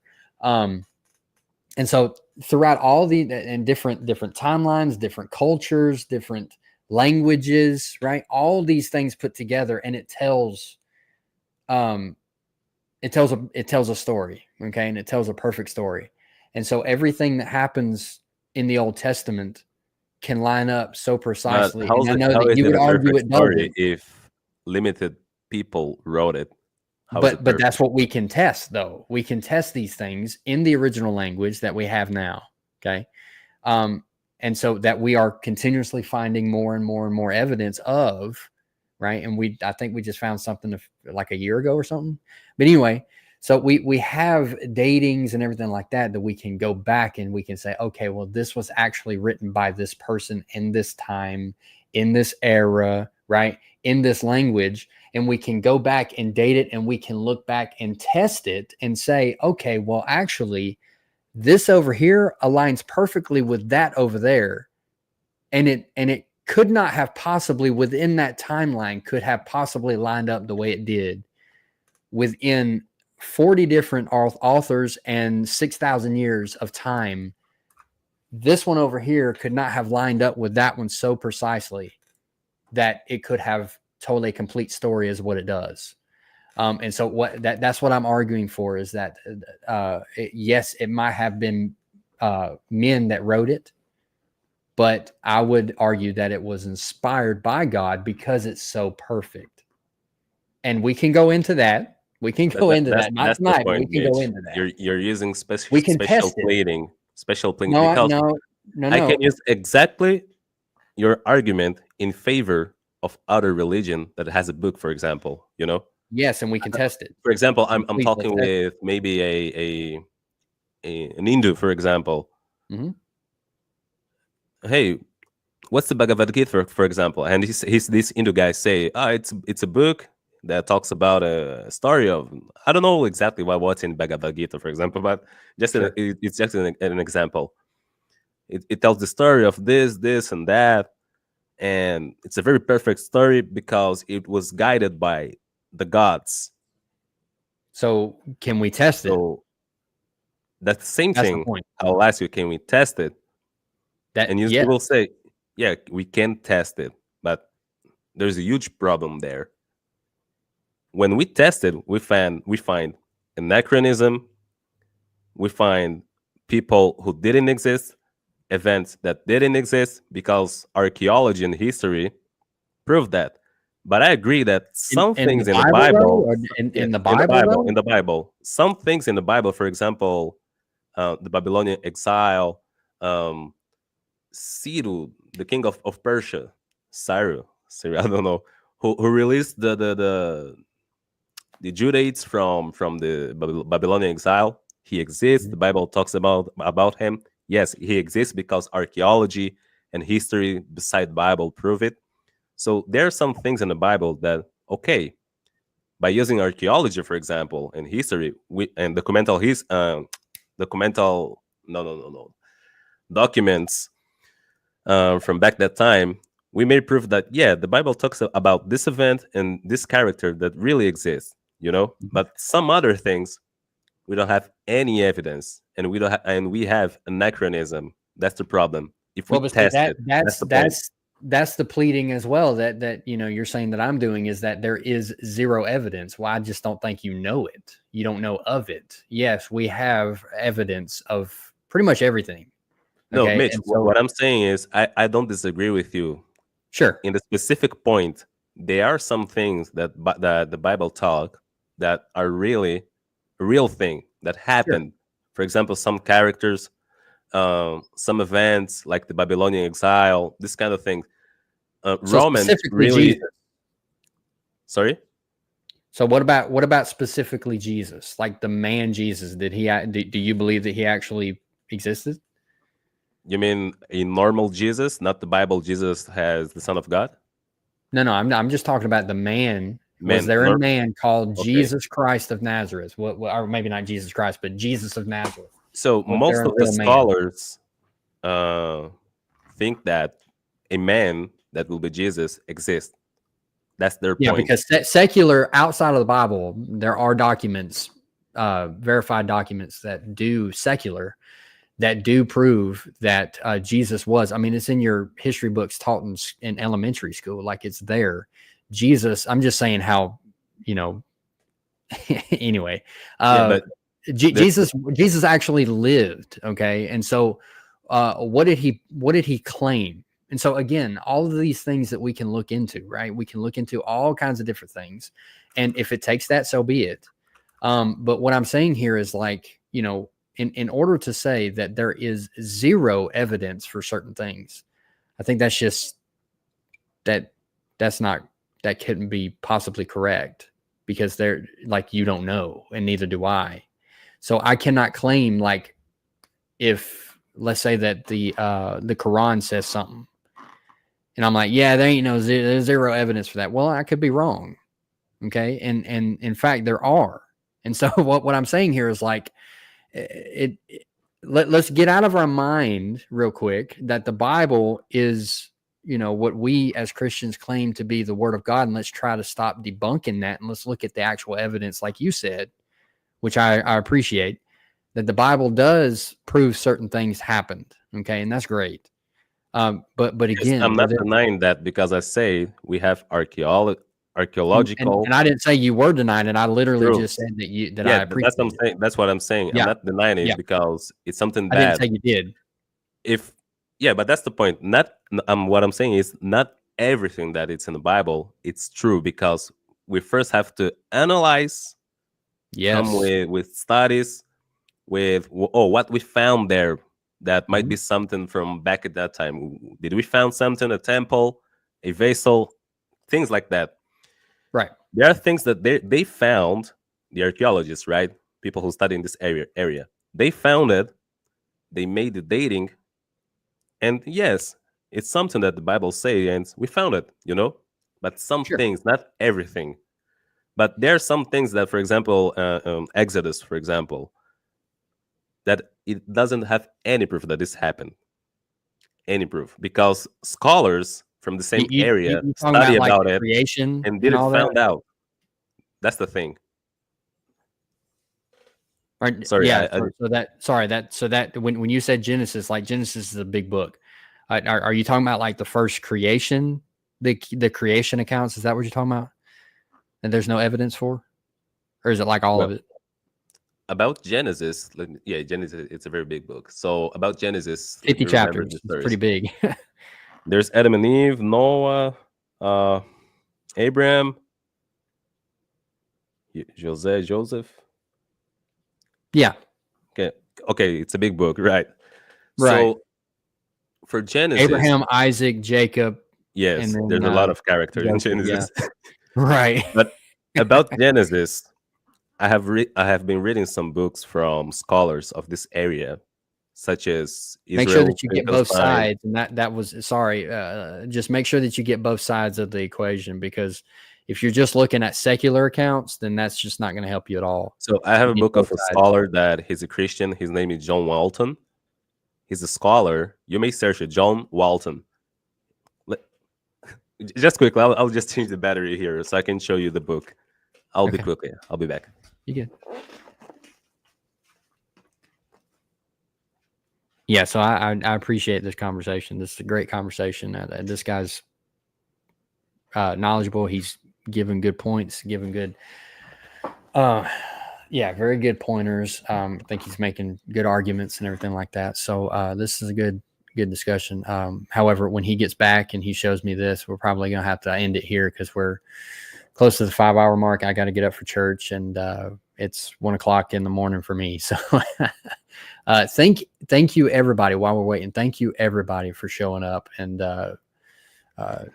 having all of your different views and different stuff like that. I really appreciate everybody's time. And, whether or not you believe in the Bible or not, whether or not you believe in a God or not, whether or not you're an atheist, I don't really care. I'm glad that y'all are here, and I'm glad that we're having this discussion tonight. So thank you again.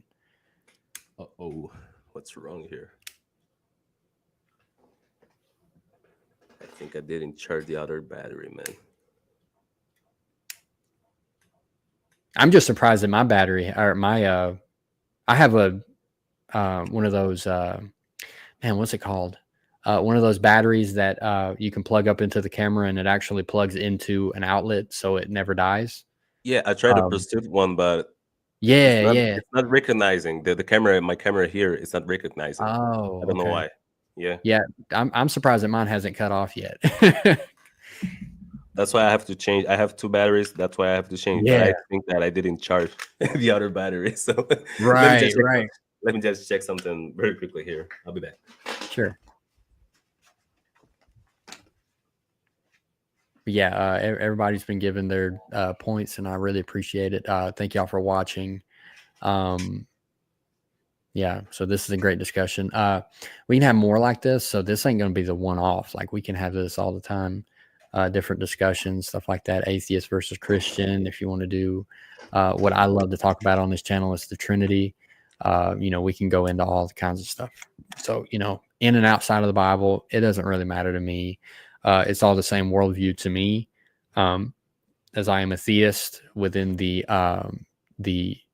theist / like the creation of everything. Like, I'm a theist, but specifically I worship the Christian God, Jesus. So, and the triune God, the Father, Son, and Spirit, Yahweh, specifically. So, if anybody has anything against Christianity or anything else, this is what the channel is. So like, subscribe, and do all that, and you will be notified anytime that I go live, and hop on. Yeah. So I didn't charge the other battery, but I'll be here sharing my screen. I think it's better to show the book I was talking about of John Walton. Okay. He's Christian, and he's a scholar. He has a point of view that is different from other scholars, for example, that are Christian. But the point is, he doesn't talk that Genesis, it's literal. Yeah, I've heard that. So is it John C. Walton? John H. Walton. John H. Walton. Yes. So is it Walton, like with a T, or is it D? W-A-L-T-O-N. T-O-N. Okay. Yes. All right. Americans say Walton, something like that. I can't. my accent is different from yours. I'm looking him up because we talked about this earlier in the stream, and there can be people that claim to be Christian but are not. Like that. And I would say that it's a fallacy when, people say that there are, 40,000 different denominations within Christianity. That's just simply not true. Like Mormons are not Christian. They don't believe in the same God that we do. JWs don't believe that Jesus is God. They believe that he is Michael the Archangel. So that doesn't align with Orthodox Christianity. And so all the other denominations, right, that people say that are a Christian denomination is just not a Christian denomination. So I'm seeing, I just want to clarify that I'm looking for this guy, because just because he claims to be a Christian does not mean he is. Like, what is his personal beliefs? And if they do not line up with the the Christian belief, then he's no longer a Christian. So that's why I'm looking at it. So I don't recognize this guy, so that's the only reason I'm doing that. you're doing a fallacy when you say, "Oh, he's not a real Christian because he doesn't talk about things that I believe exactly." That's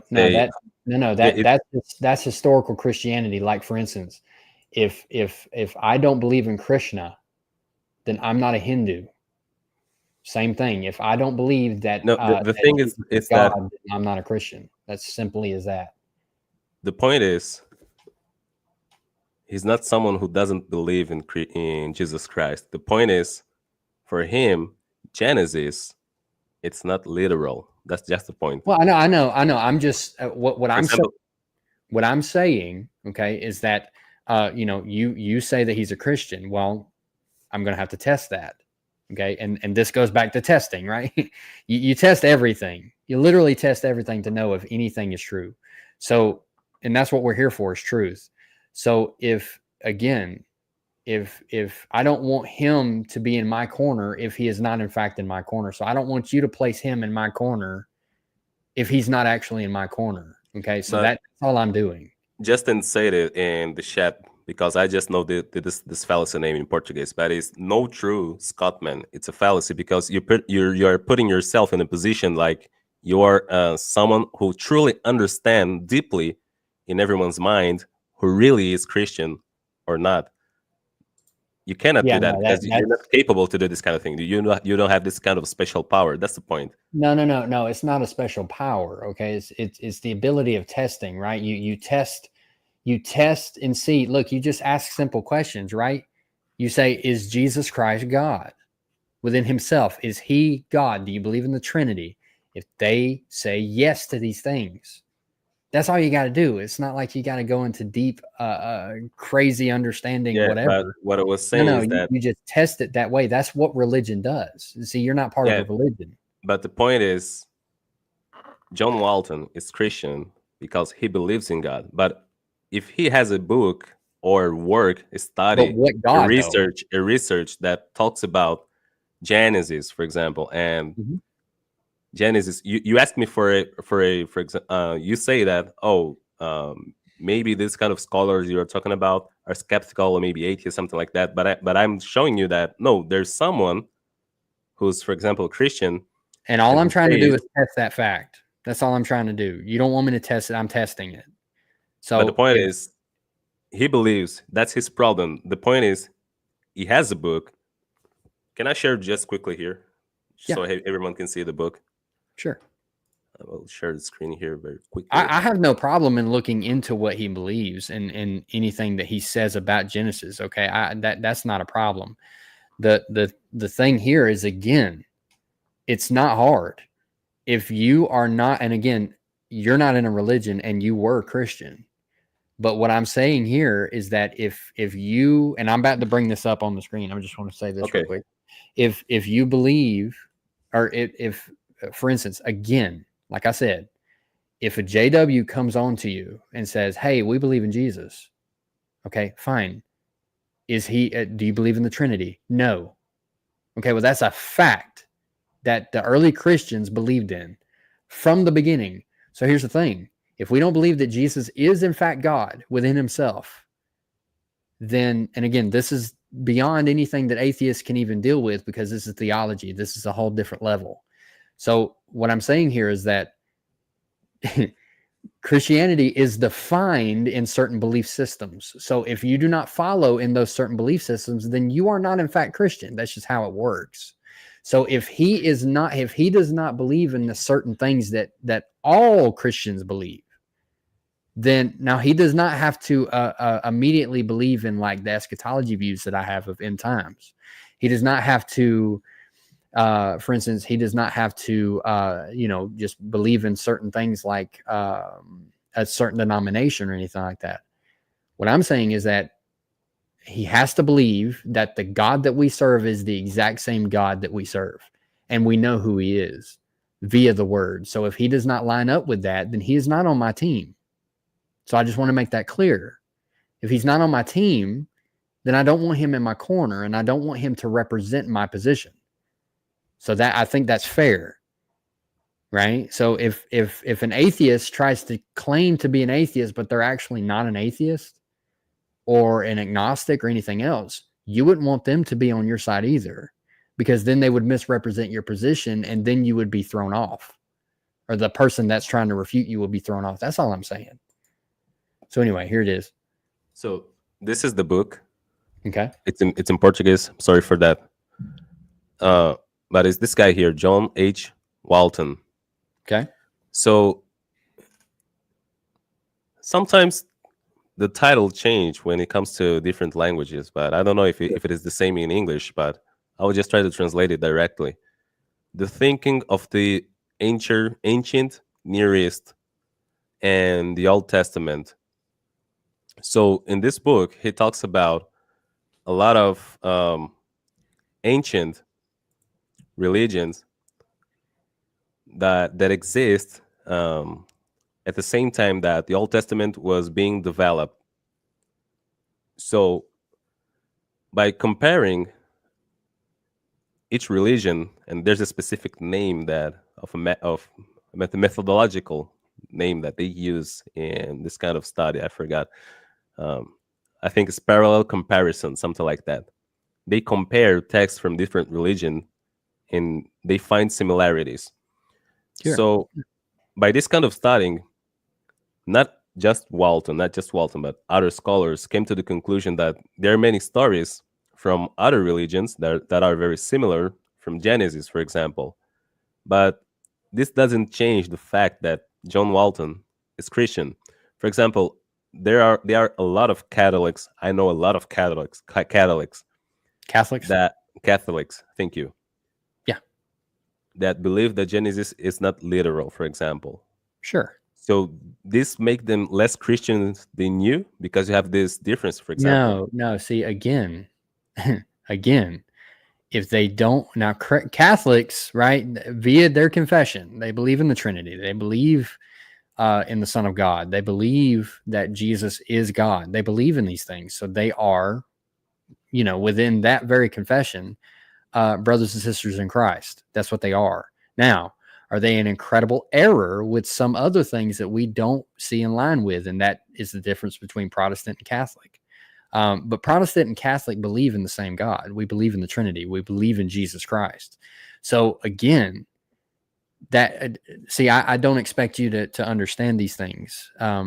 But this is on a religious level. Okay. And so these certain things have to be tested.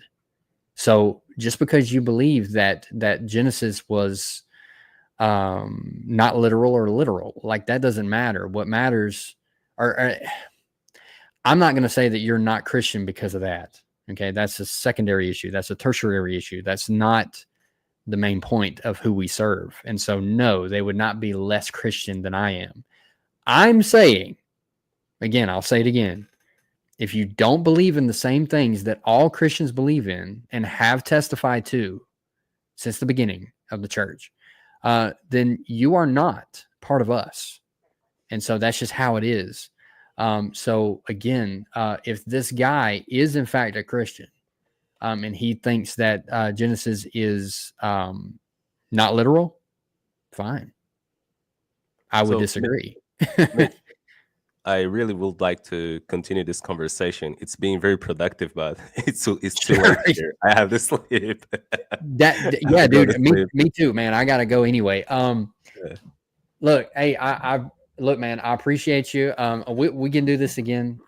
This has been a very cool discussion. I really appreciate you coming on and sharing your views and everything like that. And so, yeah. Anything you want to add, or any closing thoughts or anything like that before we go? No, it's okay. I really appreciate it too, and you guys are awesome.